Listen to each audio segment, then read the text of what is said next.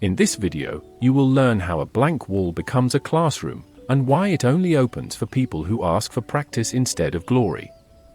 You'll see what a coin warming in your pocket really means, and how a secret class turned a scattered group into a team that could hold the line when the hallways got loud.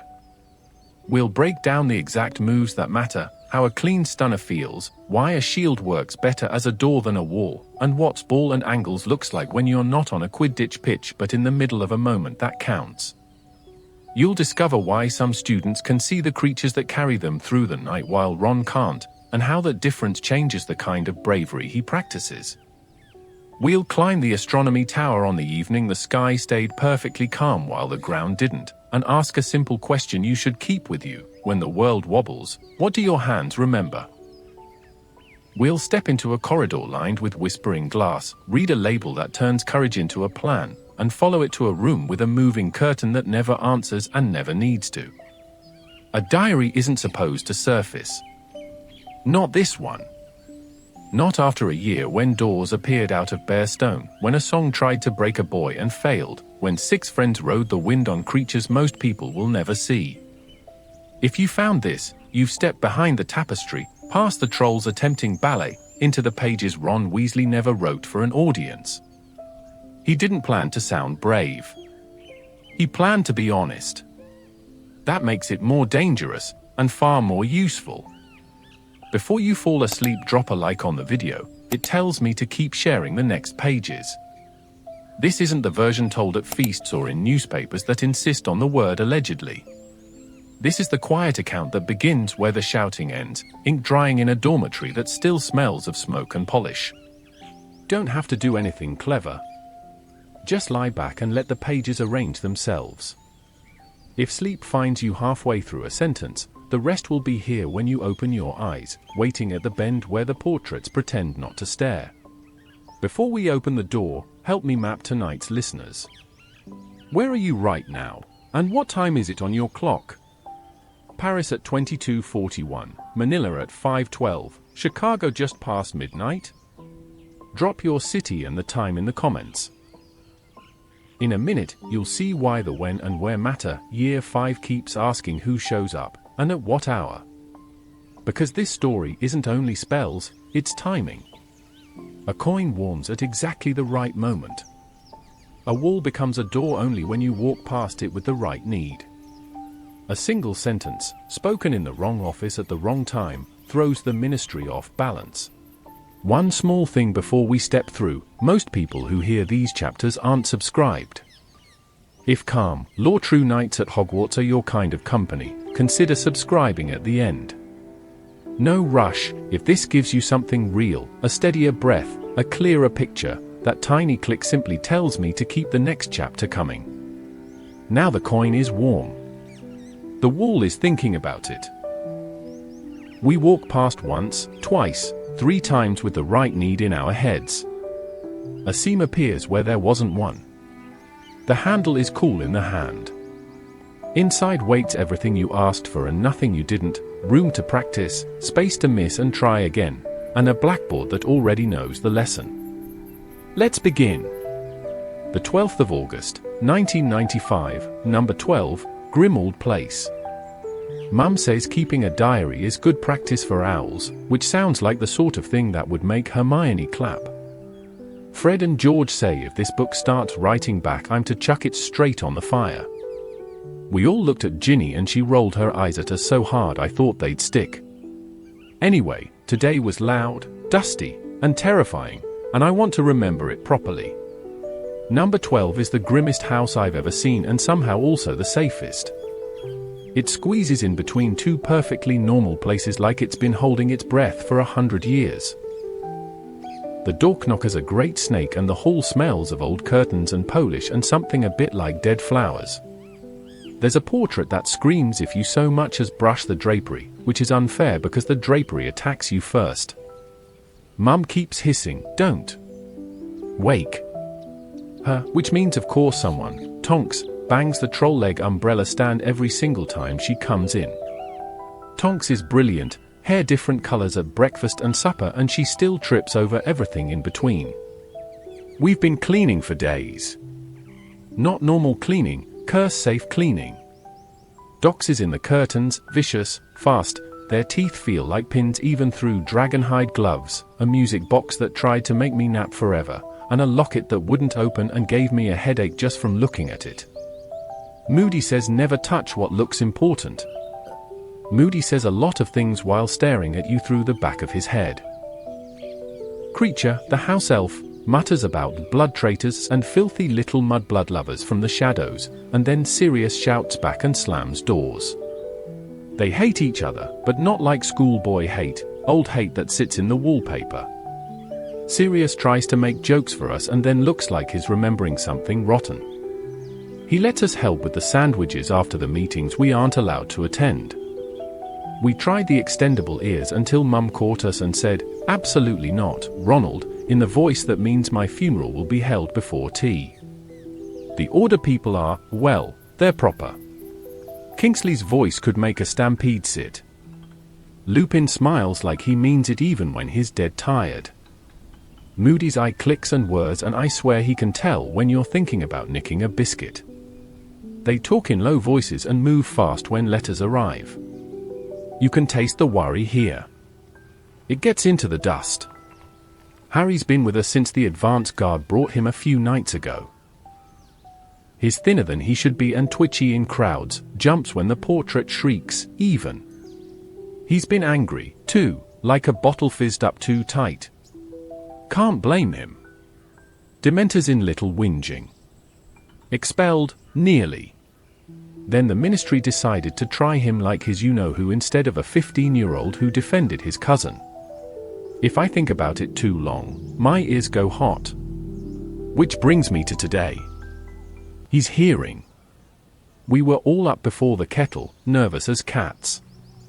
Mum ironed the same tea towel for 10 minutes without turning the iron on. Mr. Weasley took Harry in, and the rest of us loitered in the kitchen pretending to tidy.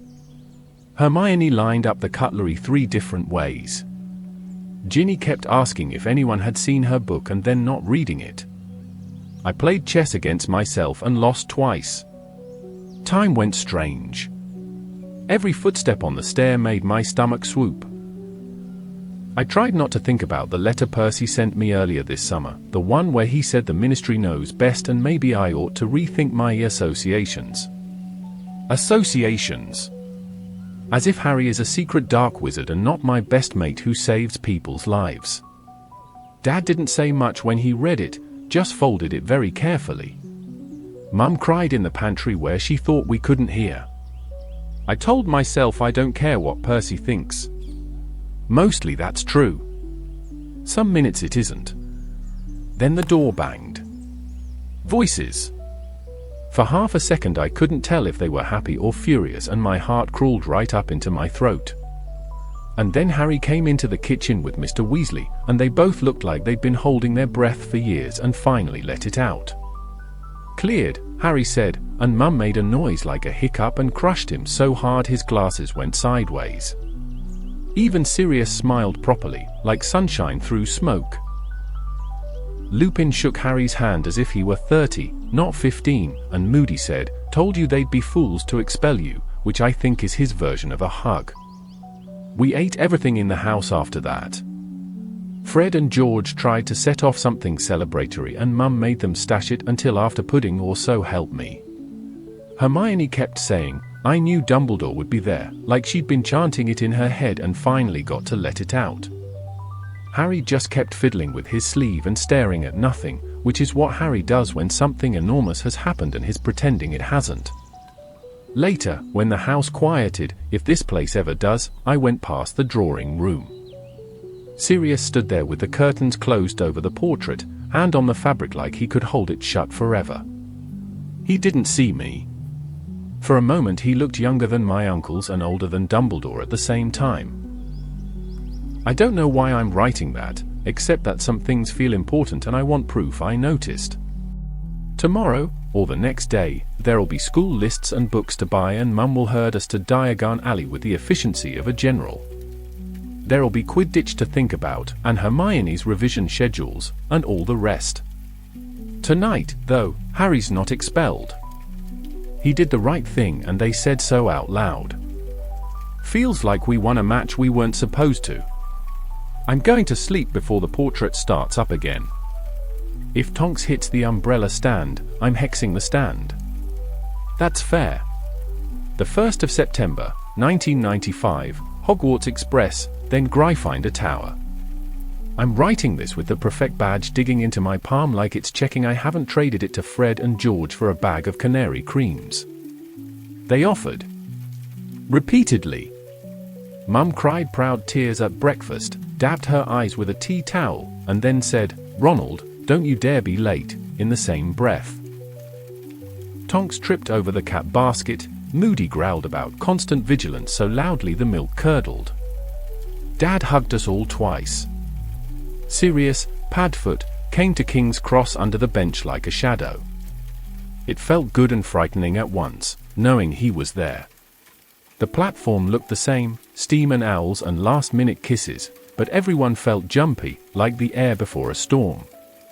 People glance at Harry the way people glance at thunderheads. I tried not to puff out my chest with the badge showing, but it's hard when Mum keeps straightening it every 6 seconds. Fred and George started bowing and calling me "Your Worship" until Mum threatened to check their trunks for illicit merchandise. They looked offended, which is rich, given the pile of skiving snack boxes I watched them shovel in. We piled on. I told Harry and Ginny I had to go to the Prefect compartment and I hated how my stomach twisted saying it, because it meant leaving him. He said, "Go on," in that flat way Harry has when he's pretending not to mind. Hermione was already striding off with her own badge shining like she'd polished it with academic determination. I followed. The Prefect carriage is weird, quiet, polished, older students who know exactly where to look when you don't. The head boy and head girl gave the pep talk about patrols, lost first years, and setting an example. I decided not to set the example of passing notes. Ernie Macmillan was puffing with importance but decent about it. Hannah Abbott smiled kindly. Padma Potter looked like she'd already color-coded the term. Anthony Goldstein had a list, which he kept adding to during the talk. Then Draco Malfoy slithered in with Pansy swanning behind, both badges pinned as if they'd been born wearing them. Malfoy smirked in my direction the way a cat smirks at a goldfish. I felt my ears go hot and stared at a spot over his head until it stopped being funny to him. Instructions, rounds, who does which end of the train, what to do if someone hexes a toilet, apparently very common. Hermione took notes like the fate of the world depended on knowing how to claim a confiscated fanged frisbee. Malfoy raised his hand to ask if Weasley could be trusted with authority given certain family associations. Head boy cut him off so neatly I nearly applauded. I didn't. Example. Patrol wasn't terrible. A couple of second years were arguing about chocolate frog cards. I split the difference and kept Dumbledore for myself. I passed a trolley witch who knows my name and my appetite and possibly my soul. She winked and said, "Prefect now, are we," as if she could see the wobble in my knees. I didn't see Harry, which made me feel worse, and then guilty for feeling worse when I should be feeling useful. When the meeting ended we tracked down Harry. Ginny, Neville, and a blonde Ravenclaw girl called Luna had taken him in. Their compartment smelled faintly of something that had exploded and then apologized. Neville was cradling a plant that looked like it would sneeze if you startled it. Harry said it was fine, which is Harry for not fine but not worth fussing over. I wanted to stay, but Hermione tugged me back for another round because that's literally our job, Ron. Right. We changed into robes as the sky went from August blue to September purple.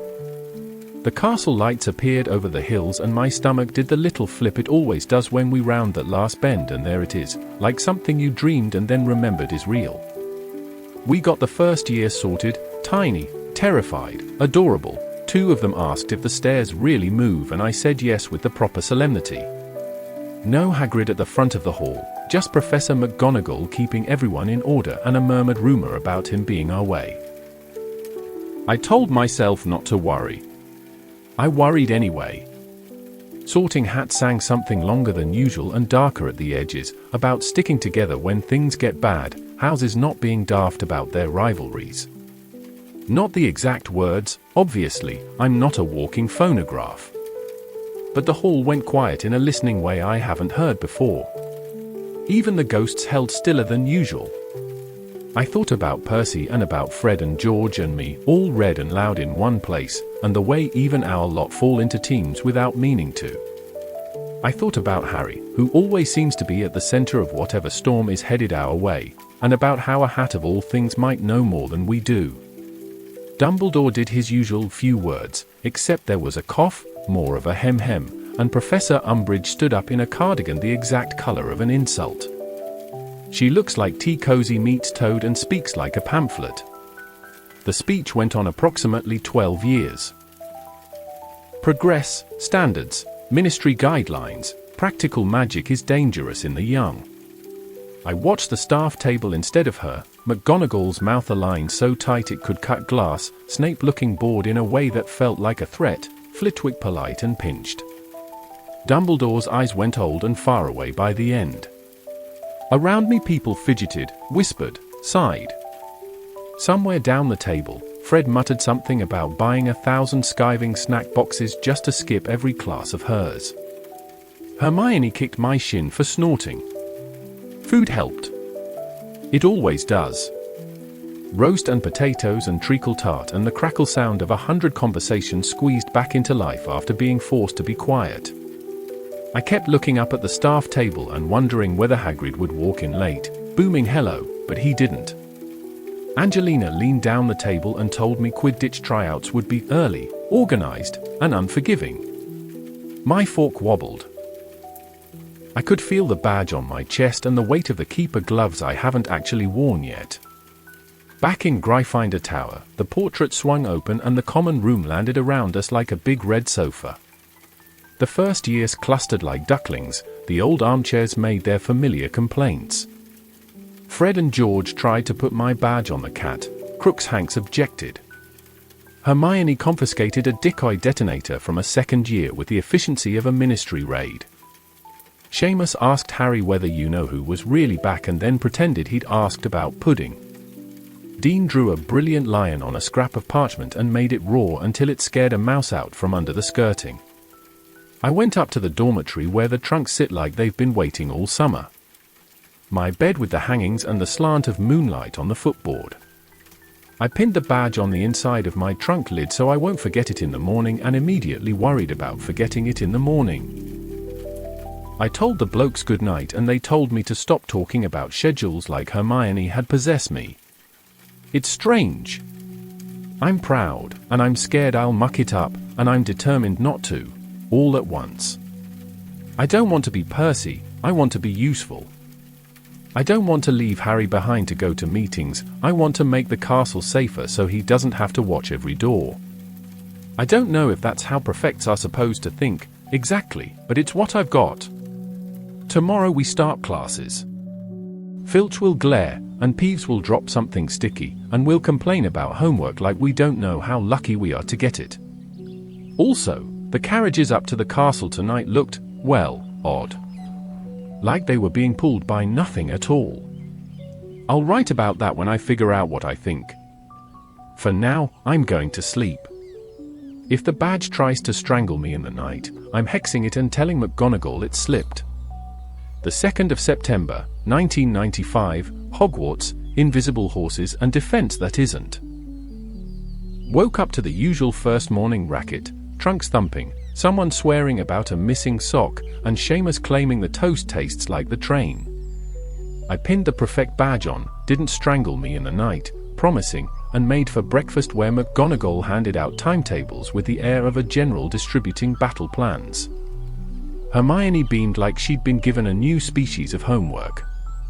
Harry just looked tired in the way he gets when he's thinking about too many things at once. On the way down, I asked about the carriages. Last night it felt like they were being pulled by air with teeth.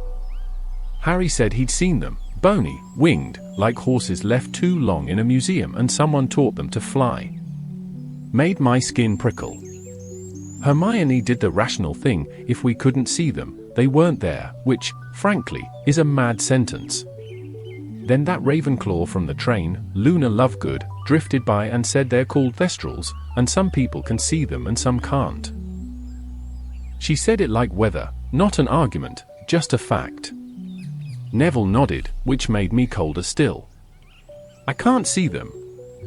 Harry can. Neville can. I wish that didn't mean something about what they've had to see.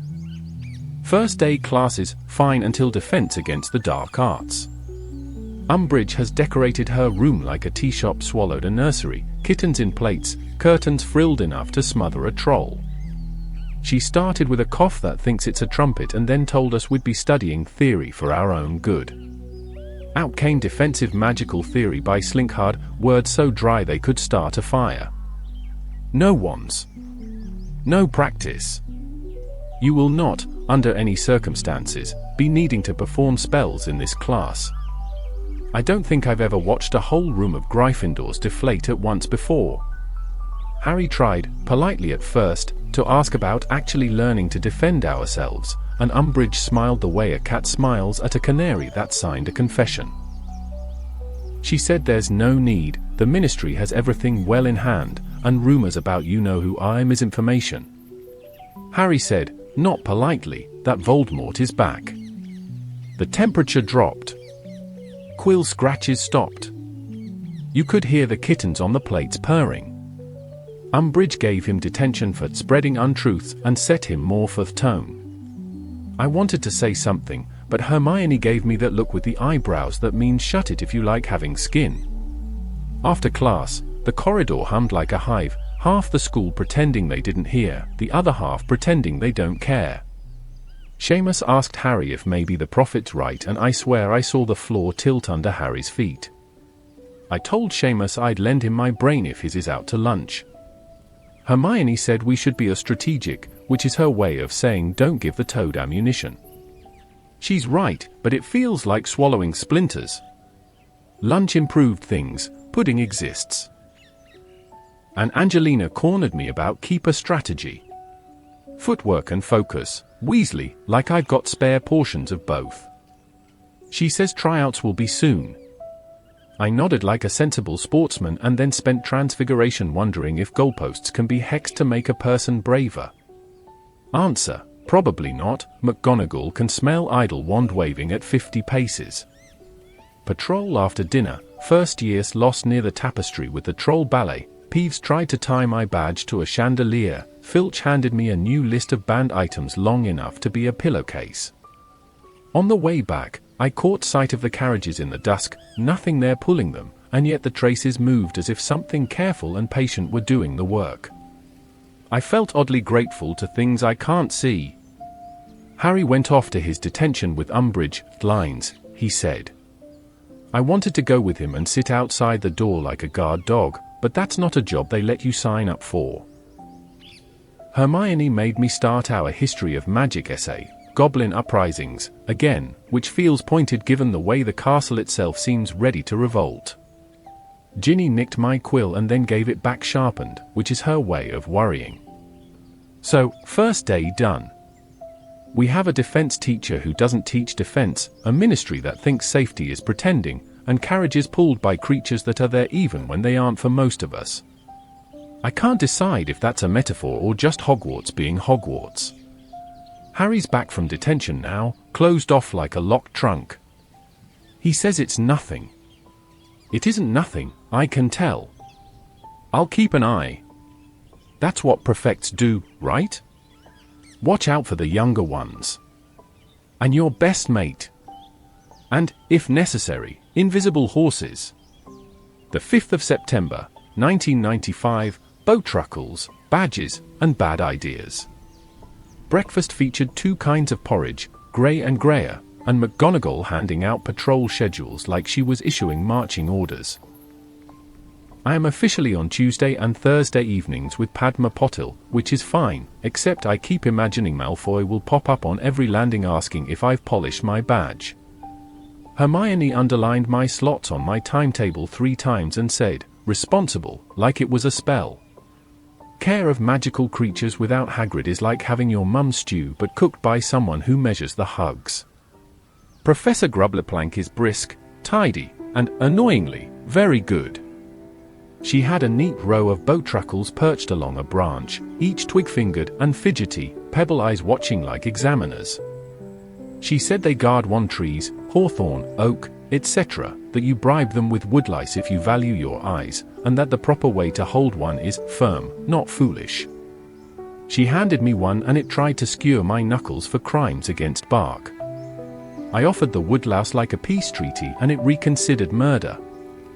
Hermione loved it. Neville looked happier than his looked all week and got his bowtruckle to sit on his wrist like a little green general. I wanted to tell Hagrid about it, how his class was in good hands, but he isn't here to tell. Grubbleplank never said his name, which somehow made me miss him more. After, Luna said conversationally, they like fairy eggs as well, and wandered off, which raised 12 questions and answered none. In defense, Umbridge had us copy Slinkhard's chapter headings, why wands are worrying, why blocking spells is boastful, that sort of rubbish. Harry kept his head down, which is how you can tell he's doing the opposite inside. His detention's still going. Every night. He says it's lines, and he's said it in the tone that means stop asking, Weasley. He held his quill today like it hurt. I wanted to snatch it and snap it in two and tell McGonagall everything, but Hermione says we need proof, and Harry says it's his business. It is. I still hate it. At lunch, Angelina cornered me with a clipboard. Keep a trial Saturday. Footwork. Focus. Shut out the noise. I nodded like a professional athlete and then dropped my pumpkin juice. She didn't blink, which I respect. She also said, "You'll be fine if you breathe." I forgot how. Between charms and herbology we passed Fred and George doing product demonstrations to a discreet queue behind a tapestry. Skiving snack boxes, day 1 special, buy 2 puking pastels, get a nosebleed nougat half off. Hermione confiscated a sample pack and lectured them with pointy fingers. They promised to use her as a testimonial. Hermione Granger, satisfied customer. It worked immediately. I promised to visit their shop one day if they don't get expelled first. They grinned like that's plan A.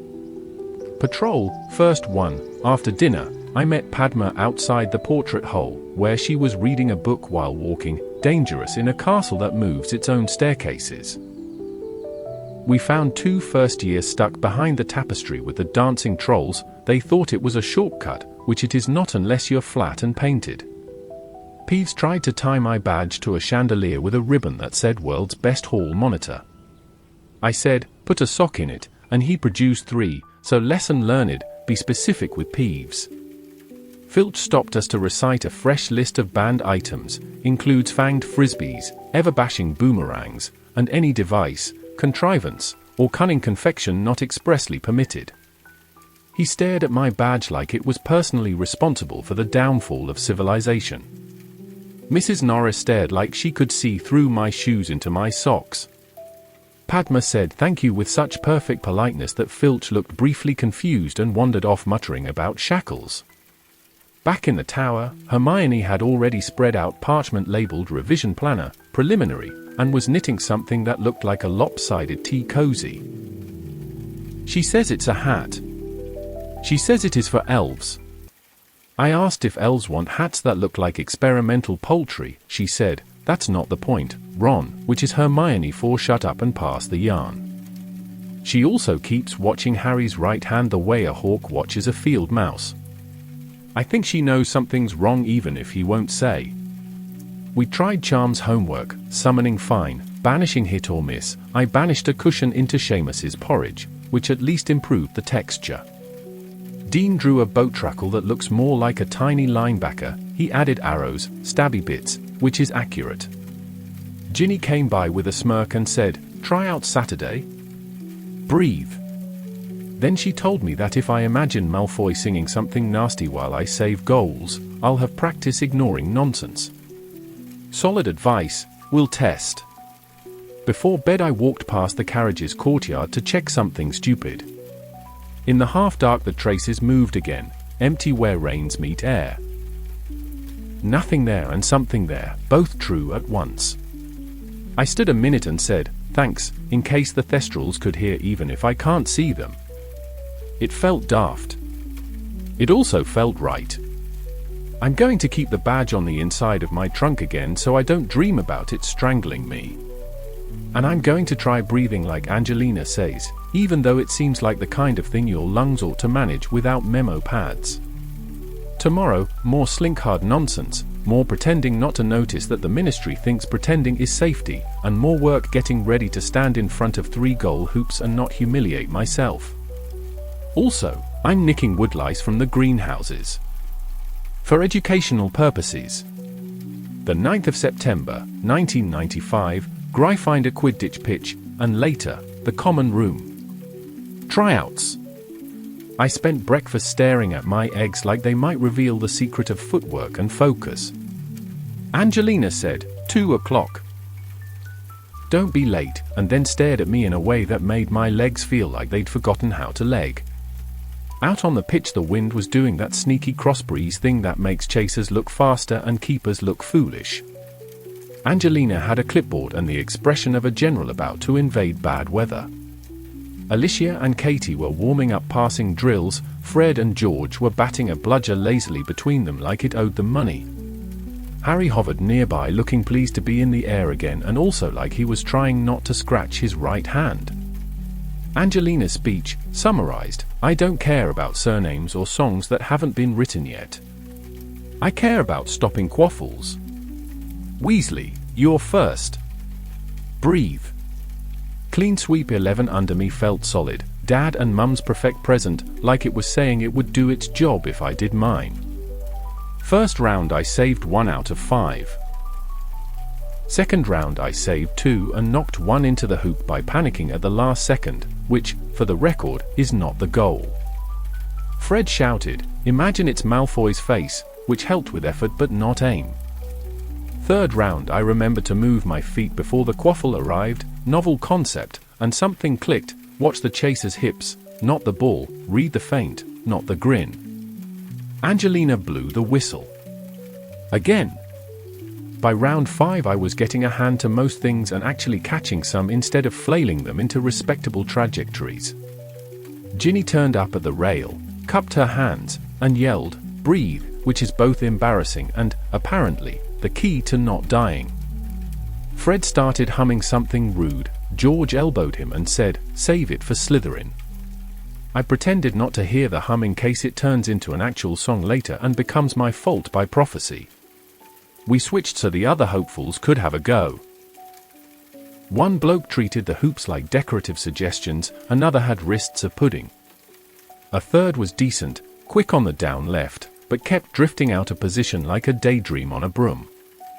Angelina made us all sit on the grass while she conferred with the chasers and Harry. Clipboard whispers, counting on fingers, a lot of pointing at me followed by frowns followed by more whispering. My stomach did 11 different dives without leaving the ground. She came back. "Weasley's our keeper," she said, like a weather report. "Work rates there, reads the angles when he remembers to trust his feet. We'll sand down the nerves." Everyone clapped, even the decent daydreamer, decent bloke. I nodded like a sensible person and then said something like because my mouth had forgotten vowels. Fred whooped, George clapped me on the back so hard I nearly requalified as a chaser. Harry grinned, proper grin, not the tight one, and said, "Told you." I pretended I'd always believed him. Practice schedule got posted, 3 evenings a week plus Saturdays if weather allows, extra keeper drills as needed, which Angelina said while looking directly at my lungs. She also said, "Noise is not your friend. You're allowed 2 thoughts, ball and angles." I wrote that down later because it sounds like something that might save my life. After supper, back in the common room, we had a small celebration, not fireworks, yet. Angelina went to negotiate for extra pitch slots with Madame Hooch. Alicia quizzed me on hand positioning, Katie drew diagrams on a napkin. Fred and George tried to rename the team the Valiant Venture, which was unanimously rejected, and then tried to sell first years a commemorative biscuit, which was also rejected, by Hermione confiscating the tin. Harry came in from detention with Umbridge looking grey around the edges. He tucked his right hand under his sleeve.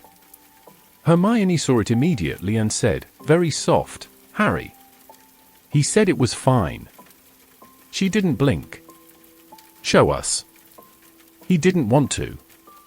He did anyway. Across the back of his hand, faint and red and wrong, the words "I must not tell lies." Like someone had written on him and the skin decided to keep it. For a minute I couldn't find my voice. Then I found too much of it. "That's illegal," I said, louder than I meant. "That's, you can't, she can't," Hermione nodded, eyes gone sharp. "Blood quill," she said. "They're banned for detentions. They're not supposed to be anywhere near a school." I said we should go to McGonagall right now. Harry said no. He said Umbridge would make it worse. He said he didn't want to give her the satisfaction. He said please. I hated every second of agreeing, but we did. Hermione made him promise to tell Sirius next time we can get a message through, which is harder now with the flu being watched. I told Harry if she so much as twitches at him well, I didn't have a good end to that sentence. Hermione supplied one, we'll document it. She's drawing up a plan, of course she is, to keep notes, dates, times, everything, so that when we go to a teacher, it isn't just our word against a cardigan. After he went to bed, the room kept being noisy in the way rooms are, but all I could see was the line of those words. I cleaned my keeper gloves even though they were already clean and then cleaned them again. Dean drew a little diagram of me saving a shot with the caption at angles and stuck it to my trunk. Seamus said he'll stop singing anything near me until further notice, which is the kindest thing he's ever offered. So, I'm Gryffindor Keeper. That's a sentence I kept writing on scrap parchment until it looked real. And our new defense teacher carves lines into students for telling the truth. Both things can be true at once, apparently. Hogwarts specializes in that. Tomorrow I'm going to get up before breakfast and practice footwork in the corridor. Quietly, Mrs. Norris carries a grudge. Then classes, then maybe find Harry between periods and make him eat something that isn't stubbornness. Then more practice. Ball and angles. Feet first, then hands. Breathe. The 14th of October, 1995, Hogsmeade, the Hog's Head. First Hogsmeade weekend, which means Honeydukes, Zonkos, and pretending I don't have 3 feet of transfiguration due Monday. Except we didn't start with any of that. Hermione said, let's meet somewhere quiet, in the tone that means it's already decided, and marched us past the 3 broomsticks to the Hog's Head, the pub that smells like goats, old broom bristles, and secrets. Floor covered in something that might once have been straw. Windows that haven't seen a cleaning charm since the Goblin Rebellion. Barman with a beard that could hide a family of puffskeins and eyes like he knows when you're lying. We crammed into the back room and people kept arriving, some with hoods up like they were auditioning for mysterious figure number 3. I clocked Neville, Dean, Lavender, Parvati, Padma, Ernie Macmillan, Hannah Abbott, Susan Bones, Justin Finch Fletchley, Anthony Goldstein, Terry Boot, Michael Corner, Ginny, Luna, the Creevy brothers, Katie, Alicia, Angelina, Lee, and this was awkward, Cho Chang, with her friend Marietta who looked like she'd rather be anywhere else. Fair. The place does have a someone once pickled a troll in here vibe. Hermione opened with the pitch, the ministry's lying, Umbridge is a toad, and we're not going to pass OWL defense or survive life if we never actually cast a jinx. Harry can teach us, she said, calm as you like suggesting we try a different brand of quill. There was a murmur and then Zachariah Smith, Hufflepuff, mouth like a dart, went, why him, and started grilling Harry about the Tri-Wizard and Voldemort like he was the Daily Prophet with extra rudeness. My ears went hot. I told him if he wanted to learn defense he could start by defending himself from me. Hermione did the diplomatic arm grab. I sat down. Barely. Then people started answering for Harry. Ernie said he killed a basilisk, like he was reading a fact card. Justin muttered about Dementors at a Quidditch match.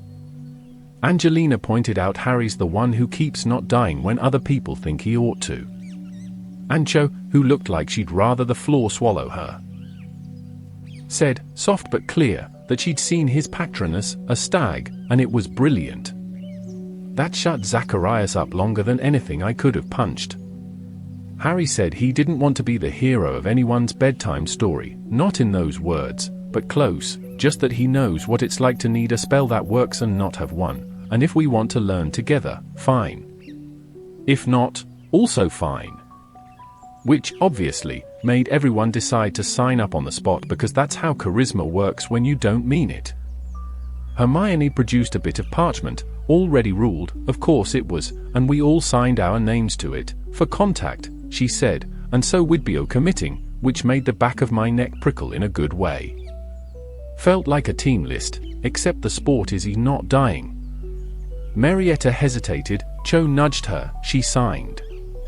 Luna signed with a little flourish and then said, you'll need somewhere the Nargles can't find, which I'm choosing to interpret as a secure classroom. A couple of hooded drinkers at the bar kept throwing looks our way. One had a nose like it had been reattached twice. Another smelled like he'd recently been down a drain on purpose. We kept our voices low, though Lee forgot and said the Dumbledore's Army, at full volume once and then coughed into his sleeve for a minute to pretend it was a natural noise. We broke up in 2s and 3s so it wouldn't look like a parade of conspiring teenagers. I bought butterbeer that tasted like it had dreamed of being butterbeer and failed. We did honeydukes after, Ginny pilfered pepper imps for Fred and George, and I tried to act normal while my head shouted, we just joined a secret defense club in a pub that keeps livestock. Back at the castle, normal lasted about 8 minutes. On the common room notice board and half the corridors, a shiny new educational decree, no. 24, for the collectors. Signed by Dolores Jane Umbridge, High Inquisitor, banning all student organizations, societies, teams, groups, and clubs unless she personally approves them. Teams, too, cheek of it, though Quidditch can be reinstated upon review. I looked at Angelina and she looked at me like we would be reinstated if it required hexing the decree into confetti. We pretended not to know why the decree appeared the same day a bunch of us met in a goat-smelling pub. Hermione said very serenely that she'd anticipated policy changes and that we should proceed with discretion. Translation, she's got a plan and it probably has sub-bullets. Harry looked like he wanted to punch a wall and then teach 10 complicated shields. Instead he went to bed early and stared at the hangings. I sat up cleaning my keeper gloves again, which I realize is turning into a personality. So now we're Dumbledore's army, apparently, at least on parchment, and I'm half terrified, half thrilled. Terrified because the Ministry is listening at keyholes and calling it safety. Thrilled because for the first time since this summer it feels like we're doing something instead of waiting for something to be done to us. Tomorrow we'll act like it's just essays and porridge and patrols. But somewhere soon we'll need a place to practice where Umbridge can't find us. Hogwarts is weirdly good at providing exactly the right room if you're polite about it. Or if you're desperate. Also, for the record, Zonko's has a new line of stink pellets that should be illegal, and I am not saying who purchased them or for what noble cause. Angelina says no distractions. I say a motivation. We can both be right. The 21st of October, 1995, 7th floor, opposite Barnabas the Barmy, you know the one. We've got a place. Harry said follow me after dinner and took us up to the 7th floor, past the tapestry of Barnabas the Barmy trying to teach trolls ballet, still funny.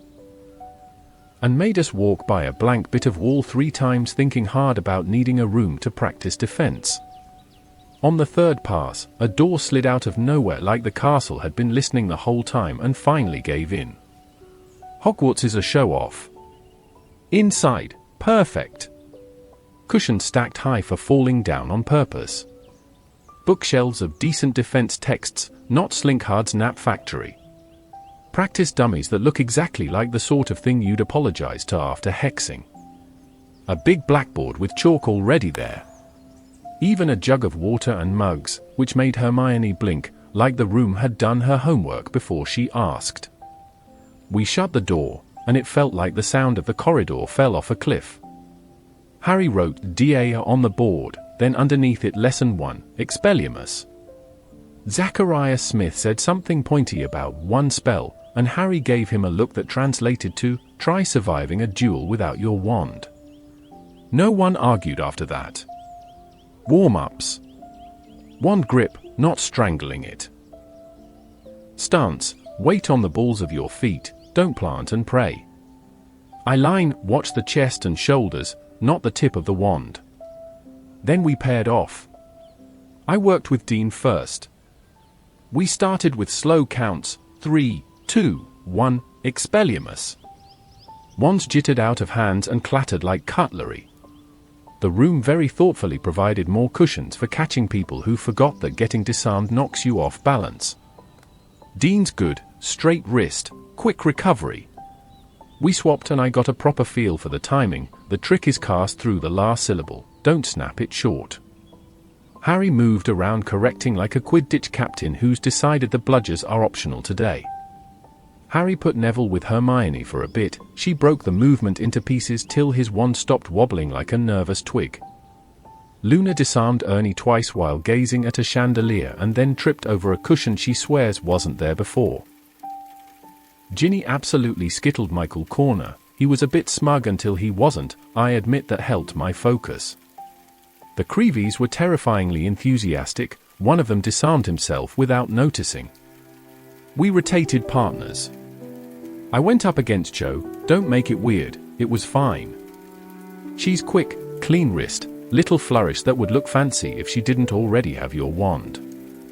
Harry gave her a tip about not telegraphing the start. She tucked it in at once and got even quicker. Good for the team. Gryffindor philosophy, applaud grudgingly. We ended with a volunteer demo, Harry against anyone who wanted to try. It looked simple when he did it, small steps, short movements, no wasted fuss. Zachariah stepped up and got his wand taken so fast even the dummies looked impressed. No one clapped because we're not idiots. Logistics bit, Hermione special, she handed round galleons that aren't actually galleons. She's charmed them so the date and time change to match whatever Harry sets on his coin. Something about a Protean charm, NEWT level, she said it casually. Ernie nearly fainted. We're to keep them on us and not compare them loudly in the corridor like collectibles. Smart. The room felt even safer once those were in our pockets. We set ground rules, no talking about the DA outside the room. If anyone asks, this is a study group for people who enjoy copying Slinkhard. No one will believe that. Perfect. If the door isn't there, you haven't asked the castle properly. Also, Harry says if you miss a meet, you practice what we've done before you come back. Reasonable. I'm going to write the spell drills in here so I don't have to admit I forgot them. Today's notes, so I don't forget. Expelliarmus, slight elbow, push from the shoulder, finish the arc. Keep stance narrow, heels light. Don't blink at the flash, blink after the wand's in your hand. On the way out, the corridor sounded wrong again, too bright, like Umbridge had dusted it with sugar and rules. We split up in 2s and 3s. Filch stomped past clutching a notice about illegal Dungbond deliveries. He sniffed the air outside our wall like a bloodhound who's read too many memos and then wandered off muttering about shackles. Good door. Good room. Back in the tower, I tried the motion once more before bed. Ball and angles for Quidditch, spell and stance for this. Similar, in a way, don't let the noise get in, do the simple thing well. I'll say it here where it's safe, that felt brilliant. Not the flashy kind, more the kind where your hands stop being stupid and your head stops feeling like the ministry is living in it. We're learning for real, and not just for owls. For after. Next time Harry says shield charms. I like the sound of being able to keep something out. The 28th of October, 1995, Room of Requirement, Protego, and Posts. The door listened again. 3 passes past Barnabas, think hard about needing a place to practice defense, and there it was, same cushions, same shelves, same sense that the castle approves of rule breaking if it's for homework no one will admit exists. Harry wrote on the board, DA, Lesson 2, Protego, Shield Charm. Warm-up was Expelliarmus in pairs, count-in, clean finish, then we set to shields. Harry had Hermione cast a slow stunner so he could show the timing, small step, wand up before the hit, don't flinch. Seeing the red bolt skate off thin air and thump a dummy felt like watching rain hit glass from the dry side. Pairs and rotations. With Dean first, I got Protego to flash and hold for a breath, then wobble when I thought about it too hard. Note to self, think less. With Neville next, he braced like he was taking a bludger. Hermione reminded him it's a deflection, not a wall. He adjusted, and the charm started to shear the jinx to one side instead of trying to stop it dead. Ginny took me apart twice with tidy stunners when my feet went flat. She said, move, then shield, which is rude but correct. Luna's shield made a sound like paper when it catches, odd but it worked. She said she pictures weather. Might try that. Harry floated, correcting, elbow down, finish the line, eyes up. Zacharias tried to argue about angles until Ernie told him to actually cast one. He did, and it bounced into a cushion stack, which graciously fell over in slow motion to make him feel better. We finished with a mini-circuit, Expelliarmus Protego recover stance, until most of us could do it without tripping. Today's notes, don't forget. Protego, lift from the shoulder, keep the point between you and threat, don't overdraw the arc. Feet first, half step diagonal, then cast. If you blink, blink after you feel the push. Hermione handed back our coins with a new date glowing, smart how the heat tells you there's a change without flashing illegal meeting for cross your pocket. We set the next meet for after charms on Wednesday, assuming the castle continues to like us. Outside the room the corridor felt sticky with Decree 24. Angelina caught me before dinner. Umbridge still hasn't signed off on Gryffindor's Quidditch permit, but in a surprise, Slytherin's was approved immediately, and they've got the pitch tomorrow. Angelina says we practice anyway in any slot we can grab. She also says ignore noise, which I'm taking as both a Quidditch instruction and a life philosophy. Practice report, short, so I'll actually read it later. Footwork ladder on the grass, don't stare at your feet, stare at the chaser's hips. High to low feint from Alicia keeps tricking me, fix equals open stance earlier.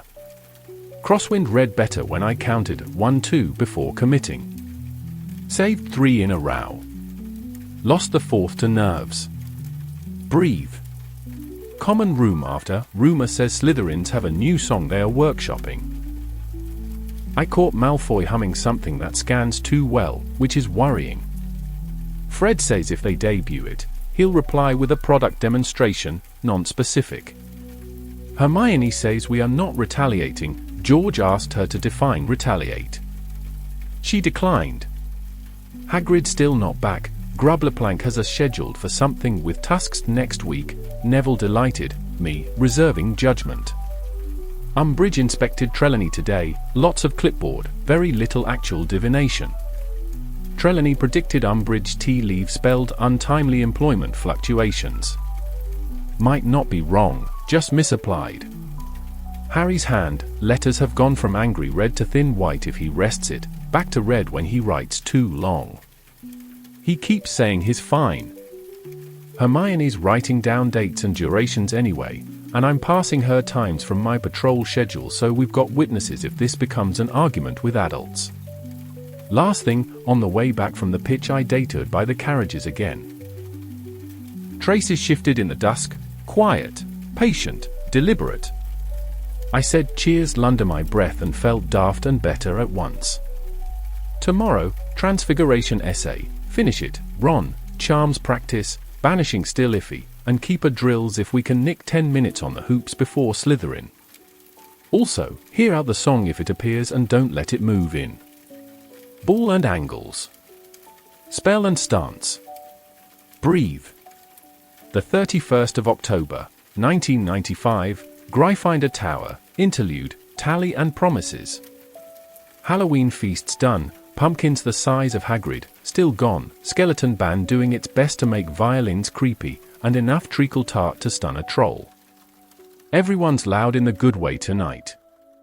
I'm writing before I forget how things feel right now, because the castle keeps changing its mind and I want a marker in the road. Prefect badge, still odd on my chest, less odd in my head. I like helping lost first years and telling Peeves to shove off, politely, he prefers it rude. I don't like leaving Harry to go to meetings that mostly teach you how to confiscate things Fred and George invented. I keep telling myself being useful is different from being Percy. I think it is. Badge or no badge, I know which side I'm on. Quidditch, I'm Gryffindor keeper and the sky hasn't fallen. I can read Chaser hips now and not just their grins. When I breathe and remember ball and angles, it works. When I listen to the phantom chorus of people who haven't sung yet, it doesn't. Angelina is the right kind of terrifying, the twins are the wrong kind of encouraging, Ginny yells, move your feet, like it's a prayer.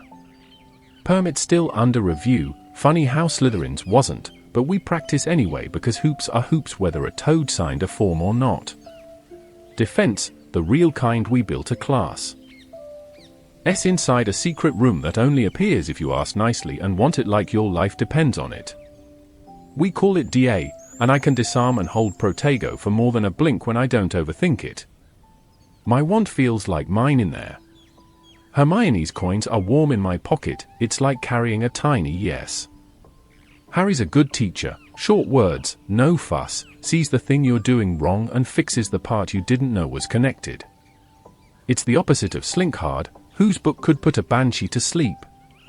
Umbridge, cardigan, clipboard, detentions that cut. Seeing I must not tell lies pulled out of Harry's skin and left there, that's a picture I can't unknow. We haven't taken it to McGonagall yet because Harry asked us not to, and I hate that I understand. Hermione is keeping notes like a lawyer with a time turner. Feels like the day is coming when notes become weapons. Until then, watch, write, remember. Hogwarts itself, the room of requirement likes us. The carriages are pulled by something there even when I can't see it, the staircases change their minds to keep first years humble. The castle has a way of helping if you're stubborn and polite in equal measure. I say cheers to empty traces at dusk and feel ridiculous and better. People. Harry, tired around the edges, brave in the middle, pretending the first bit doesn't exist. I keep snacks in my bag like I'm his mum, he pretends not to notice and eats them anyway. Hermione, angrier than she looks and sharper than anyone deserves. Knit hats for elves and plans for revolutions between essays. Ginny, a small hurricane with excellent aim. Neville, steadier every lesson, you can see it in how he stands. Luna, says the sky is a kind of map and then proves it with a shield charm that sounds like weather. Seamus, skeptical but kind when it counts, stopped humming around me without being asked. Fred and George, walking fireworks with business plans. Trelawney, inspected and bruised proud. Grublerplank, competent enough to make me miss Hagrid harder. The Ministry and noise, the prophet whispers one thing, reality does another. Educational decrees multiply like puffskeins in a sock drawer. The trick is to let the noise go past you and keep your feet where the truth is. Easier written than done. Me, myself, I'm taller in the mirror than last year and not quite grown into it. Sometimes I feel like a spare part, sometimes I feel like the bit that holds the rest together. I want to be the kind of friend who doesn't flinch, the kind of keeper who doesn't hear the song, the kind of prefect who remembers what prefect is for. If I can manage breathe, then move, on the pitch, in the room, in corridors with clipboards, I think I'll be all right. That's the tally. If I'm being honest, I'm scared and excited at the same time, like waiting under a quaffle you know you can catch, unless you look at the stands. So I won't. Ball and angles. Spell and stance. Breathe. Write it here so future me can't argue. Lights are going out. The common room smells like pumpkin and parchment, the fire's doing that low purr that makes you think tomorrow might be normal. It won't be, probably. But we've got a room that appears when you need it, friends who show up when you call, and a game to play where the rules are simple even when everything else isn't. Right. Bed, before the twins test a product on my eyebrows. The 11th of November, 1995, Quidditch pitch, then McGonagall's office, then now. Match day. Woke up already hearing a song no one had sung yet and tried to drown it in porridge. Didn't work. Angelina did the captain's talk, fast feet, read hips, ignore noise, and then looked at me in that way that means she believes I can do it and will be personally offended by fate if I don't. The sky was the sort of clear that makes the hoops look very far away. Slytherin were already out there, Draco polishing his seeker's smirk, the rest of them stretching like cats who've been told they own the furniture. They started humming during warm-up. It was nothing at first, a rhythm in the stands that could have been boots on wood. Then it had words. Weasley is our king, sung like a lullaby for people who hate you. It's almost clever, which is the worst part, it fits in your head. I tried to set my feet and hear only the wind. Whistle. We moved. For the first 5 minutes I was fine. Katie feinted right and went left and scored. Alicia's pass to Angelina was silk. I saw the angle, shifted, took one clean in the gloves and tossed it to Dean's side of the stands just to hear something that wasn't green. Then the song got louder. He always lets the quaffle in. Second shot I parried into the hoop because I second-guessed the feint at the last second. Third I overran. Fourth I read right and still felt like my hands arrived a fraction behind my brain. The chorus rose every time the leather brushed past me. Malfoy looped overhead like a smug fish. Harry kept trying to spot the snitch and not look at me at the same time, which is a talent. The twins battered bludgers harder than was strictly legal and Slytherin didn't complain because they were winning. I told myself ball and angles, not song and stands. Then a green and silver chaser came in with that shoulder drop I know, and I moved to meet him, and he passed it off to the other side and I turned a hair late and the quaffle kissed the hoop on its way through like it was mocking me personally. The chant found a new gear. I could feel my ears heating even with the wind. Halftime talk, Angelina's jaw clenched so hard I thought she'd crack a tooth and still she said, reset. It's a new game. Alicia wiped sweat and told me to trust my first red. Katie said, you've already saved him twice, which I think was meant to be true and felt like a future I could get to if I stopped being me. Harry said nothing but his eyes were doing that fierce quiet thing like he was saving me a seat on the train out of my own head. Second half, I did better. I did. I got two clean and knocked one wide and for a glorious 30 seconds the chant stuttered and lost its rhythm. Then Malfoy pointed at something and Harry bolted, and the stands leaned with him, and I looked for a fraction, stupid, and a shot I should have eaten for breakfast slid past. By the time I'd forgiven myself for that one, there was another, and then it was a stack you can't climb down from. Slytherin took the snitch and the match and the song tripped into cheers. After the whistle, we landed near the tunnel with the kind of politeness you only do because you have to. I was trying to sign to myself in my head, breathe, breathe, breathe. When Malfoy strolled by with his crown crooked and his mouth already loaded. He started on me, in my keeping, my family, the usual pure-blood poetry about hand-me-downs, and I could take that because I know that part by heart. Then he turned to Harry and said something about his mum that was so foul it felt like a slap. He wrapped Lily Potter up in his sneer and held her out like bait. I saw Harry move before I heard myself shout, George was already there. The three of them met Malfoy in mid-air and gravity could go hang. It was fists, not wands, which somehow made it more honest. Slytherins piled, Gryffindors piled back. Madam Hooch's whistle tried to be louder than teenage rage and failed. It ended with Malfoy bleeding at the lip and smirking anyway because he knew what came next. What came next was Umbridge, pink and pleased like Christmas in a toadstool. She produced a parchment none of us had seen, new decree, new teeth, and read out a lifetime ban from playing Quidditch for Harry, Fred, and George. She said it like announcing puddings.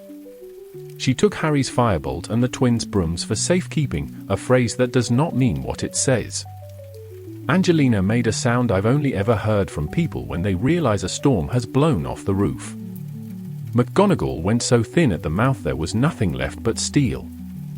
I wanted to be sick and hit something at the same time.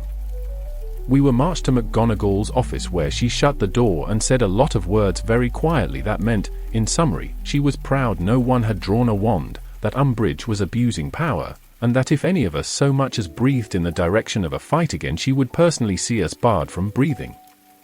Then she sat down and looked like she might faint or duel the minister or both. I didn't know where to put my hands.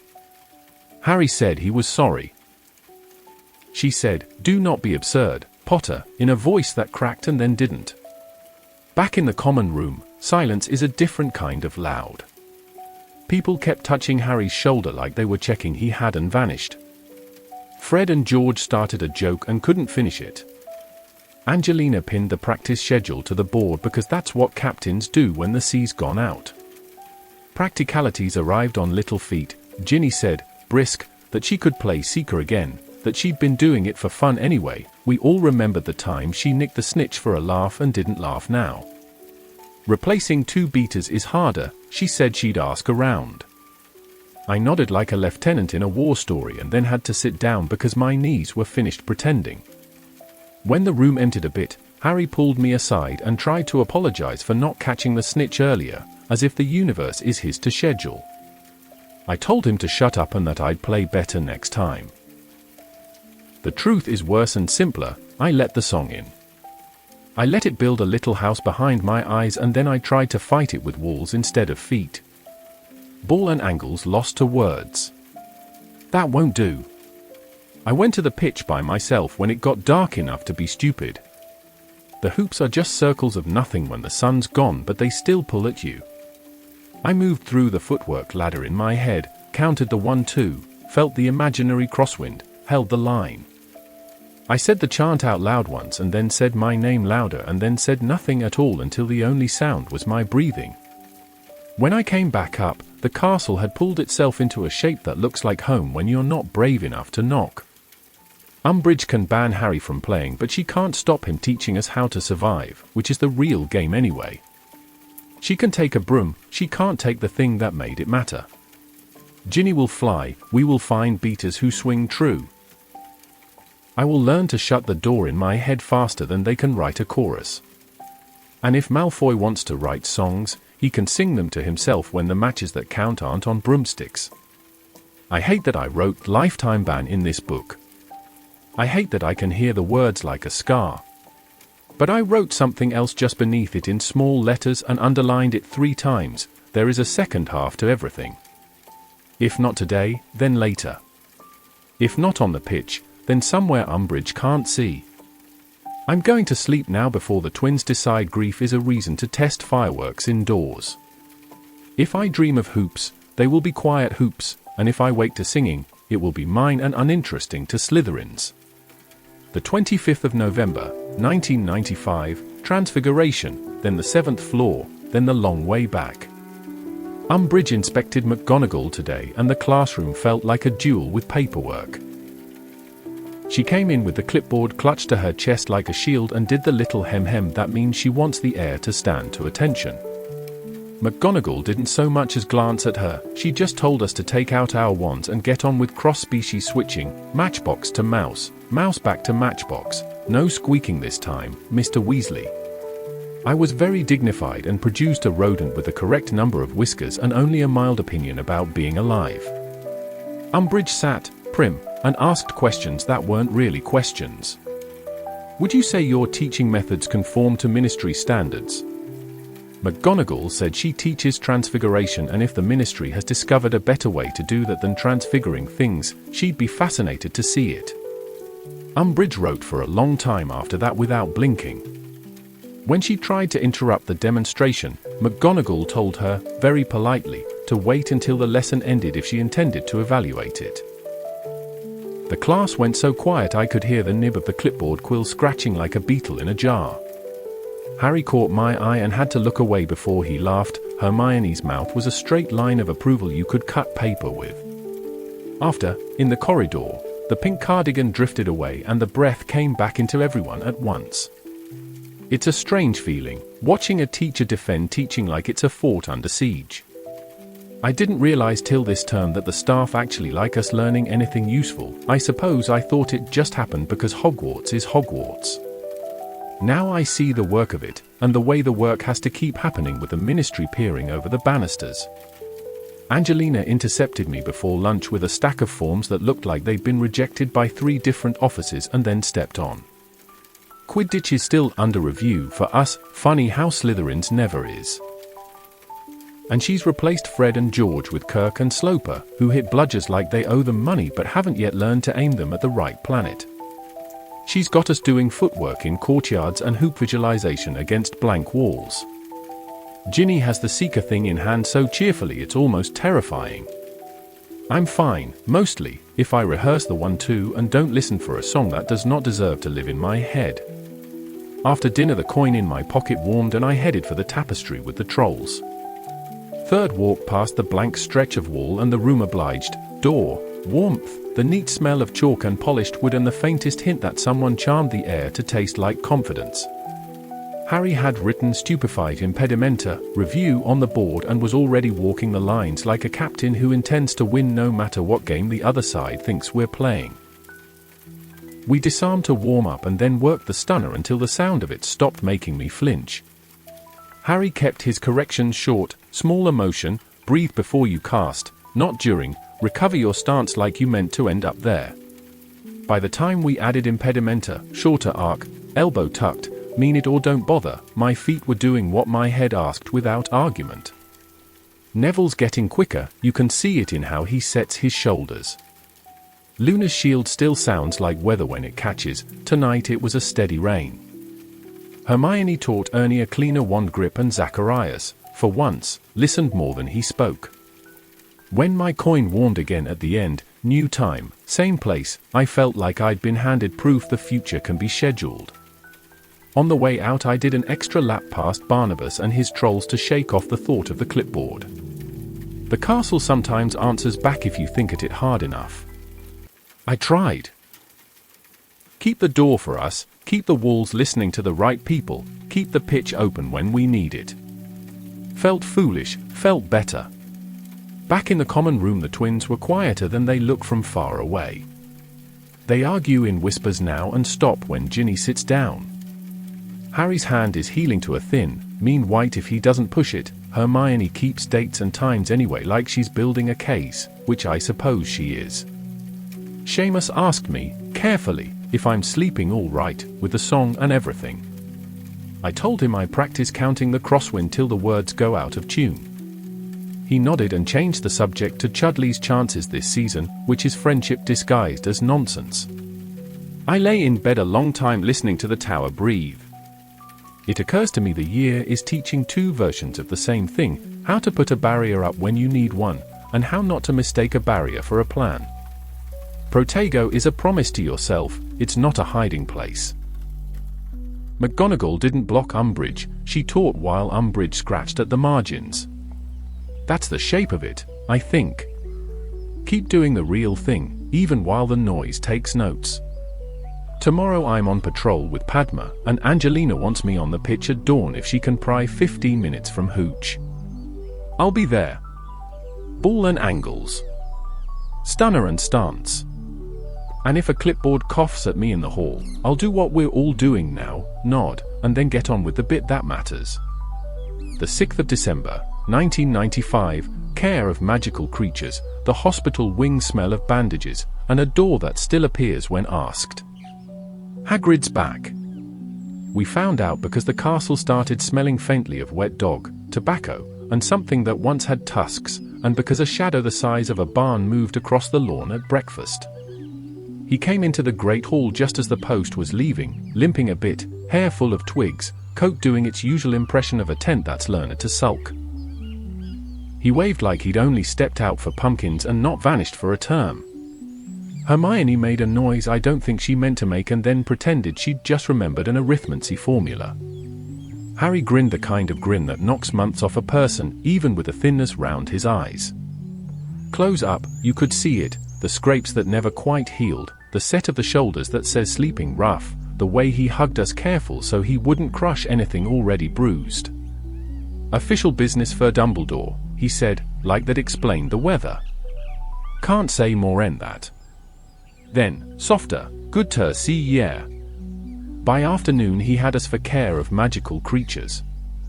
He thumped down a sack that sloshed ominously and said we'd be meeting the Thestrals proper, not scary unless ye treat em daft, and led us to the edge of the forest where the carriages wait. He clucked his tongue and whistled and the traces gave that little tug I've been watching since September, and then, if you were the kind of person who can, you saw them. I still can't. It's a strange thing, standing next to something you know is there because the leather shifts against air like it's learned manners, and hearing other people breathe like they've seen a ghost that forgot to be a ghost. Harry was quiet in the way he gets when two things hurt at once. Neville kept his eye steady and said, very level, they're beautiful, which made my stomach go sideways for a second.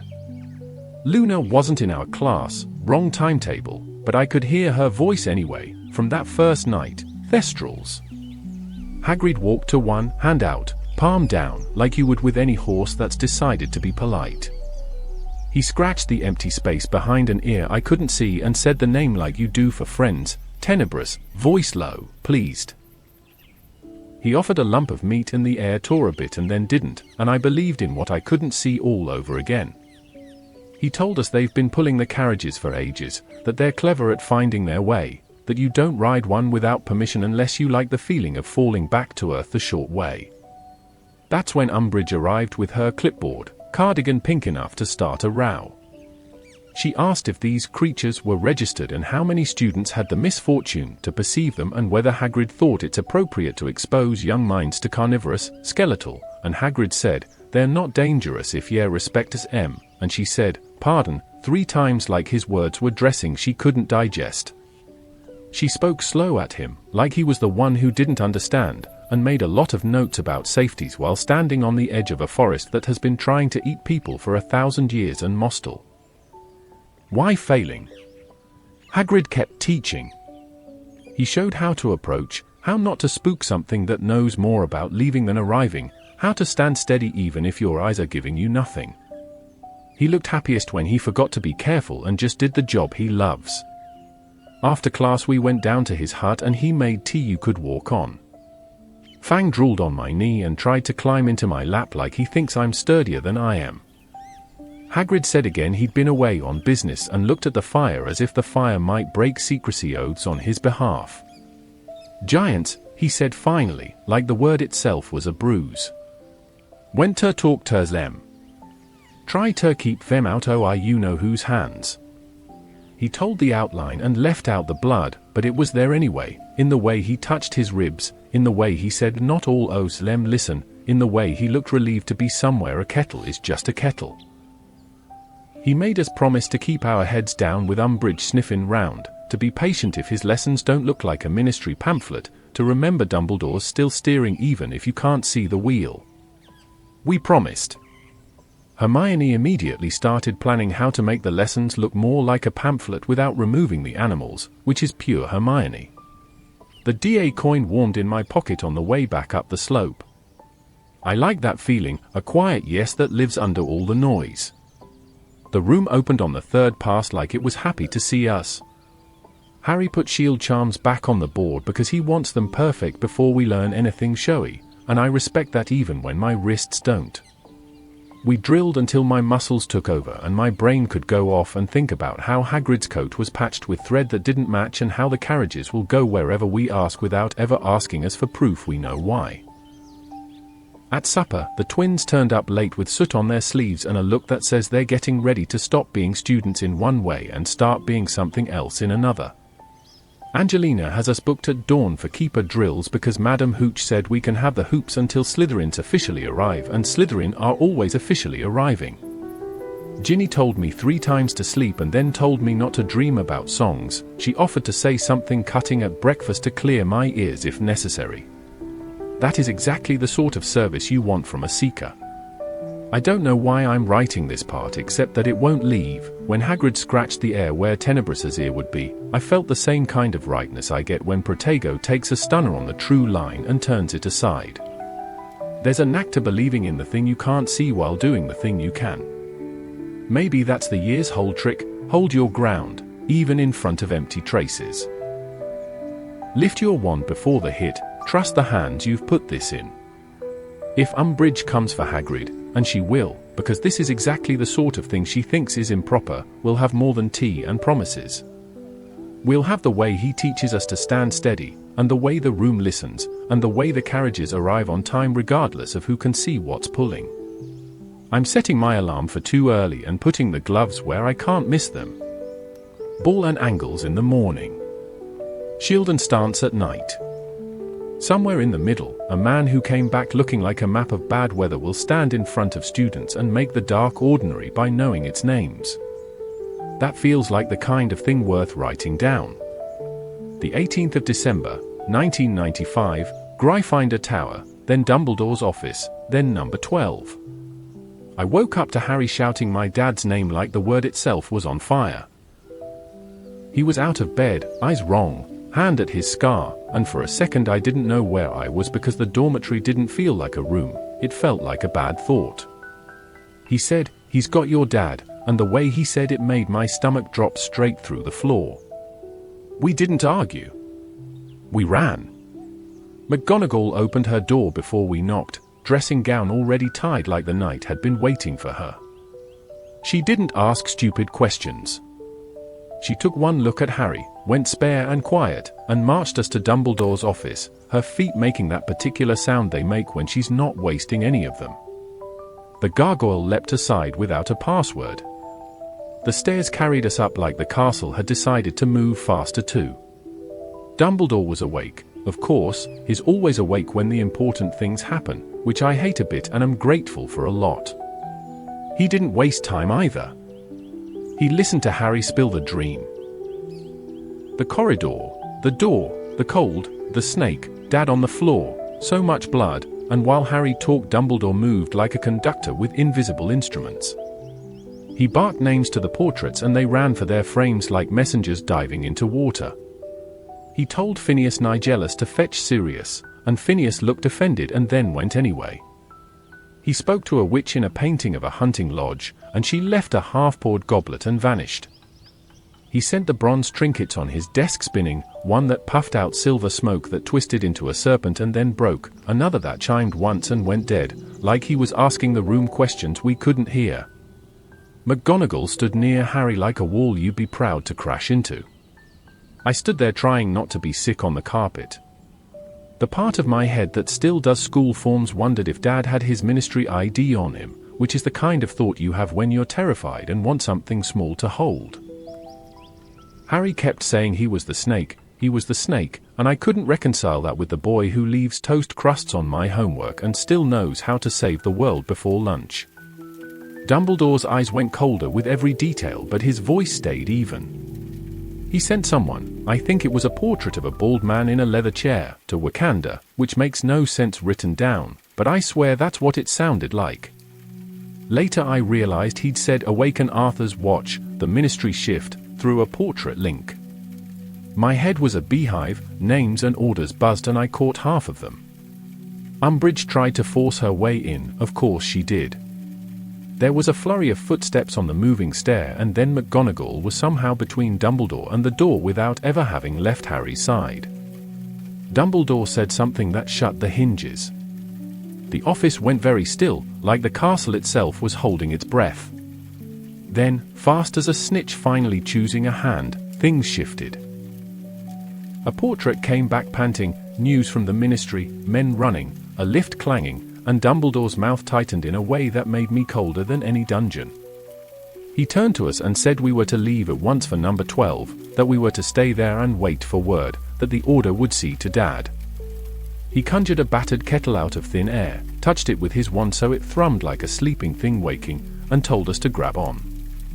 His hand on my shoulder was warm and heavy, and everything in me wanted to believe that meant something other than what it meant. The portkey took us by the stomach, spun the world into rope, and slammed us into Grimmauld Place, which, for once, felt like it arrived fast enough. The house swallowed us, peeling paper, angry curtains, smell of old spells and Polish. Sirius was already there because of course he was. He looked like he'd run through a wall and enjoyed it less than he hoped. Mum came through the kitchen door still tying her apron, eyes wide like the worst thing had already happened twice in her head. She didn't say, "What is it?" She said, "Where is he?" and I loved her for that even while my throat went tight. We told them, all at once and not in order. Sirius tried to make sense of it. Mum tried to stop the shaking in her hands by making tea. Tea is how she holds the world together. Tonks and Moody and Kingsley came in on the back of gusts of cold, the kitchen filled with the sound of boots and breath and too many plans. There were words I hated hearing in the same sentences: Department of Mysteries, Attack, Auras, St. Mungo's. Kingsley's voice was the anchor, Moody's eye clicked and whirred like it wanted to break the table and go itself. The clock at home, the one with our faces instead of numbers, was not here, but I could feel it anyway, all the hands tugging toward mortal peril even though none of us were standing in the burrow to see it. Time did the thing it does when it knows you're watching. We Saturday. We stood. We sat again. Creature muttered sins in the doorframe until Sirius banished him, and then he muttered from a cupboard. Fred and George arrived like a matched pair of thunderheads and then went very quiet, which is worse than any noise they've ever made. Ginny held my sleeve without noticing. Hermione counted breaths in 4s and then in 8s. Harry stared at the fireplace like he could will it to cough up my father in one piece. I wanted to say something, I wanted to be useful, I wanted to be 6 again and have Mum tell me the gull in the attic is just a noisy pipe.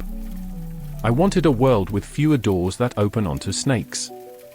Then the flu gave a roar that made all of us jump and Kingsley stepped out again with soot on his shoulders and the kind of tired that lives behind your eyes. He said they'd got Dad to St. Mungo's, that the bite was bad but they'd stopped the bleeding, that he was talking, that he'd asked for Mum, that the healers were optimistic and angry in equal measure because whatever did this was meant to kill and didn't, which confuses healers and pleases the rest of us. Mum made a sound that was half laugh, half cry, and grabbed her cloak and was gone with Sirius before anyone could finish the sentence, "Be careful."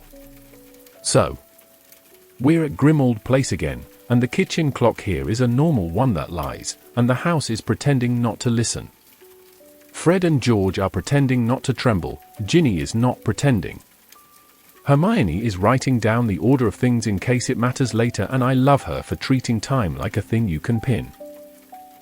Harry looks like a person who thinks he held the knife because he dreamt the blade, and I do not know how to help him with that except to say his name and make sure he eats half a sandwich before it goes stale.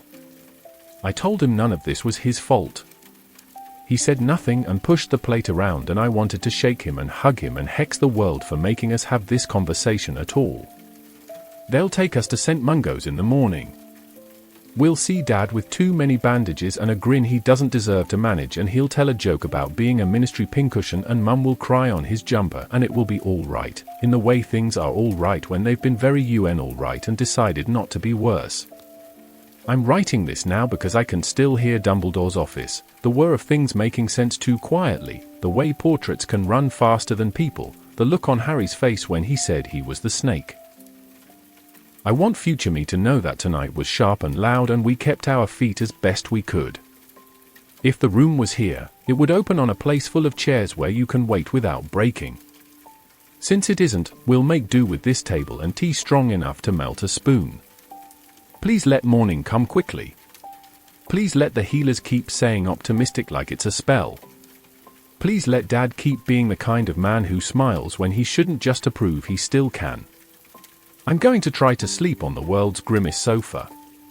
If the curtains start shouting, I'll shout back. The 25th of December, 1995, St. Mungo's Hospital for Magical Maladies and Injuries. We did Christmas at Grimmauld Place and then took the flu to St. Mungo's with parcels that smelled like Mum's kitchen and nerves that smelled like fear. The lobby had tinsel that looked hexed to behave and a welcome witch who could have sorted an invasion with a rubber stamp.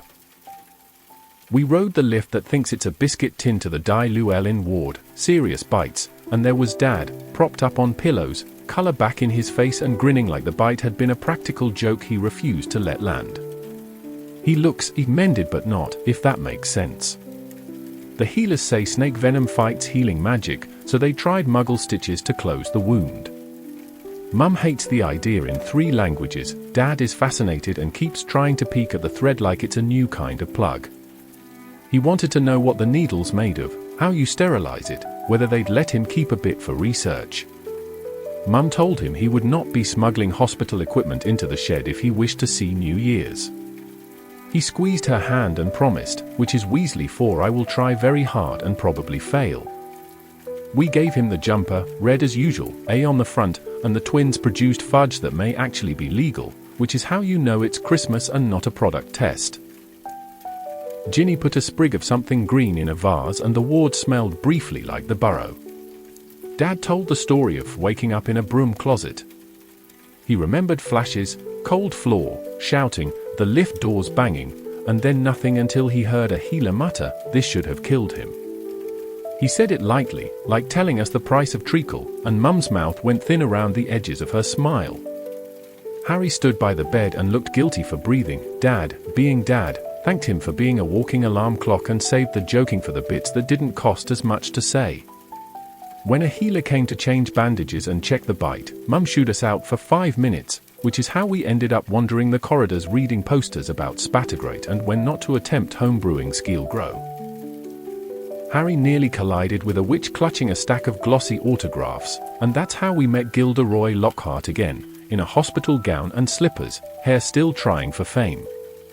He didn't know us, of course, smiled the big empty smile and asked if we wanted our names spelled correctly. A healer fussed and said he liked visitors and we could walk with him back to the Janus Thicky ward.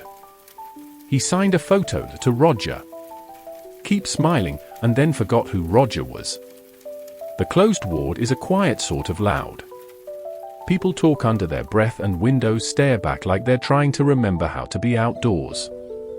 Lockhart drifted to a bed full of cards from strangers and hummed at the pretty ones.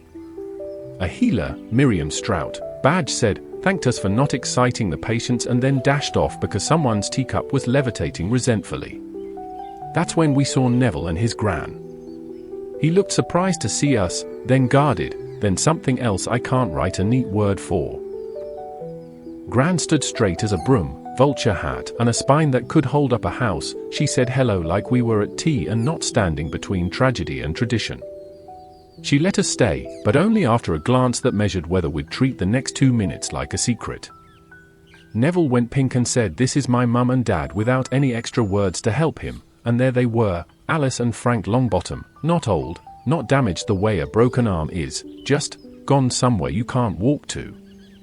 They didn't know us. His dad stared at the wall like it had a story he couldn't finish. His mum smiled a thin, wandering smile and patted Neville's sleeve like she remembered the shape of comfort even if the reason had floated away. When the healer came back, Neville's mum tugged at her gown pocket, fished out a sweet wrapper, and pressed it into his hand with the seriousness of a ceremony. Gran said softly, very kind, dear, and Neville put it away as carefully as if it were gold. He didn't look at us. I don't think he could have kept his feet. We left when Gran did a small tilt of the head that meant that was enough. In the corridor, I wanted to say sorry and had no right to, so I said nothing and walked close enough that our sleeves brushed. Later, back by Dad's bed, Hermione said too brightly that Lockhart used to be on all the bookshop displays and now he signs things because it gives his hand something to do. Harry said nothing at all. Ginny tucked her arm through Neville's on the way to the lift and he didn't shake her off, which felt like the first true thing all day. Dad's healer came with good news before we left: swelling down, color good, potion working, stitches holding nicely. Mr. Weasley, please don't tamper. Dad promised again, eyes gleaming with the curiosity that gets him in trouble and also makes him him. Mum pretended to scold and brushed his hair back with her fingers as if she could smooth the night out of it.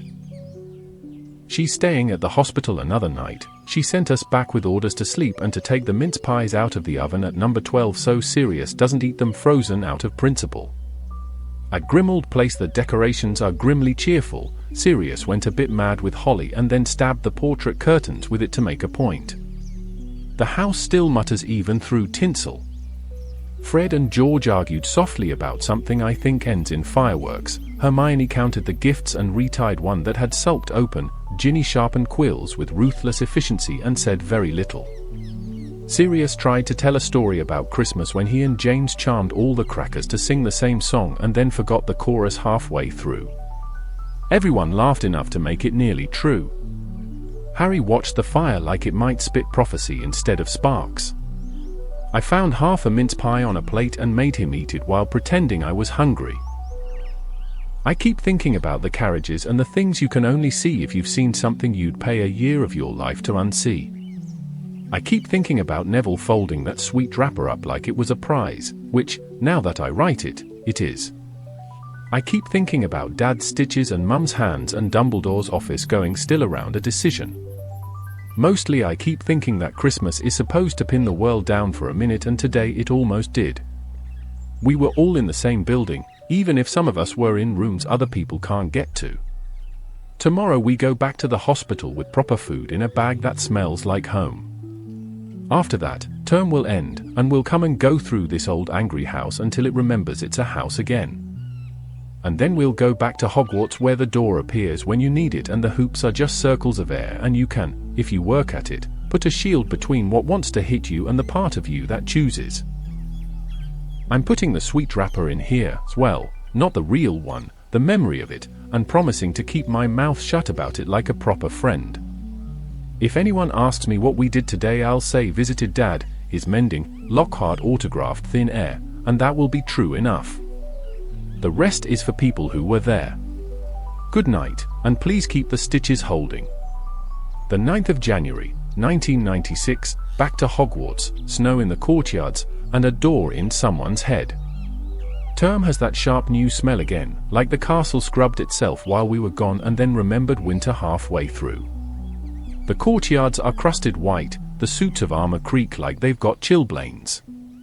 We tumbled in with trunks and leftovers and the sort of tired you get from pretending everything is normal at Grimmauld Place. Dad's home from St. Mungo's, mending, Stitches behaving, Mum ferocious with gratitude. That's the good sentence I kept in my pocket today when the rest tried to come apart. Dumbledore called Harry up last night and told him he'd be taking private lessons with Snape. Occlumency, it's called. Clearing one's mind. Sounds like meditation for Peep. Who don't like cushions? Harry came back to the tower after the first one looking like someone had made him run through a blizzard without a coat and then graded him on posture. He said Snape points a wand and says Legilimens and suddenly you're looking at your own worst you, only faster, like sliding down memories you didn't agree to remember. Harry hates it. I hate that he has to do it with Snape of all people. Hermione said, very quietly, that Dumbledore must have a reason and also that clearing your mind before sleep can be trained. Then she handed Harry a breathing routine like a homework chart and he didn't laugh at it, which is how you know he's rattled. This evening he let me and Hermione sit with him before lesson 2. He lay on the sofa and stared at the fire like it might restart time. I told a joke about Filch inventing a new category of dust with an educational decree attached. It got half a smile. Hermione said to imagine putting thoughts in boxes and labeling them later, and I said my boxes all say biscuits, which also got half a smile. When he came back from Snape the second time, his knuckles were white where he'd been digging his nails into his palms. I poured pumpkin juice into him like I was fueling a broom. He said it's like drowning in your own head, and then bit the inside of his cheek hard enough to leave a mark. I didn't say we'd rather he learn it here than out there where the sky has no ceiling. I just sat close enough that if he wobbled he'd hit me first. Classes pretended to be mundane to make up for it. McGonagall had us vanishing buttons until the floor was a crime scene of thread and silence. Flitwick started us on theory for nonverbal charms, which made Hermione hum with evil joy. Umbridge lectured on the important difference between aggression and discipline and wrote the words "practical magic is unnecessary" on the board so firmly her quill squeaked. No detentions today, only the sound of kittens purring from plates and the scraping in my throat when I remember Harry's hand with those letters ghosting on it. The DA coin warmed my pocket after dinner and I held onto that instead. The room showed up right where we left it, generous as ever. Harry put us back on stunners and shields because he says the basics aren't basic when your hands know them. He drifted more than he usually does, eyes a little far off, voice shorter, but the correction still landed clean. Dean and I traded volleys until my Protego started to feel less like a trick and more like a door I could put up in a hurry. Neville's timing is nearly there. He grins now when he gets it right, quick and sideways, like he doesn't want to frighten the success away. Luna says if you picture weather, a shield is a front moving through air. Hers sounded like sleet tonight and sent Ernie's stunner off at a satisfying angle. Hermione's Protean charm on the coins is still a small miracle. We set Wednesday again and watched the date curl into place like the future agreeing to meet us.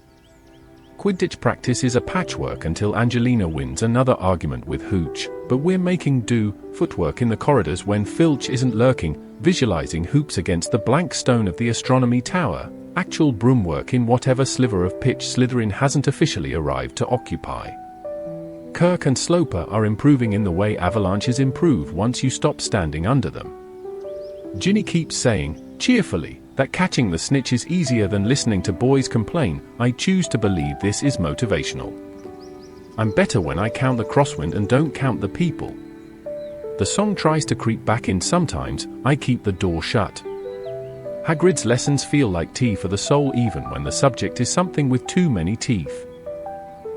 He says we'll be doing Nifflers soon, good diggers, terrible house guests, and that we should act unremarkable if a certain toad-shaped inspector looms out of a hedge because some people don't recognize love when it's wearing claws.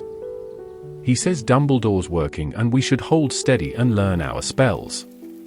He doesn't say he came back bruised for us, but I can read. I'm tired in the good way that comes from doing things that matter. I'm tired in the other way too. There's a lot of winter in the corridors this year.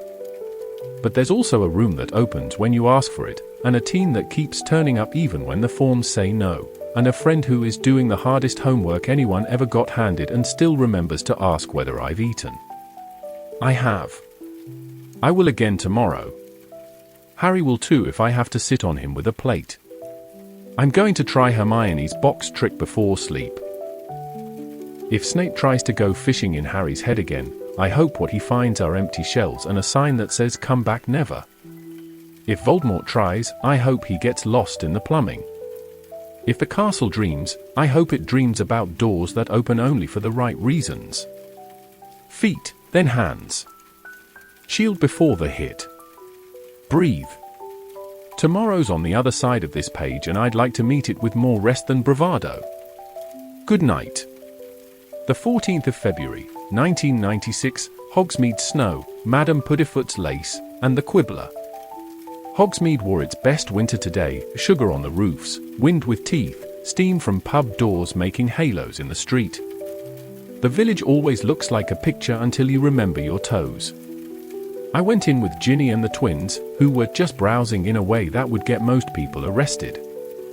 Harry peeled off to meet Cho for the famous Valentine's date, and Hermione said she had an errand at 3 and wouldn't explain, which is Hermione for don't fret yet, fret later.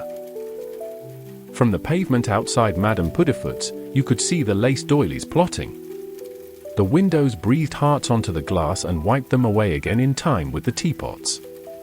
Harry went in looking like he'd rather face a Hungarian horntail with a teaspoon. I lasted 30 seconds peering through the fog before the room tried to frost my brain with cherubs, and then Ginny dragged me to Zonko's to keep me from setting the curtains on fire with my mind. The twins bought nothing and somehow left heavier. We pretended not to notice. We crossed paths with Luna outside Scrivenshafts, where she was buying quills that looked like they molt opinions.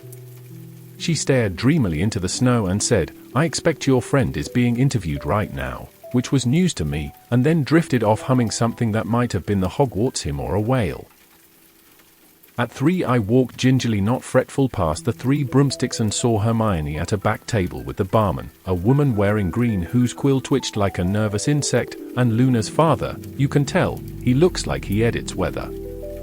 Hermione had that calm, ruthless look she gets when an idea is about to happen whether the laws of nature approve or not.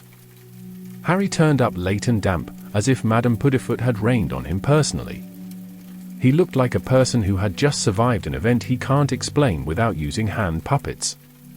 He disappeared into the back with Hermione and company and re-emerged ages later with the expression of someone who's told the truth out loud for too long and can still hear it ringing.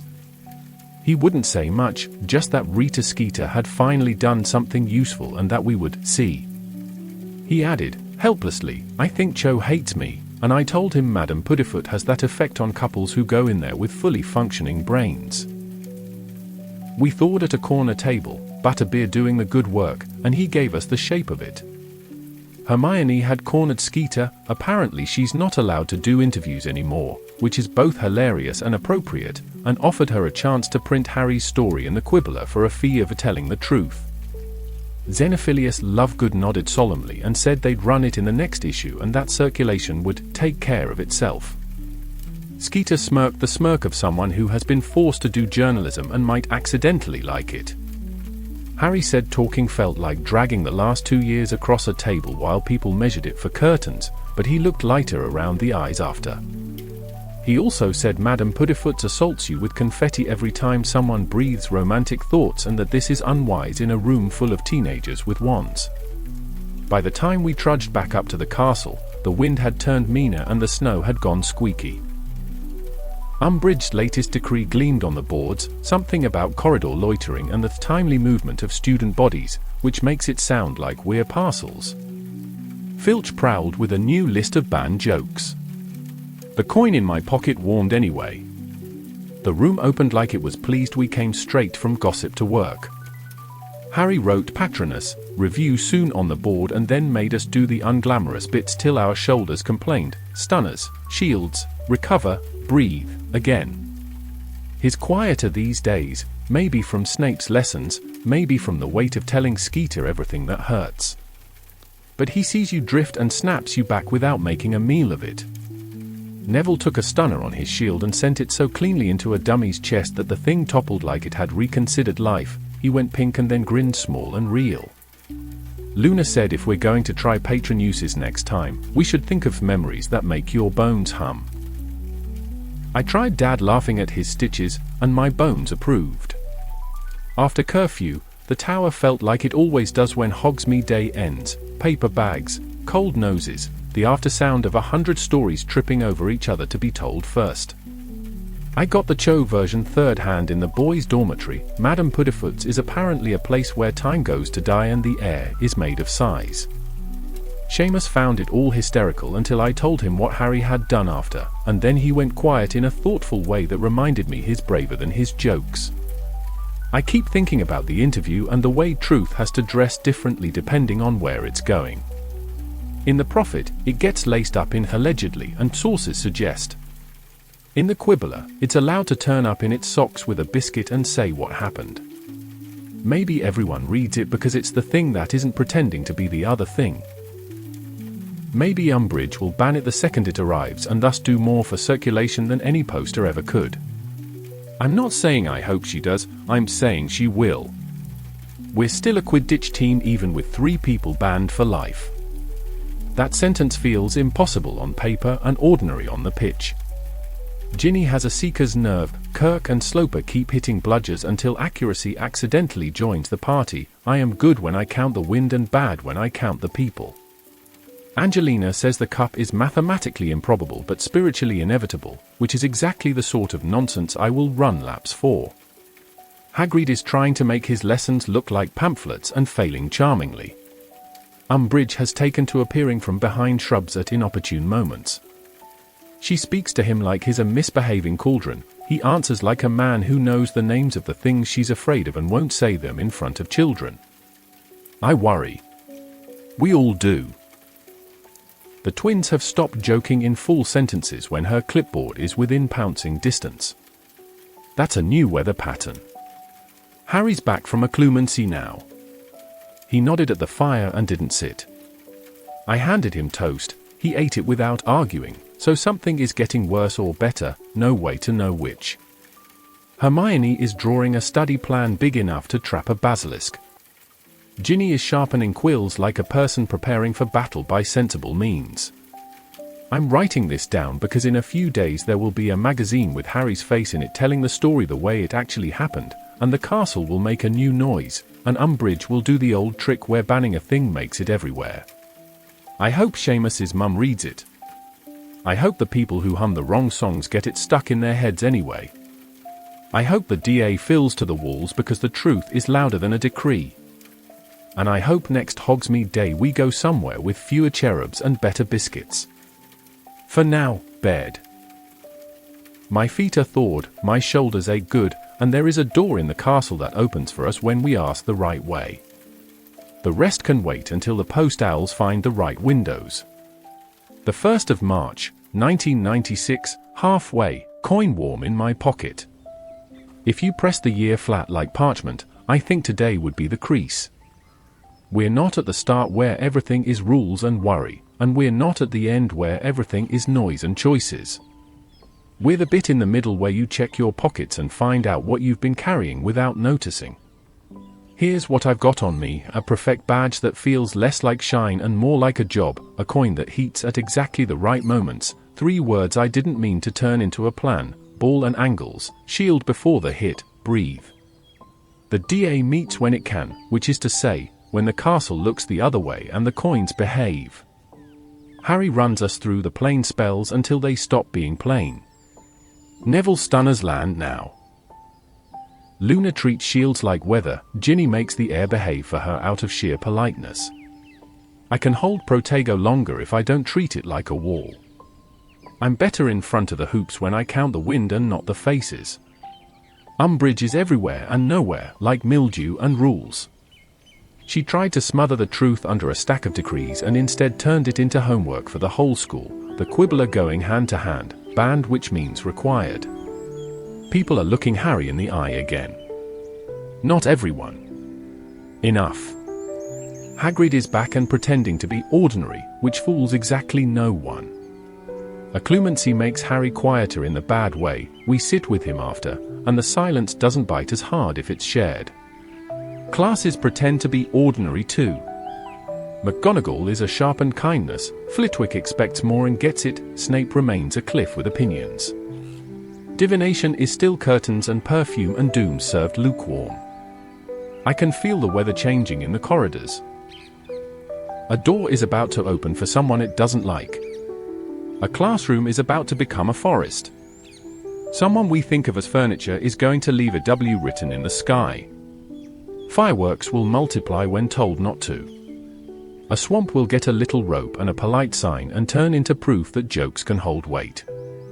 And somewhere a room full of glass whispers is waiting for people who haven't earned that noise yet. For now, I'm writing this down so the crease remembers it's part of a page. We've learned the shape of practice. We've learned how to aim a song back at the people who got it wrong. We've learned that doors appear when asked properly and stay stone when you're showing off. The rest, the hard bit, we'll get to. We always do. If this has kept you company tonight, add a small light, drop a like, so I know to keep going. Right, then. Coin back in pocket. Next page. The 8th of March, 1996, the courtyard, then classroom 11, then the quiet after. We were coming down from lunch when the air changed. It happens sometimes in the castle, like the stones decide that something is about to be written down in the hard ink. People were bunched along the balustrades above the entrance hall and spilling into the courtyard, and you could hear the sound of someone crying in that helpless way that makes your ribs ache. Umbridge had made a little stage out of the flagstones. Pink cardigan, clipboard, a smile that said she was about to do something tidy to something human. In the middle of it, with 2 trunks and a haze of sherry and perfume, stood Professor Trelawney, hair more of a cloud than usual, hands trembling so hard her bangles clattered. Umbridge was reading from an official scroll with words like incompetent, unfit, and dismissed, letting each one land and sit there. For one awful second I thought she meant to throw Trelawney out of the castle altogether. Trelawney took a step toward the doors of the great hall as if they might decide to be kind, then changed her mind and clutched at a brass lamp instead. The trunk lids gaped like mouths. McGonagall arrived first, tartan a battlefield flag. She went straight to Trelawney, put a hand around her shaking elbow, and said something low, the kind of low that holds you up whether you want to be held up or not. Then Dumbledore stepped into the cold and the courtyard went still like someone had turned down the sky. He didn't speak loudly. He never does. He simply reminded Umbridge that while the Ministry might remove a teacher, the castle wasn't a boarding house she got to close on a whim. Trelawney would stay. A murmur went through the crowd that sounded like breath returning to a chest. Umbridge fussed and flapped and tried to make the authorities mean everything, but Dumbledore had already moved the future 2 squares ahead. He said a new divination professor had been appointed and the appointment took effect immediately. And then, as if the word itself opened a door, Firenze walked through the arch. I'd only ever seen him once before, in the forest, and even there he didn't look like he belonged to anything so small as a corridor. Gold coat dappled like late afternoon through leaves, hair bright as a new coin, eyes that don't blink the way people's do. He bowed to Dumbledore, grace that made the stone smarter just for witnessing it, and the sound that went around the courtyard was the sound of every house deciding whether to be shocked or to be smug about already knowing. Somewhere down the side the Slytherins muttered about stable boys. Hermione's mouth became a straight sword. Umbridge looked like she'd swallowed a pencil sideways and it was writing on its way down. Divination with a centaur is not like divination with Trelawney. For a start, it's on the ground floor, classroom 11, because hooves and ladders do not mix, and the room is not a room anymore.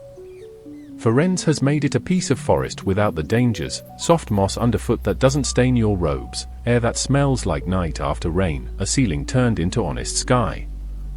He dimmed the lamps until the stars came indoors. We lay on our backs and the universe unbuttoned itself above us, not in the doom and teacup way, but in a quiet language about where things are and what that might mean. He told us to stop thinking about deaths we could dramatize and start thinking about the long, cold arithmetic of the heavens.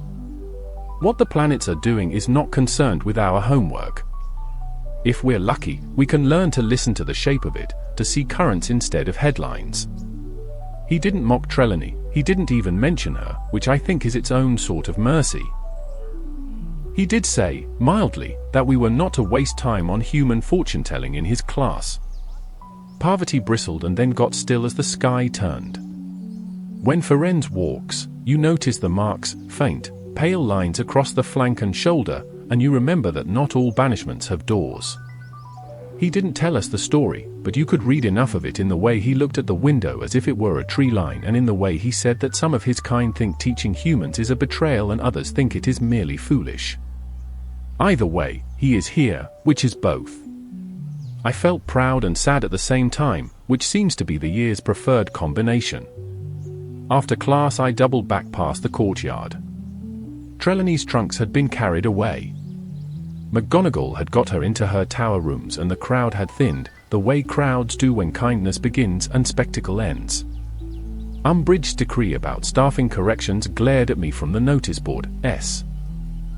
Hermione had drawn cat ears on it, which made me feel better in a childish, necessary way. The rumor that Dumbledore hired a centaur without proper vetting will circulate until it bumps into the fact of Firenze existing in the corridor. Facts tend to win, if slower than you want. Back in the common room, the contraband quibbler with Harry's interview is still making its rounds like a polite contraband owl. Umbridge banned it and thereby put one in every set of hands. People pretend to read homework and hold the magazine inside the book like a secret pet. Seamus's mum sent a letter that started stiff and ended less so. Dean said his aunt keeps clippings now for when the Prophet remembers how to do its job. The inquisitorial squad slinks about, hungry for points and mistakes. Our coins keep heating all the same. The room keeps appearing. The chalk keeps waiting for Harry to write again. Hagrid is trying to be ordinary under observation and failing in the loveliest way. He's got us scheduled for Nifflers next week, and the thought is like a wrapped sweet in my pocket.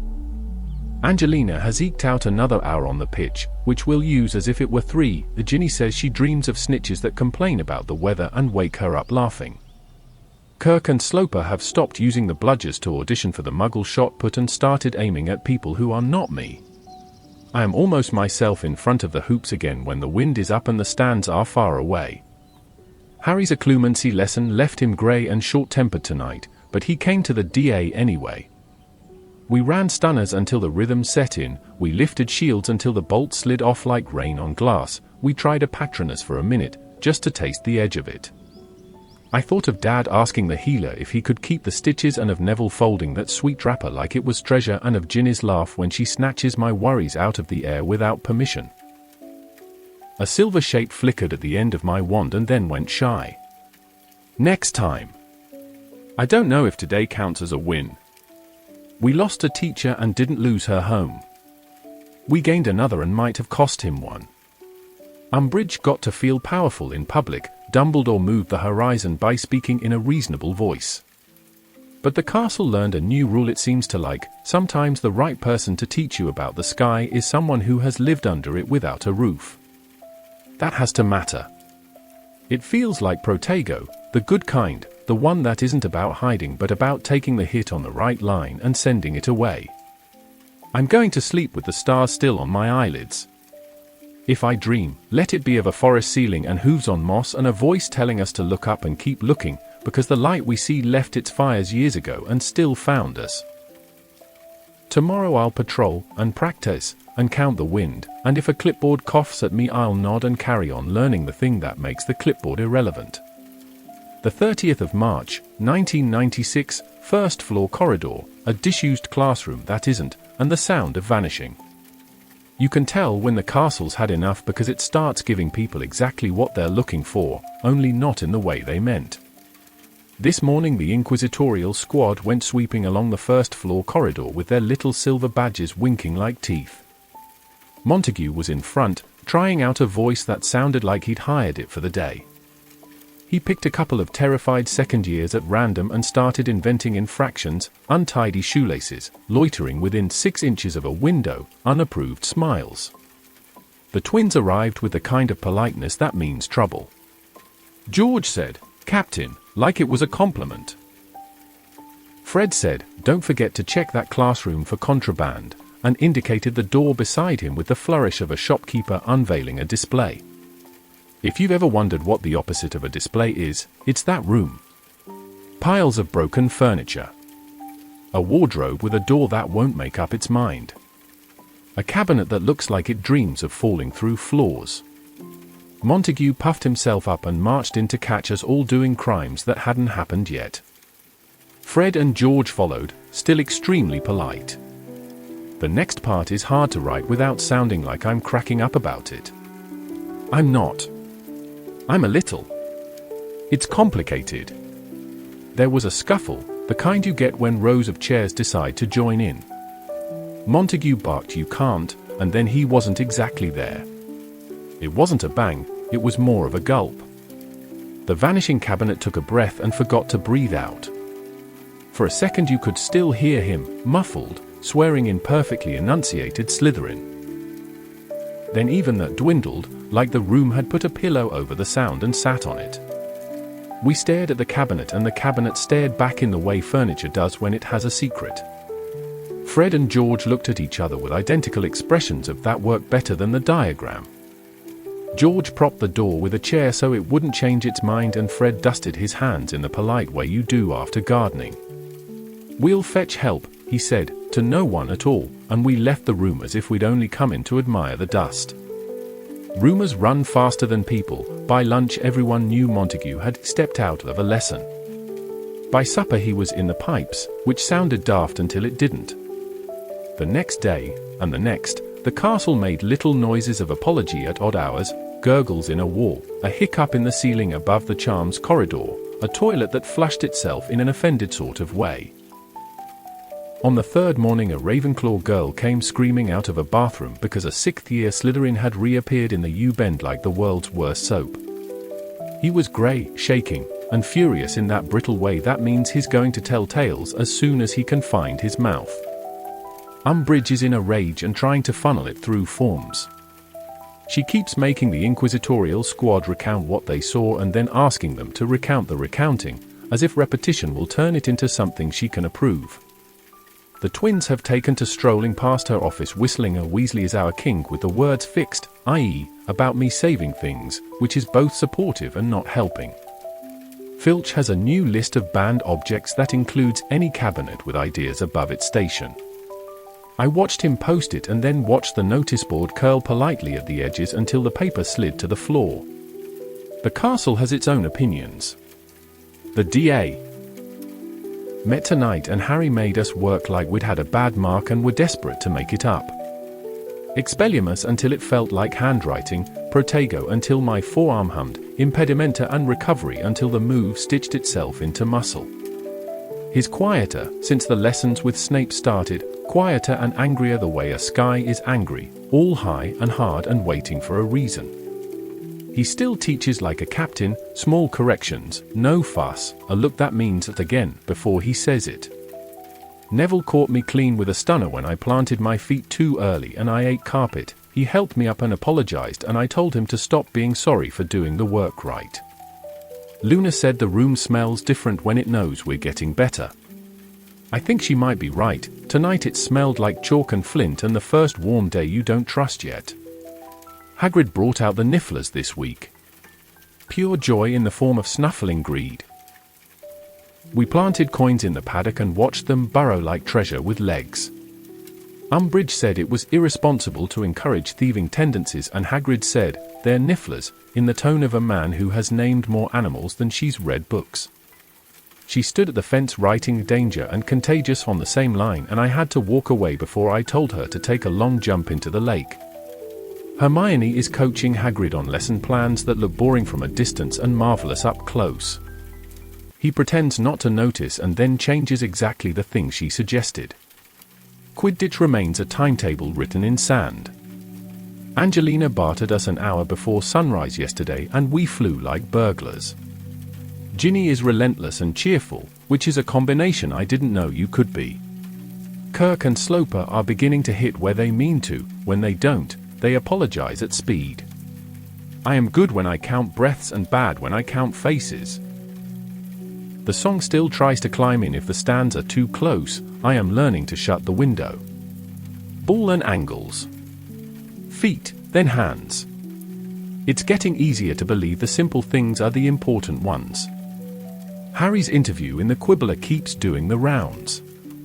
Umbridgespan turned it into a school-wide reading comprehension exercise. Even people who disagree with Harry keep accidentally finishing the article and looking thoughtful. Seamus told me his mum read it twice and then circled things with a pencil like a detective. The inquisitorial squad is confiscating copies and turning them in with faces that say promotion, and Filch is using them to start fires that refuse to catch because the pages are too busy being useful. Montague is back, technically, though back is a generous description for someone who looks like he took a tour of the plumbing and didn't like the souvenirs. He says nothing coherent about what happened, just shudders and glares and mutters about between places. The twins have the look of inventors who have accidentally discovered a new element and are trying not to name it where teachers can hear. Fred said to me, very quietly, sometimes the castle gives you a hand when you're shorthand. I'm not sure if he meant Montague or all of us. There's a feeling in the halls like weather coming. Decrees keep appearing with numbers that look like they're trying to beat a record. Umbridge keeps testing the fences to see which way the current runs. The coins keep warming in my pocket at exactly the moment I need them to. I don't want to write the sentence I'm thinking because it sounds like tempting fate, but here it is. The room feels more necessary now than it did last month, and last month it felt like breathing. I'm going to sleep with the window cracked so the night can remind me the world is bigger than hallways and cabinets. If tomorrow tries to vanish me, I intend to reappear somewhere useful. If the song starts up, I will count the wind until it forgets the words. If Umbridge coughs, I will nod and carry on to the place where the door opens for people who ask the right way. The 21st of April, 1996, Dumbledore's office, then everywhere at once. The coin warmed at breakfast and I thought it was going to be a good day, which is daft in retrospect. We were set for the room after dinner, shields tight, stunners clean, and I spent charms thinking about whether I could get my Protego to feel like a door instead of a wobble. Then just before we finished putting the doors banged like the castle had hiccups and Dobby appeared at our table with his hat on sideways and his eyes too big for his face even by Dobby standards. "Harry Potter, sir," he squeaked, "they is coming, they is knowing," and then he headbutted a fruit bowl by accident. We didn't wait for the translation. We ran. The room opened and yanked us in like it was on our side, which it is, but it couldn't shut the rest of the world out. People were already grabbing bags and coins, chalk went skittering, cushions flew. Harry told everyone to get out in 2s and 3s and to ditch the name and the coins and everything if they had to. He looked calm in the way people look when the calm is a choice. Most of us slipped, trickled, vanished. I thought we'd made it until the corridor outside tilted, and the inquisitorial squad poured out of the woodwork with ropes and glee. Malfoy tried to tie a bow on me with a spell. I tripped him into a tapestry and legged it. Harry wasn't so lucky, which is a sentence I am tired of writing. They took him to Dumbledore's office, not Umbridge's, which should have been a comfort and wasn't. By the time word got to me, the whole school knew there was a hearing going on and had developed strong opinions about it in 4 different directions. I didn't see the inside of the room, most of us didn't, but Harry told us after, in the flat voice he uses when the important bit is that we listen. Marietta Edgecombe was in there with her face spelling sneak in magnificent purple boils. Hermione will act innocent for the rest of her life and never convince me. Fudge had come up from the ministry with a couple of auras, one of them Kingsley, who apparently did something discreet and clever, so Marietta's story fell apart every time he prodded it. Percy was there too, writing as fast as he could with the expression of a man taking notes from a cliff. They thought they had Dumbledore cornered, proof of a secret army, and they did, except the proof didn't behave like they wanted. Harry says Dumbledore leaned on the name like a man testing a plank, then told Fudge in the driest voice he owns that, yes, he'd been training students because the ministry had banned practical defense, and the group was called Dumbledore's Army because if the minister was going to worry about something he might as well worry about the right thing. You could feel Fudge's blood pressure from the corridor. He tried to arrest him. Dumbledore said, "I am afraid I must decline," or something equally polite and impossible, and then everything happened at once, light, feathers, a bang that felt organized. Dawlish, the other aura, hit the wall. Umbridge fell over her own clipboard, Percy ended up with ink on his nose, and Fawkes burst into fire the color of a decision. When the room could see again, Dumbledore was gone. He left Harry with a sentence and a look. The sentence was something like, "Keep your mind closed," which confirms what the lessons with Snape are for. The look I can't write down properly. It was the one adults wear when they know they're handing you a weight and there isn't another person to give it to. Harry came out of the office looking like he'd been thundered at and emptied out and told to keep walking anyway. By evening there was a new notice on the board with more pomp than a royal wedding: Dolores Jane Umbridge, headmistress of Hogwarts. It felt like someone had smudged the page of the book we're in. The gargoyles didn't move for her at first. Marietta's boils were hardly cold and the stone already had an opinion, but she found a way in. Filch hung bunting from the High Inquisitor's office. The suits of armor did not applaud. The staff began a new game in which they follow the rules exactly and the rules discover they don't fit. McGonagall became even politer and even sharper, which is a dangerous combination. Flitwick smiled like a man who has met better duelists than most people ever will. Snape was a cliff face with eyes and told Harry the lessons would continue. Harry nodded like a person agreeing to go back into the sea. The next day the twins detonated Weasley's wildfire whiz-bangs on a scale that probably required a permit from God. Fire-breathing salamanders chased her clipboard down 3 flights of stairs. Someone set off a Catherine wheel that took personal offense at Umbridge's hair and pursued it to the 2nd floor while singing. The fireworks multiplied every time a teacher tried to vanish them. Snape accidentally sent one through his own office where it exploded into a flock of sarcastic parrots. Flitwick eventually removed a cluster with wand work so delicate it made the banisters blush. When Umbridge demanded to know why he hadn't done so earlier, he said, very sweetly, that he didn't feel confident enough to tackle the fireworks, and that Professor McGonagall had advised him to get a more qualified witch. I am not sure I have ever loved this school more. By the afternoon the twins had left a swamp stretching from one end of a corridor to the other, green and gloopy and weirdly cheerful. Umbridge frothed, Filch tried to rope it like a cow and fell in with a sound like a pudding losing hope. Flitwick cleared most of it and then left a perfect strip along the wall with a little fence and a sign, "Do not remove, excellent bit of magic." I walked past it 3 times just to feel better. People keep dropping quills into it to see if they get them back. They don't. The twins are planning a proper exit. I can feel it in the way they look at the windows, measuring. They've stopped planning as if someone is going to tell them not to. They're planning like people who intend to leave a mark. Ginny pretends to scold and brings them sandwiches. Angelina pretends not to approve and asks if they have any of the quieter fireworks for therapeutic purposes. The DA is done as a club, for now, but the knowledge isn't. It's in our hands and shoulders and the way we hold our feet when someone points a wand in a corridor. You can ban a name, you can't ban practice.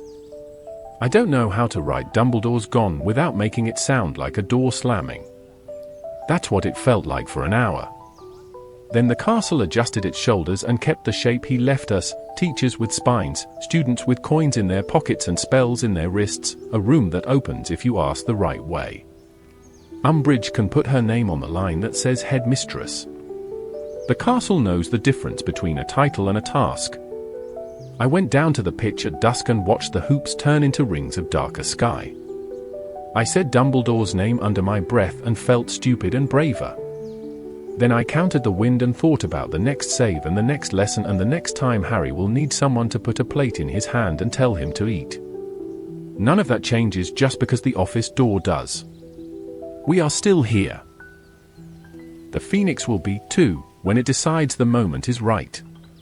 Tomorrow I'll patrol and keep my eyes open for fireworks with grudges. I'll practice shield before hit. I'll remember that a ban is only a kind of advertisement. And if a pink cardigan tries to tell me the sky is a roof, I'll go to classroom 11 and let Ferenz remind me what the stars say instead. Good night. If the swamp sings, I am not getting up. The 2nd of May, 1996, East Corridor, then the courtyard, then the sky.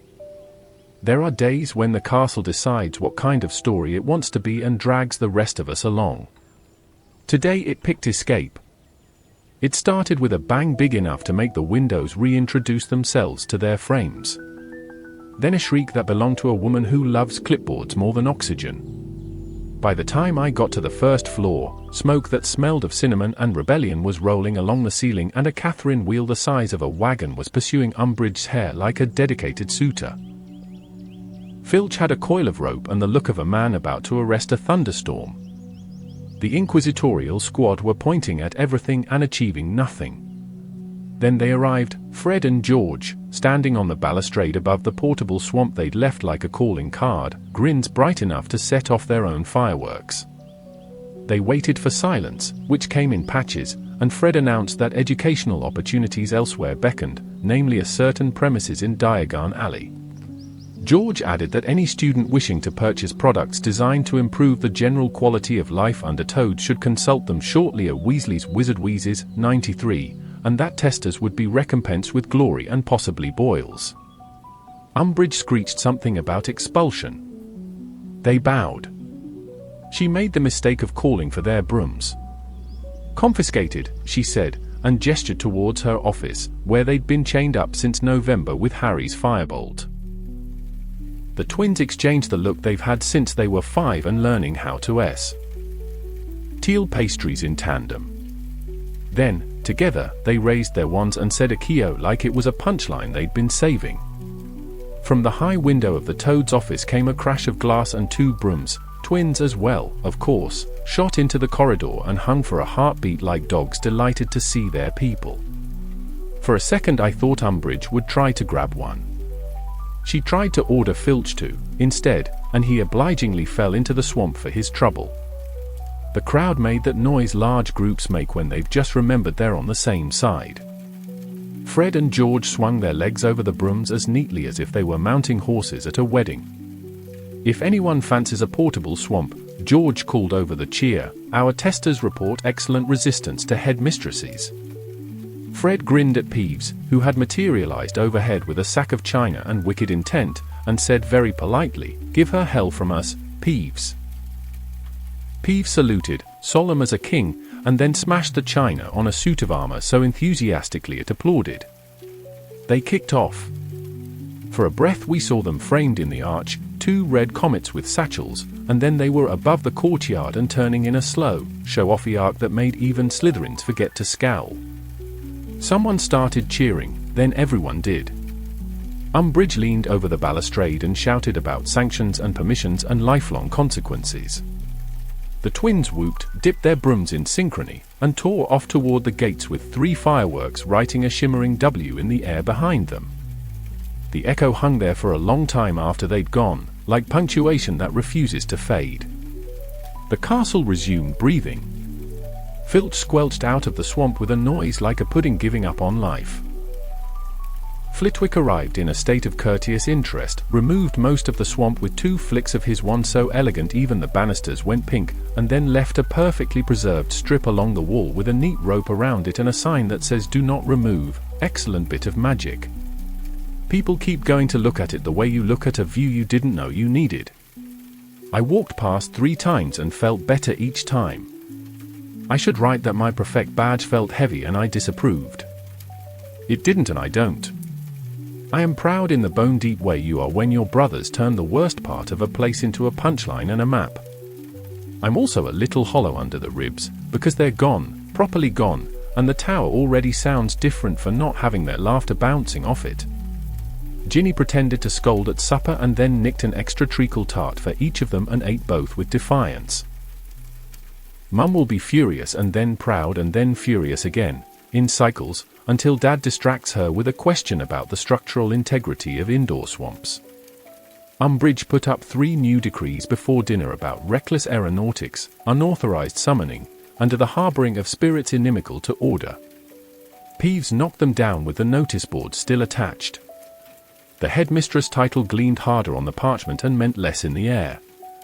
The gargoyles refused to move for her again at midnight and she had to go round the back stairs. Some noises are better than fireworks. The DA is finished as a club but not as a habit. You can feel it now, the way people stand when a corridor goes quiet, how wands are held with wrists that have practiced things they weren't supposed to. Harry's eyes are older and clearer at the same time. He writes times on the coins knowing he can't use them for meetings and still does it because the warmth means keep ready. Hermione spent an hour after the fireworks explaining to a cluster of second years why courage isn't the same thing as detentions. Then she went and looked at the preserved part of the swamp and didn't say anything for a whole minute, which tells you what the day did to her. Quidditch keeps happening in the spaces nobody owns. Angelina has stitched together enough pitch to call what we're doing practice, and it's almost working. Ginny has a way of laughing at the snitch that convinces it to come closer. Kirk and Sloper have stopped treating bludgers like philosophy and started aiming at actual people on the other team. I have learned that if you count the wind instead of the faces, the hoop gets larger. If you breathe on purpose, the ball slows down. If you remember that noise is just air, the song has nowhere to live. The math says the cup is still possible. Angelina says it's inevitable if we play like we believe her. I'm deciding to. Feren's classroom is still a forest at night, and I needed that after today. He had us watch a slow spill of meteors across the bewitched ceiling and talked about messages that aren't messages, patterns that happen whether or not you're looking. He did not mention fireworks or swamps or twins with a better idea of the future than the ministry. He didn't need to. The sky already had. I went down to the courtyard after lights out and stood beside the roped-off strip of swamp. It makes a polite glugging sound to itself, like a reminder that jokes can be architecture. I thought about being 12 and wanting to be as brave as my brothers, and about being 15 and wanting to be someone who doesn't flinch, and about being 16 and realizing those are the same want. Then I went to the pitch and counted the wind until the hoops were 3 round doors I knew how to close. Tomorrow Umbridge will tighten something else and the staff will loosen it again by following the rules too exactly. Peeves will develop new hobbies. The twins will put up a sign in Diagon Alley and start selling joy as if it were a civic duty. We'll practice in stolen hours and pretend we planned it that way. And if anyone asks what happened today, I'll say the truth. 2 people decided the air belonged to them more than a rule did, and the castle agreed. I'm keeping my badge. I'm keeping my broom. I'm keeping the sound of that W hanging over the courtyard as proof you can leave and still be here. The 15th of May, 1996, Quidditch pitch, and later, the Tower, rewritten, Ravenclaw final. Match day again. Sky too clean, like it's saving clouds for when you least want them. Angelina walked the line in front of us with the clipboard tucked under her arm like a shield and said the things I've written in here enough times to make them spells: fast feet, read hips, ignore noise. She squeezed my shoulder once, quick, fierce, and left me alone with the posts and the wind. Ravenclaw came out in neat formation, blue sharp as winter. Roger Davies did the captain's loop. Bradley and Chambers wore the look of chasers who've read a book on how to be tidy and decided to improve it. Cho Chang took her place high and alert, the kind of still that means fast when it moves. The stands were already a weather system. Hufflepuffs and Ravenclaws, mostly singing their own songs, Slytherins, though not playing, had turned up in force to be helpful and started the old chorus, Weasley is our king, low at first, then smug. Whistle. We moved. I counted the wind. Alicia to Angelina to Katie, a braid of red and gold. Davies slipped one past me early. I bit on a feint I should have eaten, and the chorus swelled like it had been waiting. I told my ears to belong to me. Ball and angles. Feet, then hands. The next 3 I took clean, 1 glove tip over, 1 chest stopper I'll feel tomorrow, 1 punched wide that made a noise people respect. Somewhere above, Ginny shadowed Cho, light and stubborn. Lee Jordan had the commentary and Umbridge leaned over his shoulder with a threat. McGonagall leaned over Umbridge with something better and Lee found a higher gear. Kirk actually aimed a bludger at the right planet. Sloper followed through like a person who's just discovered elbows. The stands on our side began to sing the fixed words, he never lets the quaffle in, and I let it inside just enough to stand straighter and then shut the door. Halftime was a blanket on cold ground. Angelina didn't waste words. Trust your first read. Don't look at the stands. Ginny, cheerful as a curse, said, I'll be quick if you lot keep them out of my way. I looked at the hoops and thought of them as doors I knew how to close. Second half, Ravenclaw ramped the clever, crossovers, late releases, tidy shoulders. I watched hips instead of eyes and the ball slowed down like it had agreed to be reasonable. 2 clean catches, 1 tip to the post, 1 dive that took grass out of my teeth and was worth it for the sound. Davies tried to bully the crease, I held the line and he bounced off the rules. High above, the air changed. Gold flickered near the far hoop, Cho saw it, Ginny saw it sooner. They drove together, 2 bright lines with the snitch between like a dare. A Ravenclaw bludger came hunting. Sloper finally did something brave on purpose and knocked it across the path. Cho jinked to avoid her own chaser. Ginny didn't blink. She rose smooth as a promise, reached like she'd always meant to end up there, and closed her hand around the snitch as if she were taking a biscuit. The sound that hit me then is the sound I want to bottle for when I'm old. Gryffindor from banners to socks. The Lion flag fell off the rail and nobody cared because everyone was already halfway onto the pitch. Angelina knocked me sideways hugging, Alicia kissed my ear by accident. Katie cried like a person who decided last term would not be this term. Kirk and Sloper tried to lift me, failed, and settled for battering my back until I saw stars. Ginny landed grinning and said, "Told you," and I would have said something clever if my mouth hadn't wandered off. The cup was ours, really ours, not a math trick, not a consolation. McGonagall dabbed at her eyes while correcting Lee's grammar with dignity.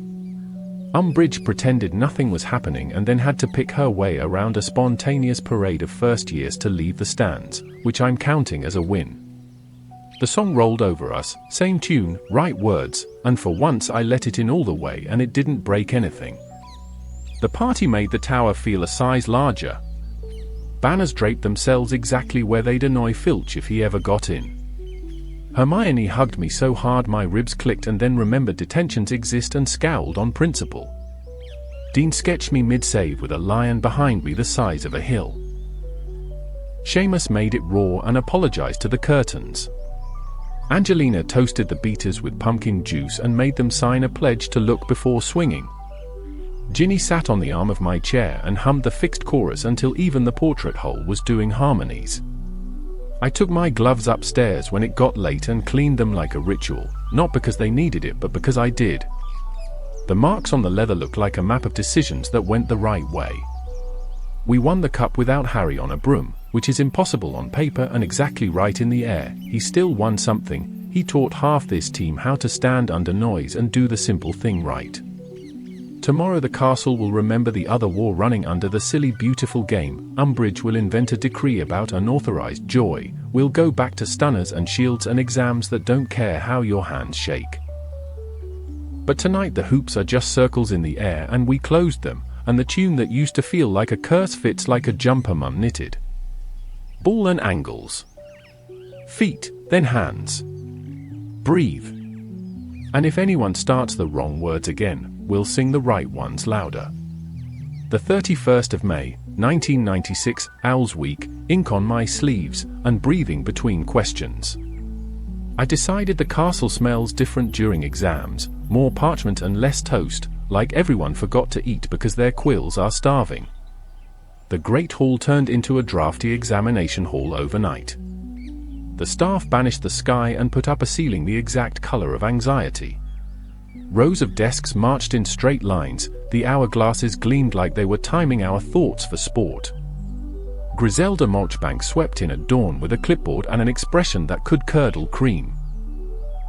The rest of the examining board followed, including a little ancient wizard called Professor Tofty who smiled at people's nerves as if they were moths he meant to shoot gently out a window.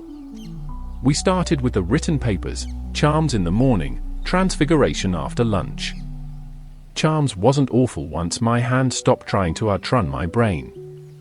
There was a question about the theory behind banishing, mass, intent, line of sight, the sort of thing Hermione writes poems about and I write as if the paper might interrupt with tips. Transfiguration's essay on inanimate to animal reversal wanted diagrams. My mouse looked like a potato with whiskers. I labeled it conceptual and moved on. The practicals make time behave strangely. They put us in one of the smaller classrooms, warmed it to the exact temperature of terror, and called our names one at a time like the sorting's budget cousin. Tofty examined me for charms, pleasant, twinkly, smelled faintly of chocolate. He said take your time, dear boy, in a way that made time actually do that for once. Summoning went fine, tricky jar from the far table, steady pull, don't break the thing you're calling. Banishing is always a laugh until it isn't. I aimed a cushion at the hoop and sent it through with enough force to impress a bludger. Tofty clapped anyway, which is the kind of examiner I can work with. Transfiguration practical with a stern witch who frowned at my matchbox until it turned into a mouse and then frowned at the mouse until it stopped having opinions. I remembered McGonagall's advice, visualize the end cleanly, Don't bully the middle, and the creature came back to wood without squeaks. When I left, my legs went to jelly for exactly 6 steps and then remembered how to leg again. Herbology was a straightforward wrestle with plants that bite less if you stop apologizing to them.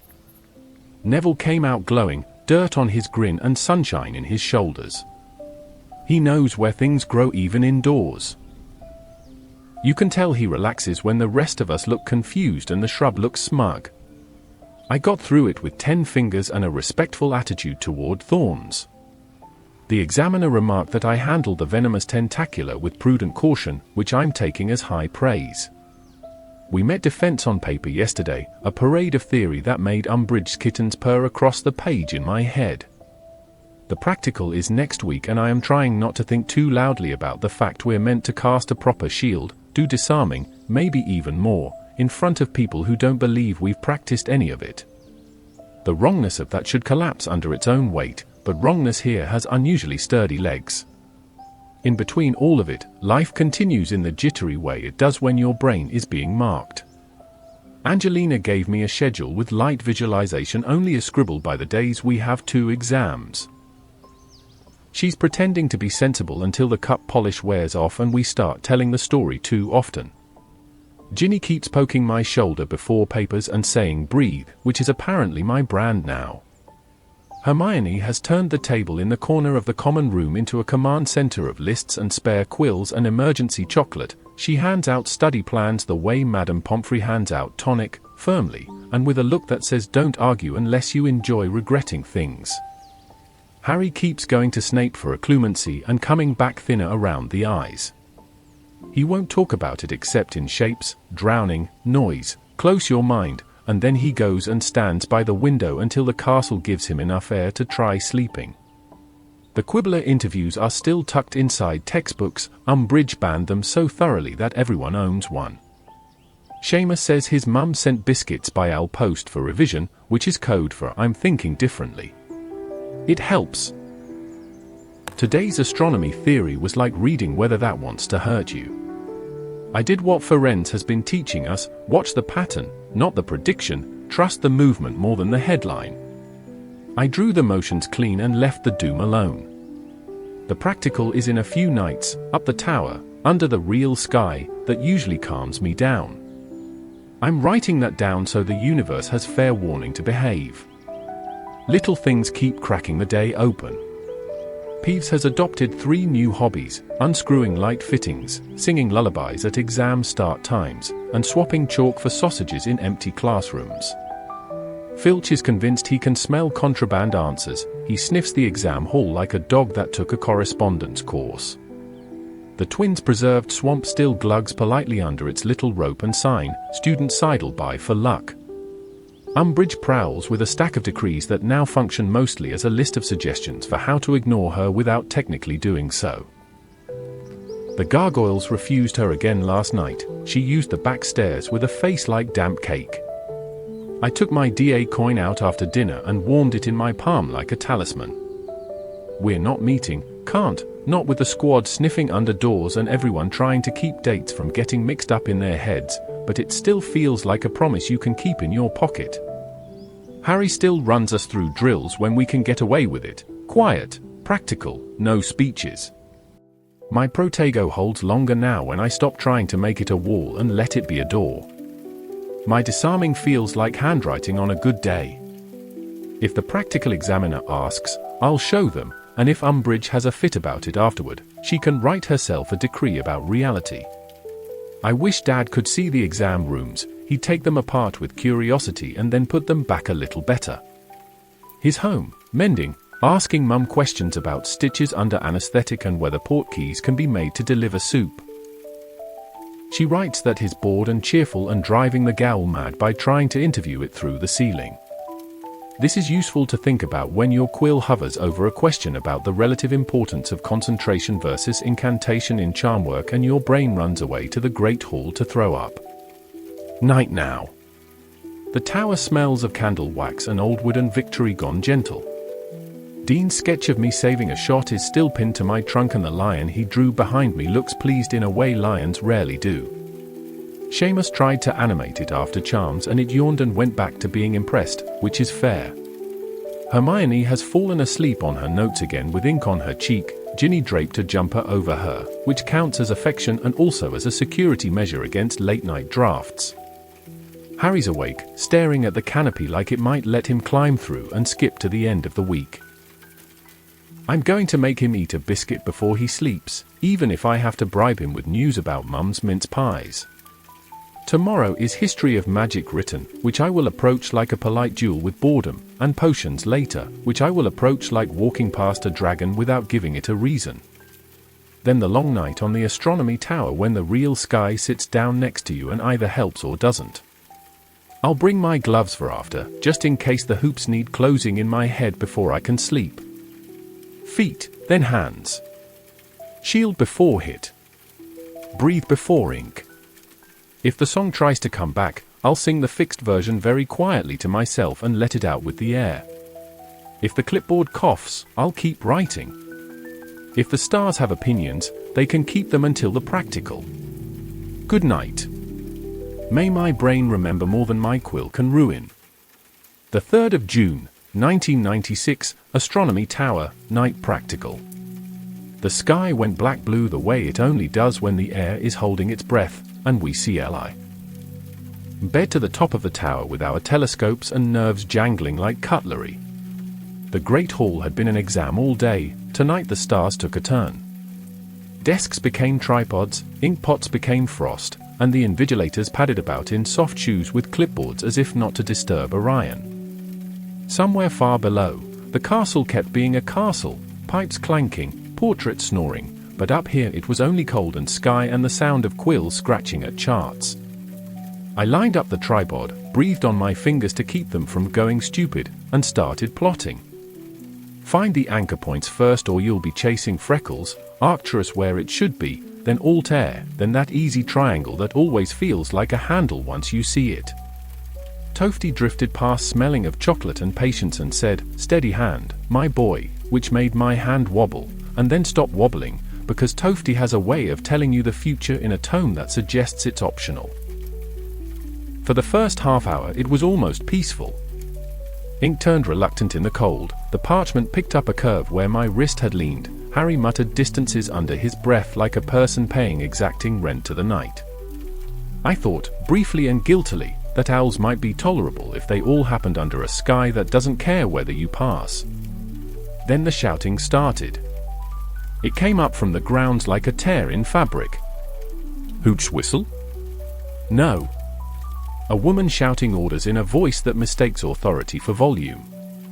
Pink, in my head, even before I leaned too far over the parapet and squinted into the dark. Lights moving near the edge of the forest, wands out, a cluster of them, and the hulking shape of Hagrid's hut crouched in the lane of their torches like something waiting to be blamed.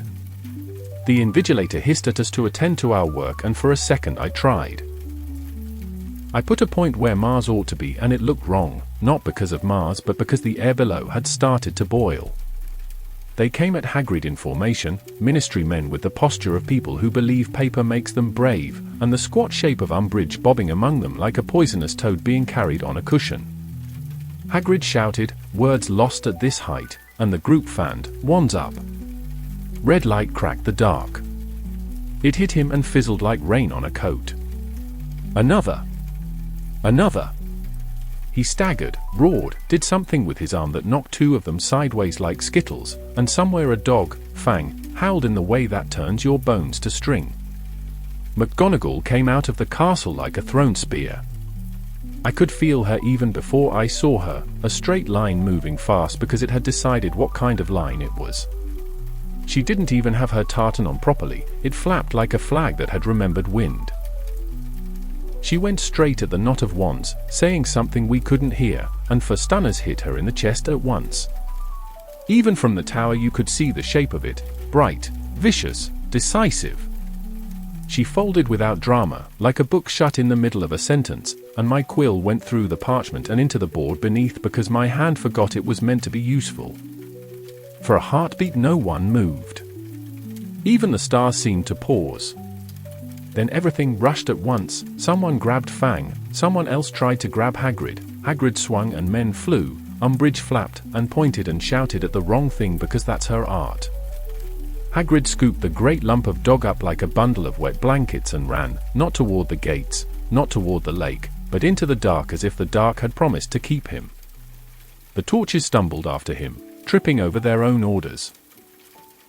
The Invigilator said, very faintly, "Please continue," as if any of us knew where the constellation of our hands had gone. I tried. I did. I plotted the line from Arcturus to something that wasn't Arcturus anymore because my eyes were full of falling. I wrote the azimuth of a star that wouldn't hold still because the ground was moving in my head. Tofty came by again and put a gloved hand on my shoulder for exactly 1 second.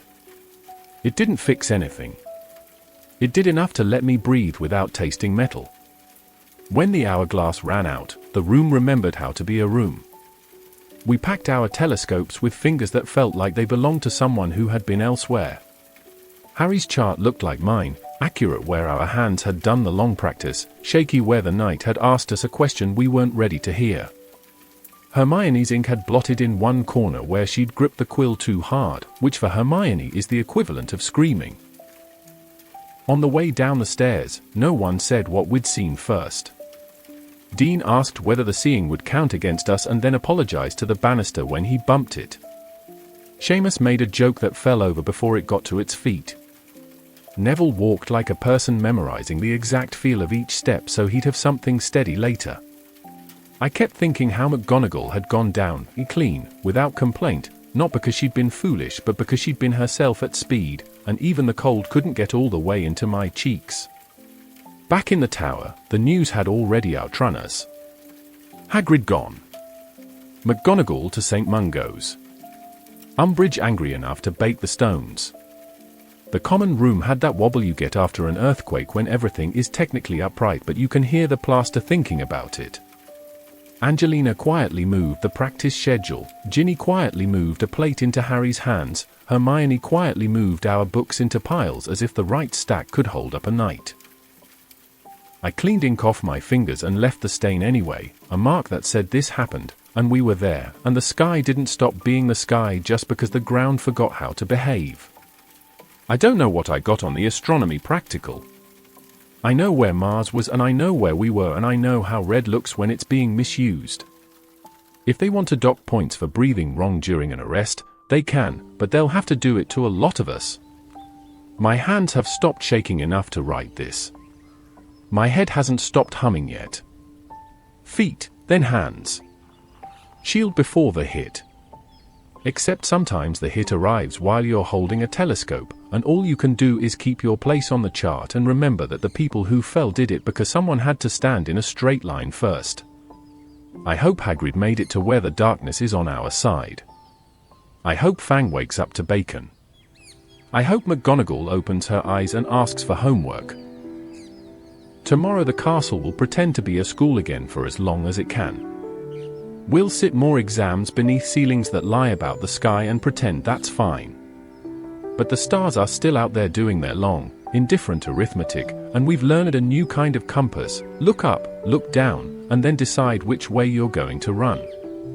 The 4th of June, 1996, morning after, empty chair. Breakfast felt like a room pretending to be a morning. The porridge had gone lumpy in sympathy with everyone's throats. At the staff table there was a space where McGonagall should be, and the way the air bent around that space made the whole hall look crooked. Word moved faster than toast. She'd been hit 4 times and taken to St. Mungo's in the small hours. Hagrid was no longer on the premises, which is a tidy way to say the castle lost a wall overnight. Umbridge arrived late, pink and pleased, humming like someone who's found a new kind of pen. She read out a notice in her porridge voice. In light of recent incidents about heightened security and discipline, and concluded with the bit that mattered, all Hogwarts fireplaces are now monitored and restricted. The only one connected to the Flu network is the one in her office. You could feel the school take a step back inside itself. A few fireplaces in the corridors already had little iron boxes set into the grates with a ministry seal on them, ticking faintly like nervous beetles. Someone had removed the jars of Flu powder as if we'd been planning to season our dinners with escape. Class is carried on, because Hogwarts has a schedule the way the tide has a timetable. Professor Grubbleplank was back on the grounds by mid-morning with the resigned efficiency of someone who knows the shape of a crisis and the shape of a lesson. Flitwick looked like a small thundercloud of courtesy and taught non-verbal theory as if nothing had cracked. Snape was Snape, which is a relief in the way cliffs are reliable even when you hate them. Trelawney's tower windows were shut tight. If she wept, the castle kept it private.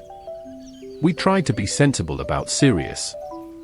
After lunch, Hermione steered us to a quiet classroom and we stared at the fireplace like people considering a new species of dragon. No powder, the iron beetle box in the grate, a faint oily smell of ministry.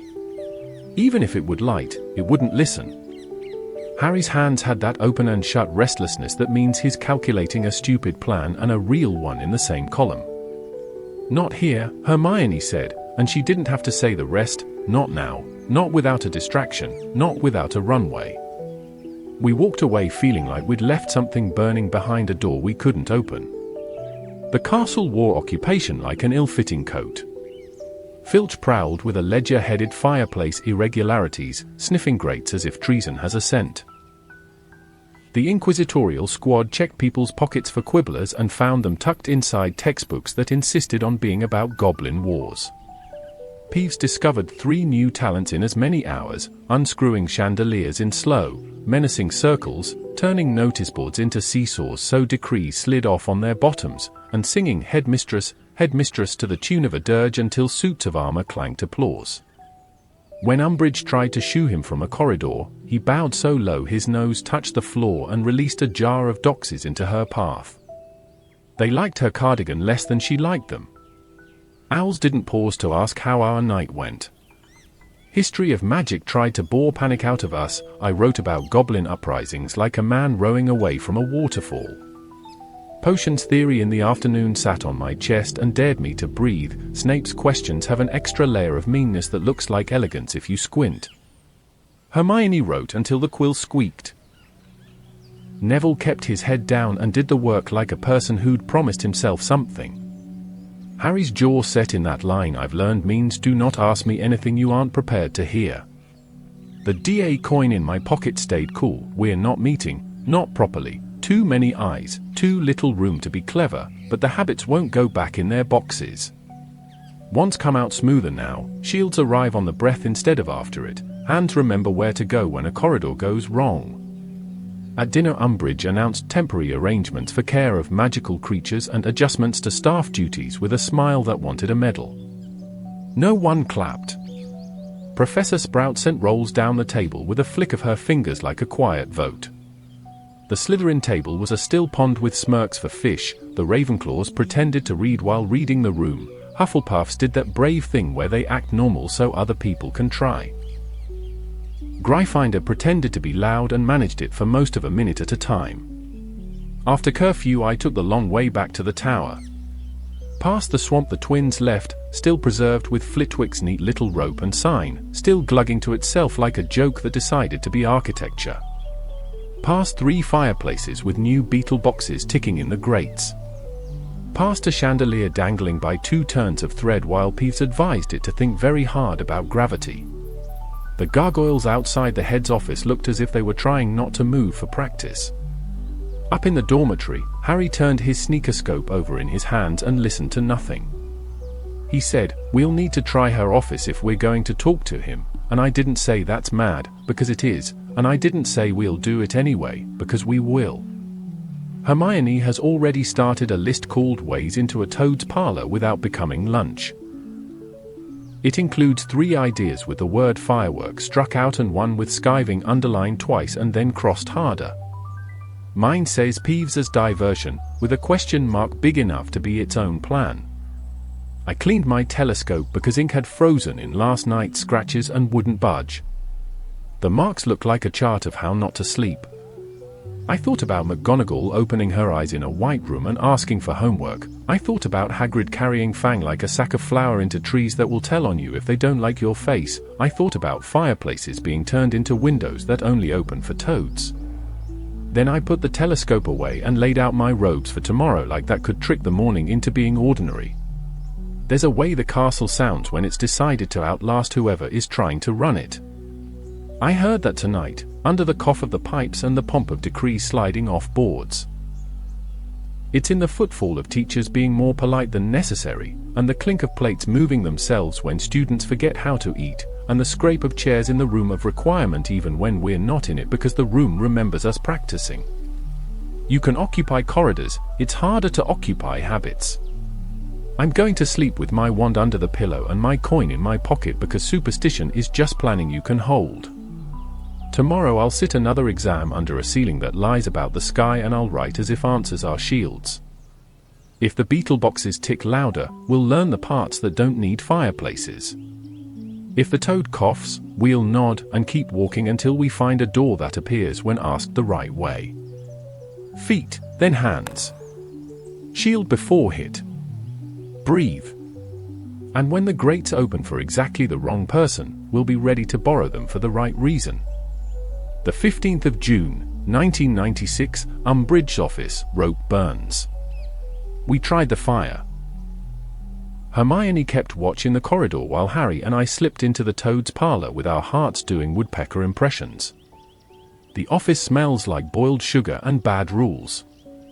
Kitten plates watched us like a jury. Harry went straight to the grate, knelt, and chucked in the handful of powder we'd nicked, green raw, and his head vanished into London. I stood there counting my own breaths and the number of china saucers that could be used as weapons in a pinch. He was gone long enough for the kittens to get bored. When he yanked back, coughing soot, his face was wrong in the way that means something went wrong the right way or vice versa.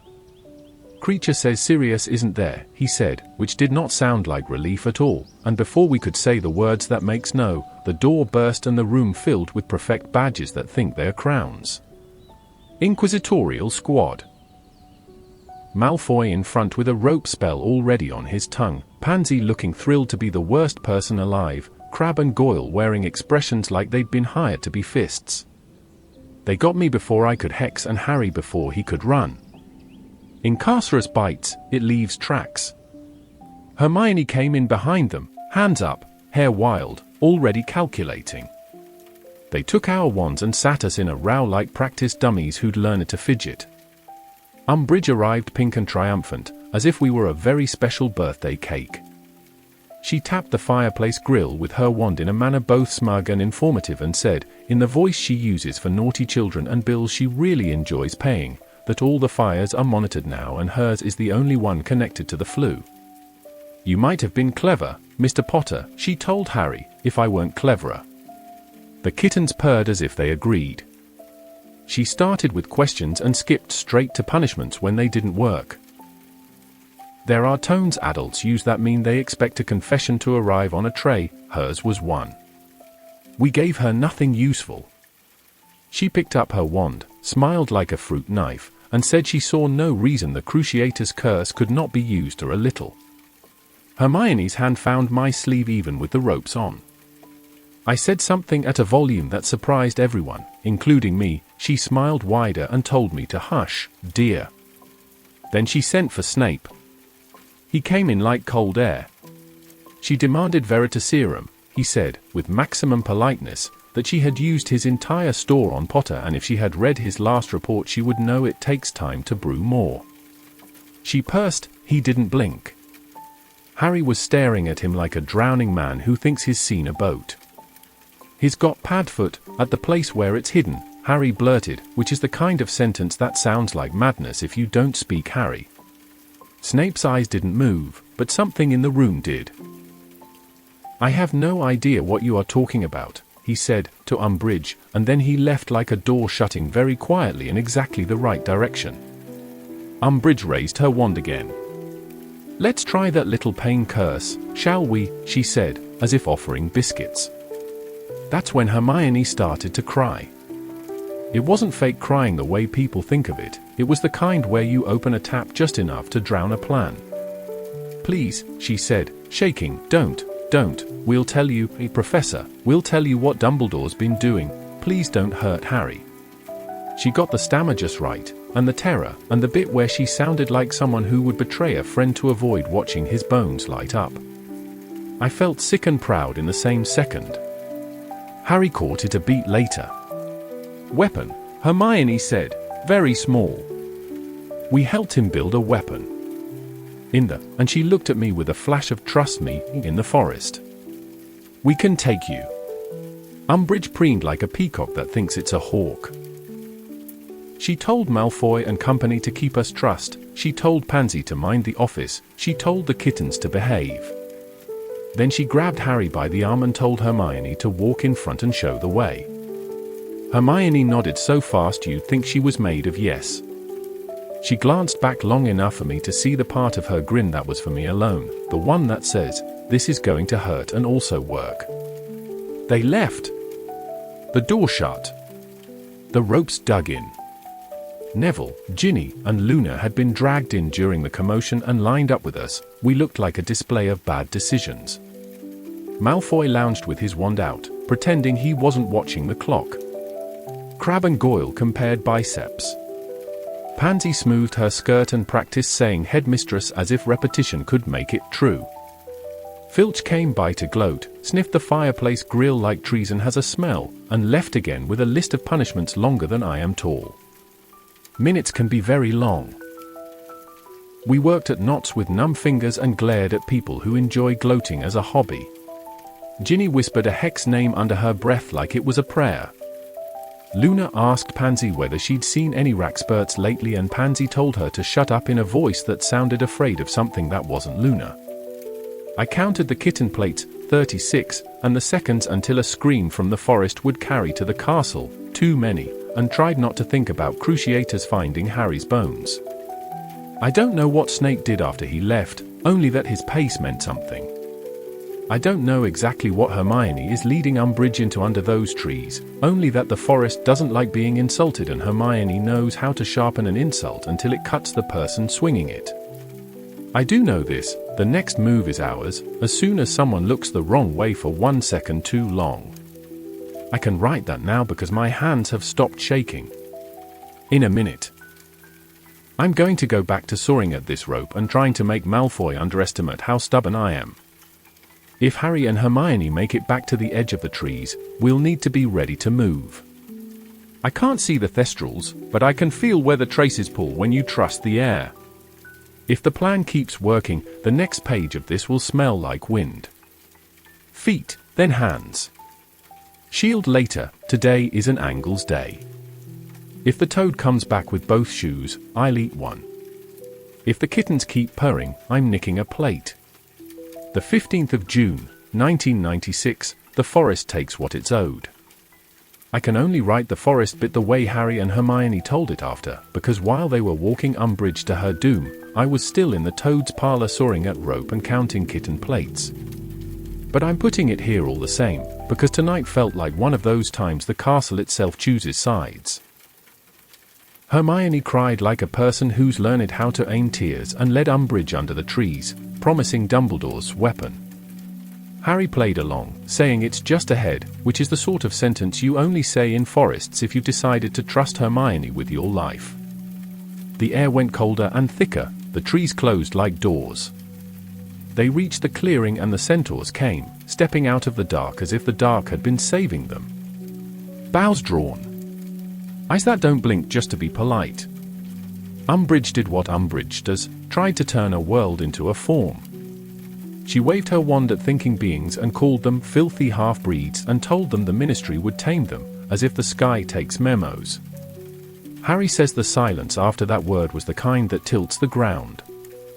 Hermione started Professor, don't, and then the centaurs moved as one. They took Umbridge the way the forest takes things it didn't ask for. Quick hands, a ripple of muscle, the pink cardigan lifted and gone. She screamed something about authority and you cannot, and the trees answered we can in leaves. It might have ended there if the year hadn't decided to add a footnote. Grawp blundered in, all knees and confusion, looking for Hagar. Arrows flashed, he swatted like a man annoyed by bees, the clearing broke into panic. In the tangle, Harry and Hermione did the one sensible thing left, ran.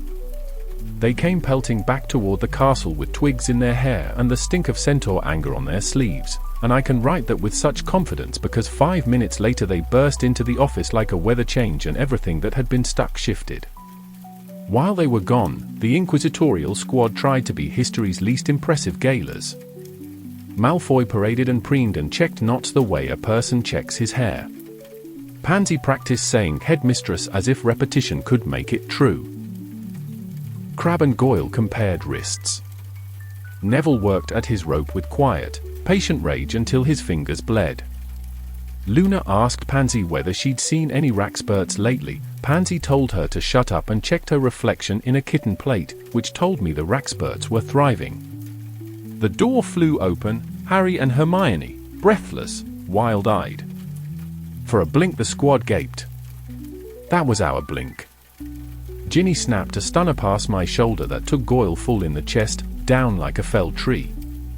I tore free enough to get my wand hand loose and bellowed Expelliarmus at Malfoy. His wand smacked into my palm and he grabbed for air like a man who's lost his name.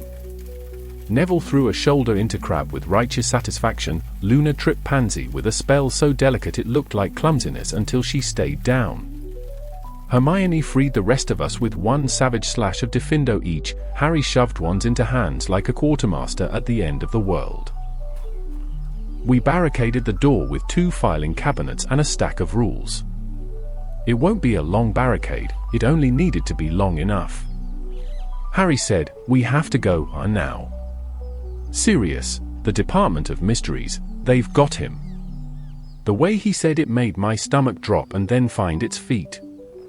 Hermione's eyes were already doing sums no one else could see. She didn't argue the premise, which tells you what kind of hour it was.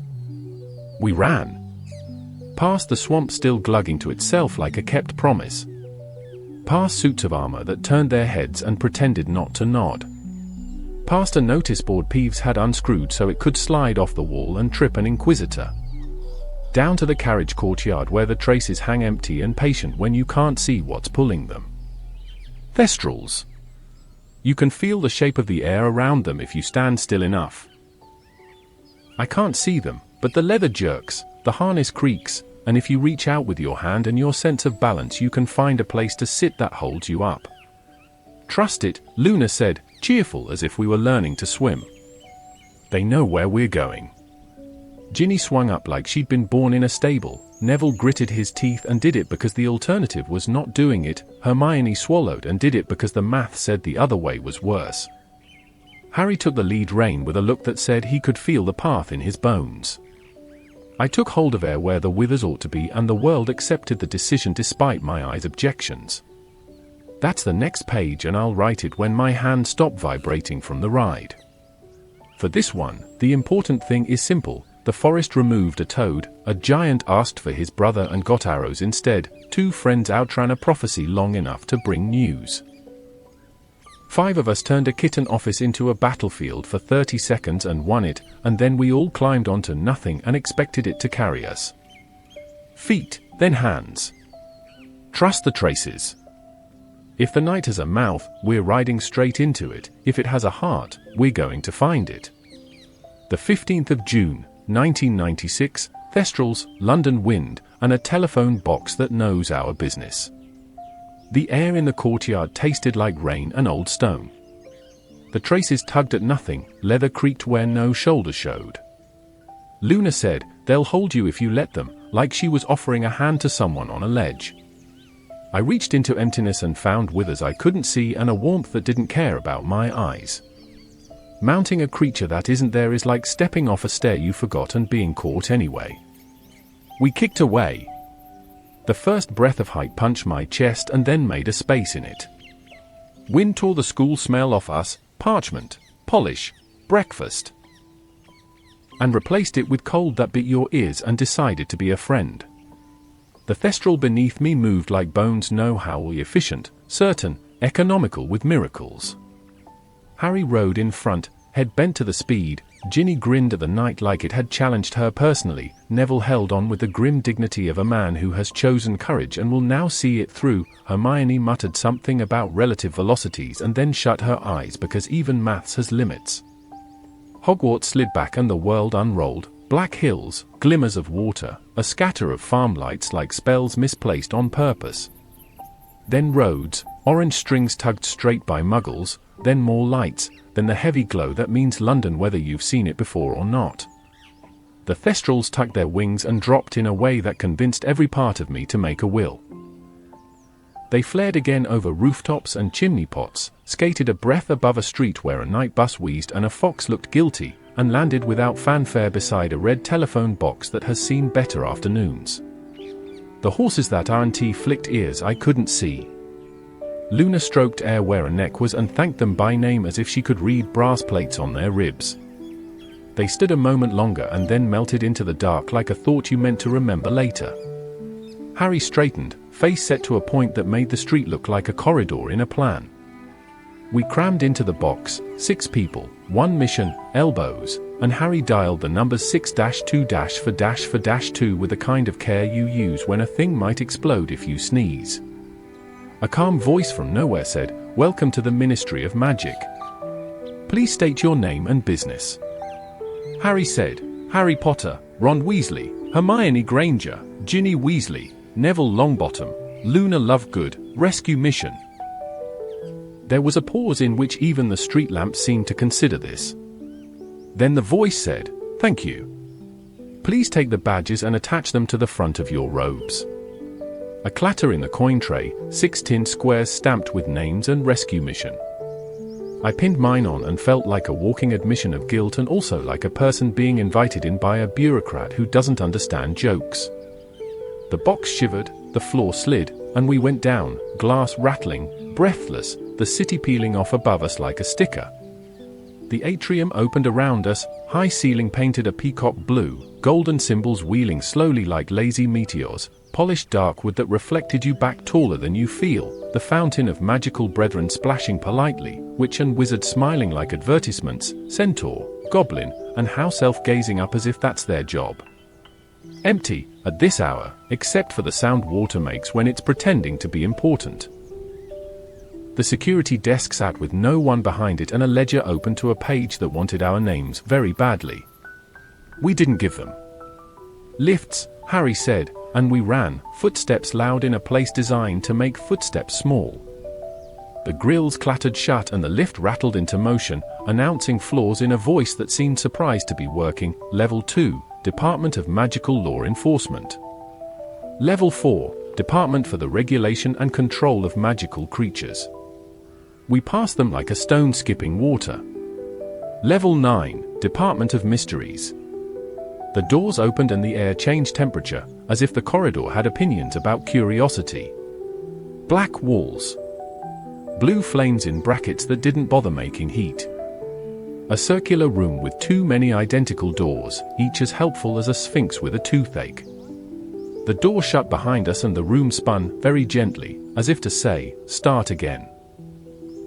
We stood in the middle holding our wands and our breath, and I thought absurdly of Angelina telling me to trust my first read, and of Firenze saying the sky's maths doesn't care about your feelings, and of Hagrid giving a name to something you can't see so you can sit on it anyway. "Pick one," Ginny said, not unkindly.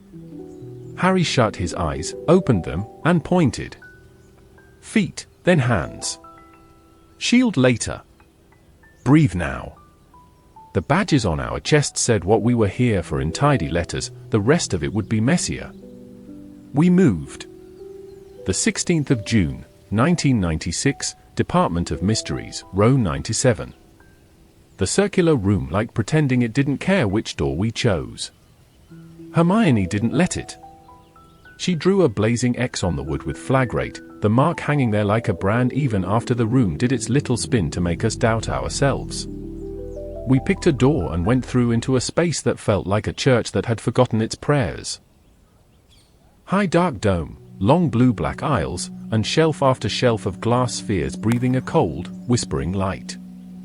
Numbers on the ends of rows blinked at us, 92, 93, the next and the next until 97. Harry moved like he already knew the way, the rest of us shuffled after, wands up, trying not to touch anything that sounded haunted. The whispering got into your ear the way wind under a door does.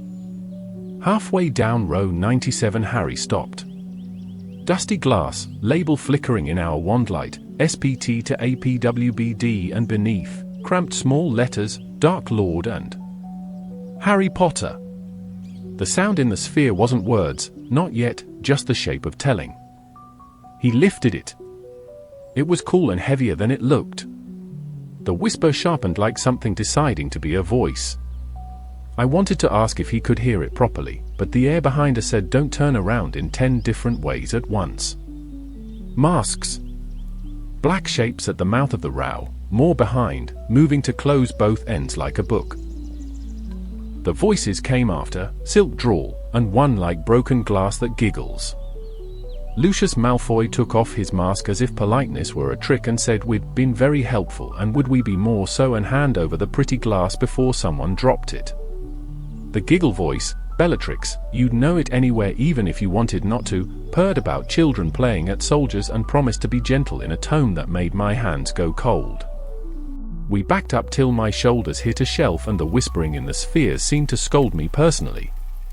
Harry gave me a look we've practiced since we were 11, the one that means on my mark. The Death Eaters wanted the sphere hole, that's what Malfoy kept saying, over and over, like a man reminding himself of his own rule. That left us a narrow sort of bravery. Now, Harry breathed, and the aisle turned into a storm. Stunners snapped red, Impedimenta shoved masks backwards, Reducto blew a shelf end to powder and set the row groaning. Ginny's curse took a stack high, a glass went like rain, the whispers became a drowning hiss as orbs tumbled and smashed. We ran for the gap, slipping on prophecy and regret. A masked man lunged, Hermione flicked Silencio with her wrist and stole his voice in one neat line. Neville tripped and didn't stay tripped. Luna made a Death Eater walk into a shelf by accident that looked suspiciously like design. We hit the end of the row and burst back into the circular room, door slamming, walls turning, our breaths chasing each other in panicky circles. Hermione's X still burned on the first door. We picked another, the one that hummed faintly like a room that had swallowed a clock. Inside, green glass tank on a plinth with something winged inside, flying, falling, flying, shelves of hourglasses where sand looped and refused to learn, a bell jar in which a hummingbird kept being an egg kept being a bird. The air felt thick with maths. We scattered as masked shapes poured in after us. A Death Eater made for Harry, Hermione stepped into it like a jewel she'd written down beforehand and ripped Stupefy, Impedimenta, Silencio across the room in textbook order. 2 went down, the third grabbed for his throat as if he could claw his voice back. I fired Expelliarmus and felt a wand smack my palm, then nearly lost it to a flying time-turner cabinet that burst like glass rain. The hourglasses inside shattered and reformed, sand spraying, reversing, spilling again. The whole mess fell and stood up and fell in an angry loop. One masked man stuck his arm into the bell jar and came out with a hand that thought it was baby first, then not. He howled and yanked it free and it decided to be neither for a while. We did not linger. Back to the circle, spin, door with stars painted on the wood. We spilled into a space full of planets the size of furniture drifting on invisible strings. A masked wand flashed between Saturn's rings. Ginny yelped as a curse nicked her ankle and Neville hauled her out of the way of a slow, beautiful moon that did not care whose head it intended to introduce itself to. We fired blind and ducked, and in the parry and shove Dolohhov's eyes met Hermione's across the dark. I didn't know his name then. I only knew the way he moved his wand, no incantation, a slash through air, purple fire without flame, and the sound Hermione made when it caught her, as if the breath had been pulled out of her and put back wrong. She hit the floor without drama, neat and dreadful, like McGonagall the other night, except this was Hermione, and she was ours, and the part of my head that counts things started counting stupid. Ron, Harry snapped, and I was already there. She was breathing, shallow, light, eyes closed like a door being polite. I hauled her up under the arms and Neville got her feet because Neville is the sort of brave that doesn't ask for permission first. Luna put a shield between us and everything else and said, calmly, that we ought to keep moving because more doors kept meaning more Death Eaters. Harry nodded, jaw like iron, sphere still in his hand, the whisper inside it furious to be interrupted. We fell back again into the black-walled circle, Hermione heavy and Ron warm between us. Doors turned. Voices laughed from the other side of wood. My lungs had decided to work on a delay. For a moment I could hear only two things, the hiss in the prophesies where we'd broken them, and the phrase ball and angles banging pointlessly against a situation with neither. Which? Ginny said through her teeth, white with pain but upright, which is Ginny all over. The one that looks like nobody tidies it, I said, which is a stupid way to choose and nevertheless true, and Harry pushed and the room beyond breathed like it had a joke it was going to tell at our expense. I don't remember when I started grinning. It happens sometimes when panic and purpose collide, your mouth does entirely the wrong thing.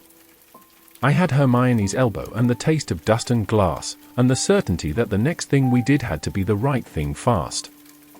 Behind us, somewhere in the maze, Malfoy told someone not to shatter the prophecy, and Bellatrix laughed like a knife being sharpened on a plate. Feet, then hands. Shield before the hit, even if the hit has already found one of yours. Breathe, even if the room doesn't. Keep moving because doors that spin will let you out if you don't stop asking. If this is the part where the department tries to show us a joke about brains, I hope it's not a clever one. I am not currently in the mood. The 16th of June, 1996, the room with the brains, and after. The door we chose breathed the way cupboards do when they're hiding something. Inside, greenish light and a tank as long as a table with brains floating like enormous pale cauliflowers, pearly membranes catching wand light. Shelves of jars. A hush that wasn't peace so much as thinking. Masks piled in after us. Someone barked a curse, a jet of light clipped Ginny's ankle and she went down with a strangled sound that said broken. Neville hauled her behind a shelf and stood over her, wand out, nose already swelling from a hit in the last room so that Stupefy came out Stupefy and still sent a masked man stumbling. Everything narrowed. A Death Eater lunged at Harry. I moved, didn't think, and did the stupidest clever thing I've ever done. Accio, brain! I yelled. It worked. One of the floating things launched from the tank and smacked into my chest with a wet thud. The tendrils weren't slimy like you'd think, they were silk and fire together, wrapping my arms, my ribs, my throat, writing on me with burning loops. I tried Relatio, and it gripped harder. Someone shouted Diffindo, and the spell skipped off like a stone. The nearest Death Eater laughed. Then Luna dropped him with the tidiest stunner I've ever seen. The brain climbed. The world went strange. Colors had edges, thoughts had taste. I heard whispering that wasn't in my ears, memories stepping on each other's heels, old jokes with their skins off, things I didn't know I remembered about the Burrows attic and the song I've been trying to keep out. I tried to tell the others something important about sunshades for thoughts, ridiculous, even now, and then the tendrils got around my face and the important thing ran away. Spells flashed. Glass burst. The tank cracked and green water seethed across the floor and then didn't, because time in that room had opinions. Hands got to me, are not masked, and prized the burning loops off with a spell I missed the name of. The last tendril snapped and left a pattern up my forearm like a map drawn by someone who hates roads. After that, my head went light with laughing that wasn't funny and then far. I remember Hermione on the floor, breathing but wrong still, a Ginny pale, foot tucked tight, Neville red-eyed and furious, guarding both with his wand held in two hands, Luna steady as the moon, saying, "Move, please," to a masked man who decided to obey by falling down. The rest I did not see the way you're meant to see things. Bits come back like torn pages. We made it, they made me, back into the black circular room. The doors spun like coins and Harry chose the one that opens onto stone steps and an archway with a black veil that moves even when the air doesn't. I'd glimpsed it before when the maze first spat us that way. I felt the pull of whatever is behind it and wanted to say don't without knowing to whom. This time the room had company. The Death Eaters fanned along the tiers, masks catching torchlight. Malfoy spoke about prophecy again, because that's his religion. Bellatrix laughed like breaking plates. Someone fell through the door at the back like Fury had decided to wear a coat. Sirius, then Lupin, then Tonks, Moody, Kingsley. The order, lines sharpening as they moved. Wands met in the air and made a net of light. I remember Sirius fighting the way people dance when they only know one kind of music and its joy, shouting encouragement like he couldn't help himself even then. I remember Neville beside Harry on the dais, nose broken, words gone thick, still trying to stand between a friend and everything else. I remember Kingsley matching Bellatrix beat for beat until she slipped like an eel out of a net. I remember Tonks going down hard and Mad-Eye roaring names like orders at the sky. The next part is a hole with edges. Bellatrix's curse, red, bright, cruel, caught Sirius mid-laugh, and he stumbled backward, and the veil took him as if his name were a reply to a question it had been asking for years. He felt like a man stepping into another room, and didn't come back. I didn't see Harry's face in that moment. I heard it, later. The sound people make when a door shuts on a sentence you can't finish. There was running after that. I remember Lupin holding Harry like you hold the side of a boat when the sea decides to explain itself. I remember corridors swallowing people and the atrium opening around us like a mouth. Dumbledore arrived the way dawn does, quiet and everywhere at once, and the air chose a side. Golden ropes snapped around Death Eater's arms, the fountain's figures leapt from their plinth, Centaur loosing an arrow to shatter a curse, Goblin and Elf flinging themselves into the path of something green, Fawkes swallowed a killing curse and burst, and in the same heartbeat was again, small and scorching and new on the balustrade. And Voldemort was there. Harry says the cold went bone deep and the world narrowed to white fire and water and a glass ringing sound like a bell you feel in your teeth. They fought, stone and sand, fire and flood. And Harry says the part that mattered wasn't the spells but the pause when something tried to wear him from the inside, and he thought about Sirius and us and the burrow and the kind of love that doesn't make speeches, and the thing spat him out because it couldn't bear being in the same room as that. When Fudge arrived with auras, he saw what he's been paying not to see for a year. Voldemort, clear as a headline, and then gone, but not deniable. That's what Harry told me, flat and tired, when I was awake enough to understand later. It feels like a victory and a receipt. Here's what I know from my own skin: my arms look like I fell asleep on a mad library and it signed me. Every place the brain grip wrote on me stings when I think too fast. The song that used to crawl at the edges of matches is quiet tonight, as if even it has the sense to lower its voice. Hermione breathed, Neville stood, Ginny swore through white lips and then grinned because she does that when she's hurting. Luna stayed calm enough for 3 people and said the stars would be out when we got back above ground if we felt like looking up. We didn't, not yet. The hospital wing smell carried down the corridor like a promise. I'll write the rest when Madame Pomfrey has finished inventing new ways to tell us off for being alive. For now I'm going to stare at the ceiling and try to keep the shape of Sirius laughing in my head without the veil arriving to finish the picture. Feet, then hands. Shield before the hit, and when the hit is a door, don't pretend it wasn't. Breathe. Tomorrow there will be truth in the newspaper, and it will feel both late and sharp. Tonight there are 6 of us who went where we weren't supposed to and came back different, and an empty place where a man stood like a joke against the dark. The 17th of June, 1996, hospital wing, bandages and answers. Woke up to sunlight trying to be kind and Madame Pomfrey refusing to participate. The hospital wing smelled of antiseptic, boiled linen, and the kind of tea that heals you by scalding your cells. My forearms looked like I fell asleep on someone's homework and it took offense, pink, raised loops where the brain wrote on me. Pomfrey says they'll fade if I stop thinking too hard, which is not her exact wording but is the spirit of it. Ginny's ankle is mended and cross, Neville's nose is straight and proud, Hermione is sleeping like a person who did too much and will argue about it later. Luna keeps rearranging flowers into constellations and telling anyone who twitches that breathing is a hobby they should keep. Harry came back from Dumbledore's office looking peeled. He sat on the end of my bed and told me the shape of it without the edges. There was a prophecy, made to Dumbledore years ago in the Hog's Head, about Voldemort and a boy born at the end of July. Snape, yes, Snape, overheard enough to send Voldemort after the Potters. Later he begged Dumbledore to protect them. There's a sentence I never thought I'd write. The prophecy says one of them has to be the end of the other. Harry said it quietly, like putting a lid back on a jar. I don't know the exact words, I don't need them to understand the weight. He also said Creature lied in the fire because he could, because Sirius told him to get out and the elf took it as permission to go to the Malfoys, and then hurt Buckbeak so Sirius would be upstairs and not in the kitchen if Harry looked. It was a trap made of loopholes and we stepped in it with both feet.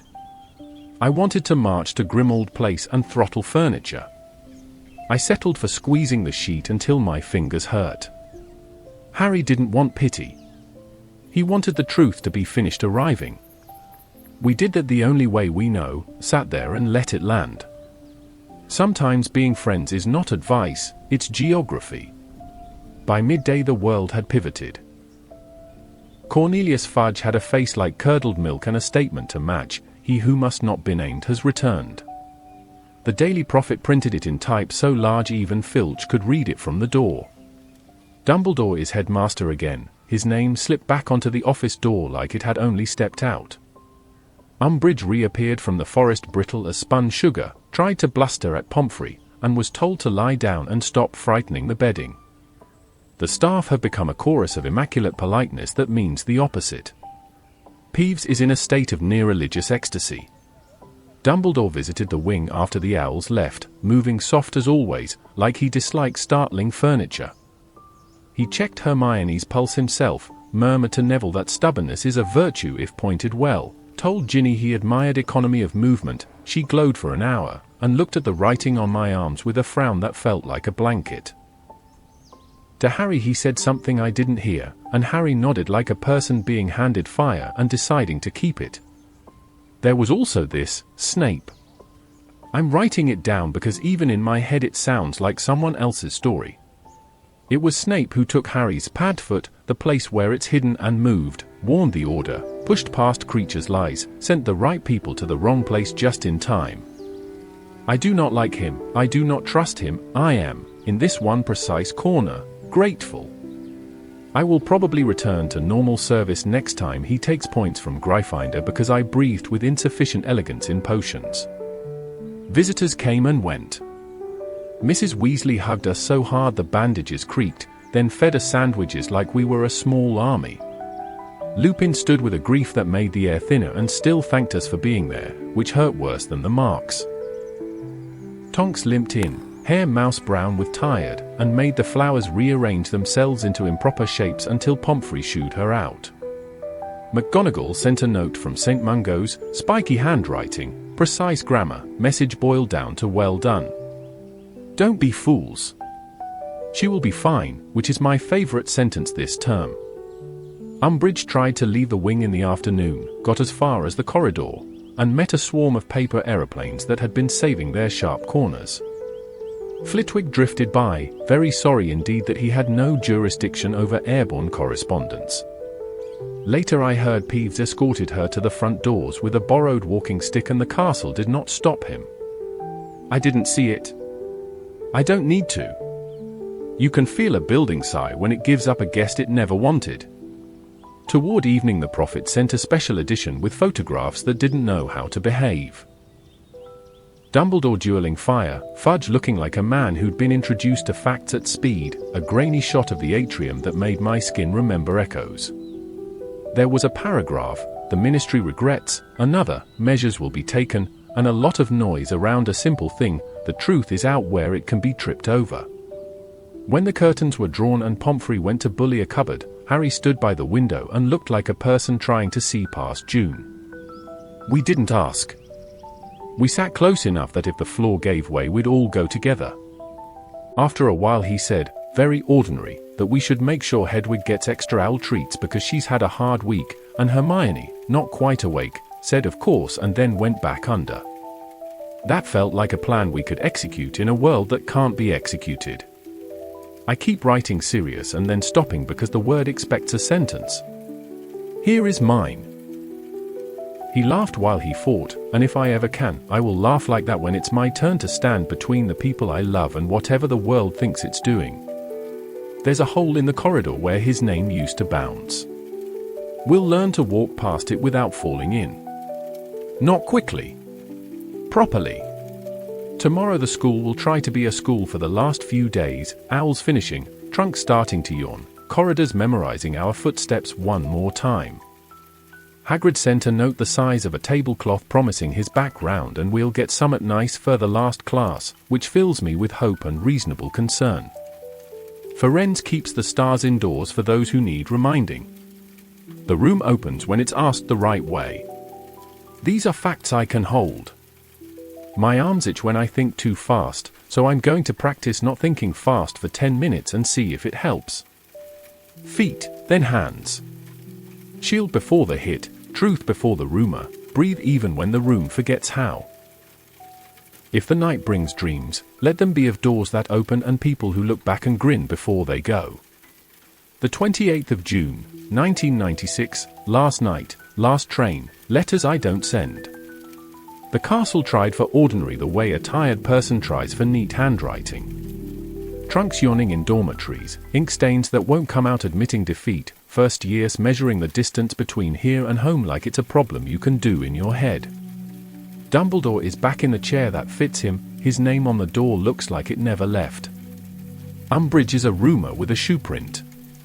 The swamp the twins left still glugs politely under Flitwick's little rope, as if to say, some jokes are load-bearing.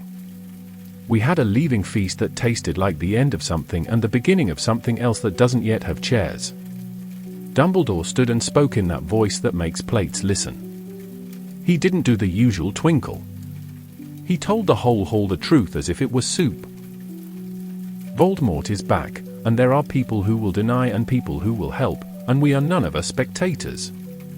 The Slytherin table went quiet and sharp, Hufflepuff sat like a wall you'd be glad to have, Ravenclaw looked as if they were memorizing the words for later. Gryffindor cheered at the end because cheering is what we do when we can't decide which feeling to put down first. The House Cup happened, apparently, but the point totals felt small next to the year's arithmetic. Hagrid came back out of the trees just long enough to thump us in the ribs and say he was fine, that Grawp is settlin', and that if anyone gives us trouble at home we should send word and he'll come knockin' respectful like. He smelled of smoke and wild rain. McGonagall sent a crisp note promising she would be ready to hex us personally if our summer essays lacked ambition. This comforted me more than I like to admit. We packed. Hermione folded the year into neat piles and left a space at the top of her trunk for books that still want to be read in July. Ginny charmed her quills to bite back only if addressed by boys named something that starts with D. Harry stood at the window with his owl treats and looked toward London as if he could see number 12 under the roofs. He can't go there, not now, and the fact sits between our beds like a person who won't take a hint. I put my keeper gloves on top where I could see the scuffs and remember that simple things done properly can win a game you have no right to win. The Hogwarts Express always smells like biscuits and possibilities. We found a compartment that remembered us and drew the blinds when the corridor got nosy. Luna read the Quibbler upside down and claimed it improves the facts. Neville showed us a cutting his keeping alive in a pot the size of a teacup. Ginny kicked my ankle when my thoughts got too loud and then said, "Soft. Breathe." We talked the way you do when talk is a way to tell each other you're still here. At some point the door slid open and Malfoy arrived with Crabbe and Goyle, wearing a face he must practice in the mirror, composed smirk, expensive boredom, a sort of rehearsed cruelty he thinks looks like a plan. He started to say something about fathers and prisons and the tragic unreliability of half-breeds, and I could feel the old temperature drop. Neville stood before he'd finished the sentence. Ginny didn't stand, she just raised her wand. Luna sighed like a person who has to tidy again. It was over quickly, which is my favorite way for things to be over. Bat bogey from Ginny, textbook and vicious, impedimenta from Neville that pinned 2/3 of a pure-blood fantasy to the corridor carpet, a tidy trip jinx from Luna for garnish. We slid the door shut on a tangle of expensive robes and injured pride and put the blind down like good citizens. 5 minutes later, a prefect, not me, knocked and asked if we'd seen a disturbance. We all looked terribly puzzled and offered him a chocolate frog. He declined and went away, which is how you know adults are adapting too. King's Cross always arrives too fast and not fast enough. The platform is a smell and a noise, and the way Mum looks like she's been waiting her whole life for exactly this train. Fred and George weren't there, obviously. They're busy setting up a joke shop to annoy dictators, but Dad was, stitches healed, eyes bright like a boy with a new Muggle plug. Tonks, Moody, and Lupin materialized the way very competent people do, and did that thing where they radiate polite menace at the Dursleys until even Uncle Vernon remembered how to nod. Moody's magical eye swiveled and fixed on them. Tonks smiled with too many teeth. Lupin spoke kindly and made the kindness sound like a contract. "We'll be in touch," he said, which meant behave. The Dursleys behaved all the way to the car. On the ride back to the burrow, I took out a piece of parchment and wrote the Dear Percy 3 times. On the 4th try I got as far as "you don't have to apologize" first, and then stopped because I didn't know whether I meant for the letters, for the year, or for choosing the wrong side loudly. I folded the page into a small square and tucked it in the pocket of my jumper. It can be a letter eventually, or a bookmark, or something to burn in the yard when we need the smoke. For now it's exactly what it is, words I'm not ready to send yet. No OWL results today. They'll come by Al later in the summer when it'll be either far too hot or raining through the box room roof. Hermione pretends not to care about that sentence and fails adorably. I think I did all right in the ones where simple, practice things beat cleverness, charms, defense, and not as all right in the ones where the examiner's eyebrows do most of the marking. Either way, the Quills can say what they want when they finally remember our address. Tonight I'm home, which is a creaky staircase and a gal with opinions and a clock that says mortal peril so often it's basically a decorative choice. Mum made too much stew the way she does when she's happy to be worried in person. Dad asked if he could borrow my badge to see how the clasp works and then forgot he was wearing it until bedtime. Ginny stole my seat and then told me to sit anyway. Fred and George sent a note with a spark that spelled W in gold and a voucher for one free item designed to reduce authoritarian enjoyment. I might frame it. The year ends the way a match ends when you come down out of the air and have to be a person again. The room still exists somewhere north of sleep, chalk dust and cushions and a list of names that learned how to stand up at the same time. The doors in the Department of Mysteries will keep doing their spinning joke long after we stop shaking. The veil will keep moving in a room we won't visit. Sirius will keep laughing in the part of my head where bravery lives, and we'll keep making room for that without letting the hole next to it eat our boots. Here's what I'm writing down to make it true. Next year we'll be properly prepared. Not for exams, though those can come along too, but for the noise. We'll practice until Protego is a reflex and not a decision. We'll read hips instead of eyes and the truth instead of the paper. When the people who sing the wrong songs get loud, we'll sing the right ones louder. When the door appears, we'll go through it together. Ball and angles. Shield before the hit. Breathe. And when I finally send the letter, it will say what needs saying and not what hurts to read. Lights out. The burrow creaks the way a good house creaks, like it's settling in for the fight as well. The 1st of July, 1996, the burrow, after the noise. The house creaks like it knows I'm writing something that wants to be the last page. The Gowl is doing his summer thunder in the attic, Mum's got washing on a line that runs through the kitchen like a tame snake, Dad is in the shed interviewing a toaster with the seriousness of a diplomat. Outside, the garden is an argument between gnomes and cabbages and I'm meant to referee after tea. It feels like the world is pretending to be simple so we remember how. I keep walking past my trunk because it smells like school ink, wool, the particular dust of the common room, and every time I do I get the whole year in a snap. The badge that felt too shiny at first and then just felt like a way to be useful. The room of requirement breathing open as if the castle decided we were worth the trouble. The coin warm in my pocket like a promise. Umbridge detentions written into Harry's hand in a way I won't forgive. Hagrid back from bad weather with a story he couldn't tell. Firenze bringing the night indoors and teaching us to listen with. Out asking for doom. McGonagall taking for stunners like a wall that meant it. Fred and George writing a W in the sky and leaving through it. Ginny catching the snitch like she'd been tidy about it all along. Quidditch singing the wrong song until it didn't. Fireworks that multiplied when you told them no. The swamp that still glugs politely in my head as proof jokes can be architecture. The Department of Mysteries spinning its clever doors. And Sirius laughing, and then the place where the laughing stops. The marks the brain gave me are fading to a pale map when I keep my head quiet and flare up when I think too fast. Madame Pomfrey would be thrilled to know I'm practicing not thinking fast. I'm not good at it. If I close my eyes I can still feel the leather traces of the thestral shift in my hands, the way trust can be heavier than it looks. If I keep them open, I get Mum telling me to peel potatoes and Dad asking whether the clasp on my Prefect badge is self-repairing and Ginny nicking the last scone on a technicality. Both sets of pictures are true, you just can't look at them at the same time without wobbling. Everyone's home in their own way. Hermione wrote to say her parents insist on Muggle beaches and sunscreen and that she will, nevertheless, be revising defense because habits matter, which is very Hermione. Neville sent a photo of a plant I couldn't name with a note that said it likes company, which is very Neville. Luna posted the Quibbler with an article about Snorkax and a sentence at the end that read, "Sometimes the most improbable things are the true ones," which is very Luna. Harry's letter was short and heavy in the places that don't make ink marks. He's at Privet Drive, as always, and the order made the Dursleys promise to behave in a way I wish someone had filmed. I wrote back about nothing. Gnomes, stew, Dad, the twins' new shop, and everything, which is to say I wrote like he might need to hold a letter that doesn't ask him to carry more than the stamp.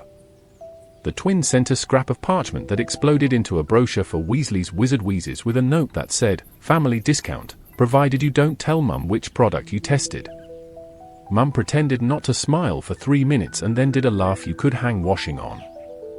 Percy didn't write. I keep the started letter in my jumper pocket so I can change my mind without warning. Dumbledore's back where he looks right. The prophet has learned the shape of the word sorry. The ministry is discovering that admitting something is not the end of a job but the beginning. None of that brings Sirius back and all of it means next year will be louder in the right ways. I went out to the paddock this afternoon with my keeper gloves and counted the wind over nothing, just the feel of it coming up the hill from the orchard. I closed the hoops in my head and then opened them again and let the air through. Ball and angle still fixes more than it has any right to. Shield before the hit still works better when you remember it's not a wall you hide behind but a line you draw for what matters. Breathe is still a spell even if it doesn't show up in books. If I had to write the year down to one thing I could carry without dropping, it would be this: the noise got bigger and so did we. Not taller, though I am taller, which is a menacing development for jumpers, but bigger in the way a room is bigger when you know where the door is.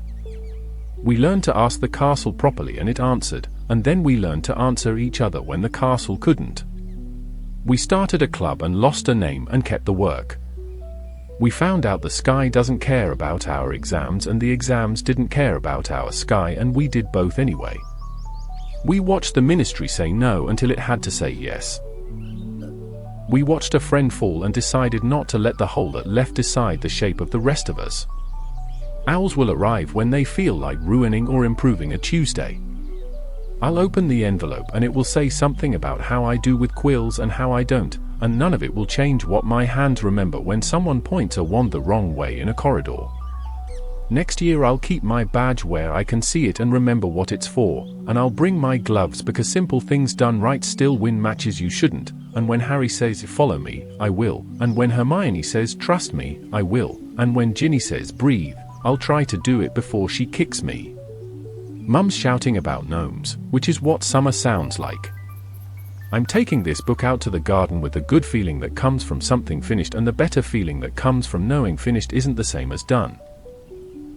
If future me needs the note he left himself all over these pages, here you go one more time, ball and angles, shield before the hit, breathe, pass the door the right way, sing the fixed version louder than the wrong one, laugh when you can, especially when you're standing between the people you love and whatever the world is trying to do. Right. Gnomes won't fling themselves. Let's set the coin down and close the door gently, because we've walked a long way together, and this year deserves a careful ending. We began with a blank wall and a need. Not for glory. For space. For practice. 3 passes past the stone, 3 steady thoughts, and a seam appeared where there hadn't been one. That was the first lesson. Hogwarts listens to intent. Inside, cushions forgave our elbows, chalk already knew the words, and a class with no timetable learned how to be taught. Stunners first, then shields, again and again until the spells moved from the tongue to the wrist, from the wrist to the bones. It didn't look heroic. It looked like repetition. Which is another way of saying it worked. Outside the room, a toad in pink tried to tidy life into rules. Decrees multiplied until the notice boards bent with the weight. Detentions were written in a boy's hand. A subject called defense was redesigned to exclude defending. But bands have a way of advertising what they fear.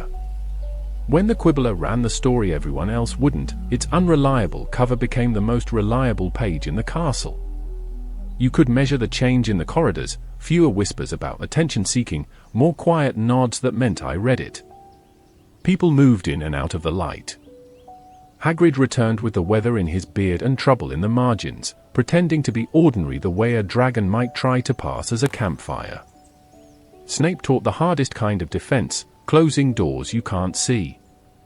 Trelawney fell, not from the castle but from her classroom. Firenze arrived and brought the night indoors, asking us to observe before we predict. A vanishing cabinet swallowed a bully and returned him by way of the plumbing, which wasn't elegant but felt like the castle making a point. The secret class learned public consequences. A betrayal bloomed on a girl's face in purple letters, an office filled with light, and the most reasonable voice in the world declined to be arrested. For a heartbeat, power looked unembarrassed about being wrong. Then it lost its balance. A new title went on a door that refused to open. Fireworks multiplied every time someone tried to tidy them. A swamp earned a rope and a sign, excellent bit of magic, and turned mischief into architecture. The twins left a flaming W in the sky and flew toward a shop that sells joy on purpose. The castle applauded without clapping. On the pitch, Noise tried to choose a boy's future for him. The song started cruel and ended corrected, because small changes. Counting wind instead of faces, reading hips instead of eyes, turned panic into presence. Ginny caught the snitch, Ron kept brilliantly, and a house remembered how to sing its own tune. It mattered because it was only a game. It mattered because so many other things weren't. Exams arrived with their usual smell of ink and nerves, and then the year reminded us that the sky and the ground keep separate calendars. On the astronomy tower, Mars kept its appointment while, far below, a cluster of red light tried to define order. Hagrid ran into the trees with a dog in his arms. McGonagall stepped between intention and impact and took for stunners like a wall that had decided which way was up. Charts shook. Hand steadied. The test continued because that's what tests do. Security tightened into superstition. Flues bristled with locks. Fires were allowed to be flames, not doors, except in one office with too many cap plates. There, a threat of cruciators met a better plan. Hermione cried with precision, and the forest taught a lesson the new regime had refused to learn: respect is not a form you file. While a toad learned that the hard way, ropes were cut, wands returned, and 6 friends trusted invisible horses. The traces tugged, the night held, and London waited under a peacock blue ceiling that had run out of polite excuses.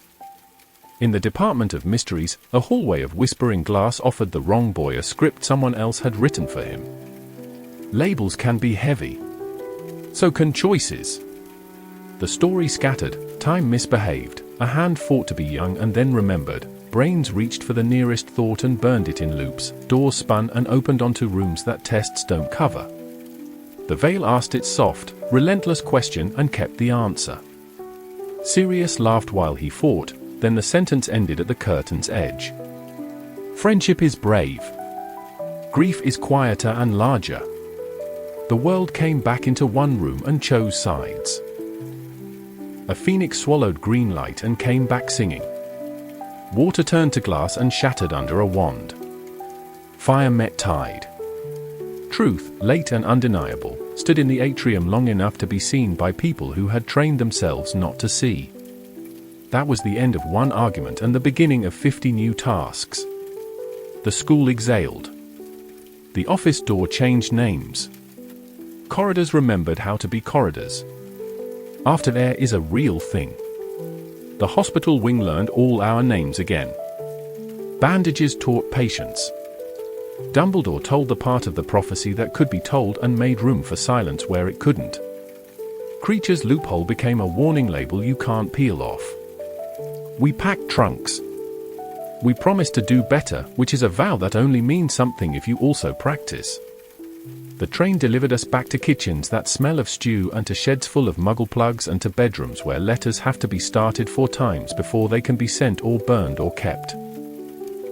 OWL results decided to be dramatic later. The swamp kept glugging politely. The room stayed where it always is, 1 need away. If you're still awake, you've noticed the pattern. The year kept trying to be loud, and the answer kept being small, repeatable things. Ball and angles. Shield before the hit. Breathe. They don't look like much until your hands have done the representatives, then they look like survival. And sometimes like kindness.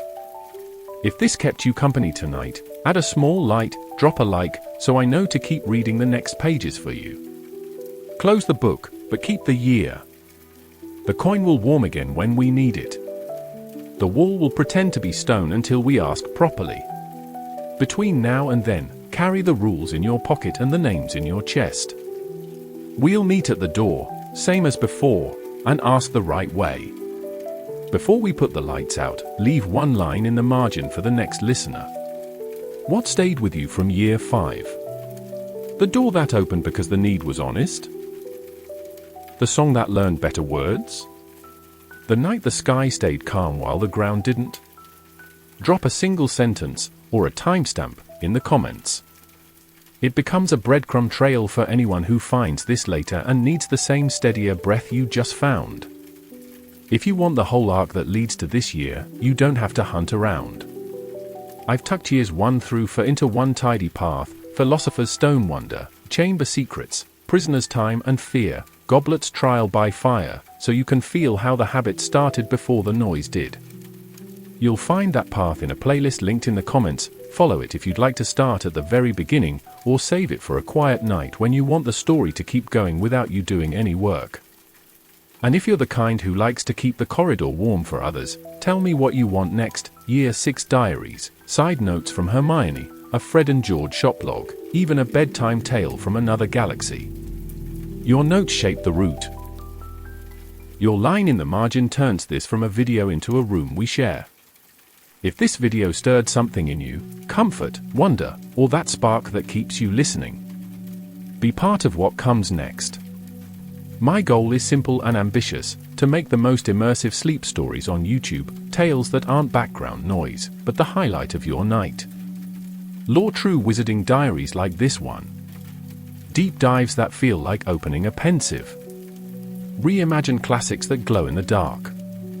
And you don't have to take my word for it. Have a look around the channel and see what other night readers are curling up with. Sleep to 3 hours of Hogwarts lore, a cozy marathon that thousands used to drift off. Dumbledore's entire life story, a nearly 5-hour epic for the nights you want one story to carry you all the way to morning. Owls of Hogwarts, 3 hours of feathered post and midnight flights. The Weasley entire family story and the Malfoy family history. Parallel sagas to hear both sides of a lineage. Wizarding Wars Explained, calm, long-form context for the battles beneath the headlines.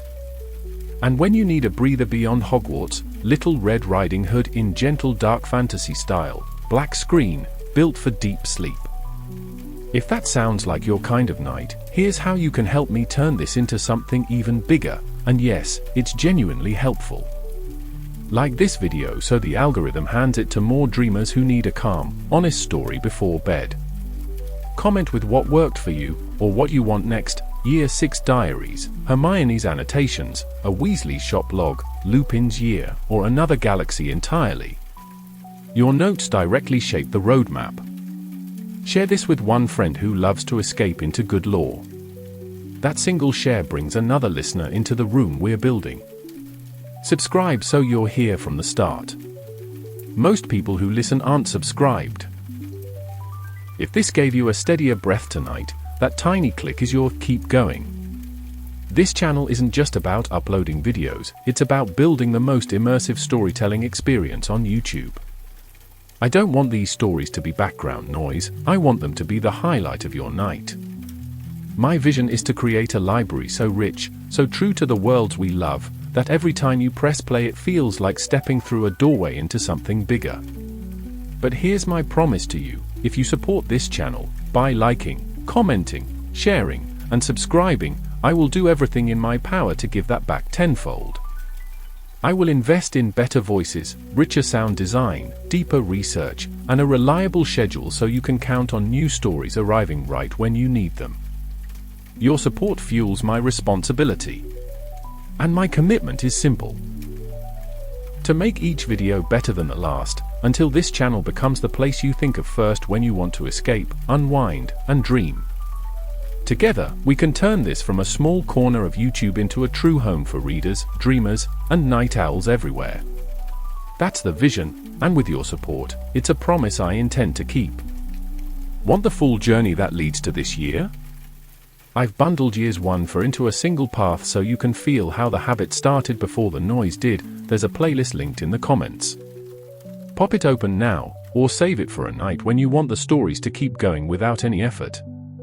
This isn't just bedtime storytelling, it's a home for readers, world builders, and night owls from everywhere. If this chapter made your night a little brighter, take a moment, right now, to like, comment, share, and subscribe. Together, we'll make something magical. Sleep well. I'll see you in the next story.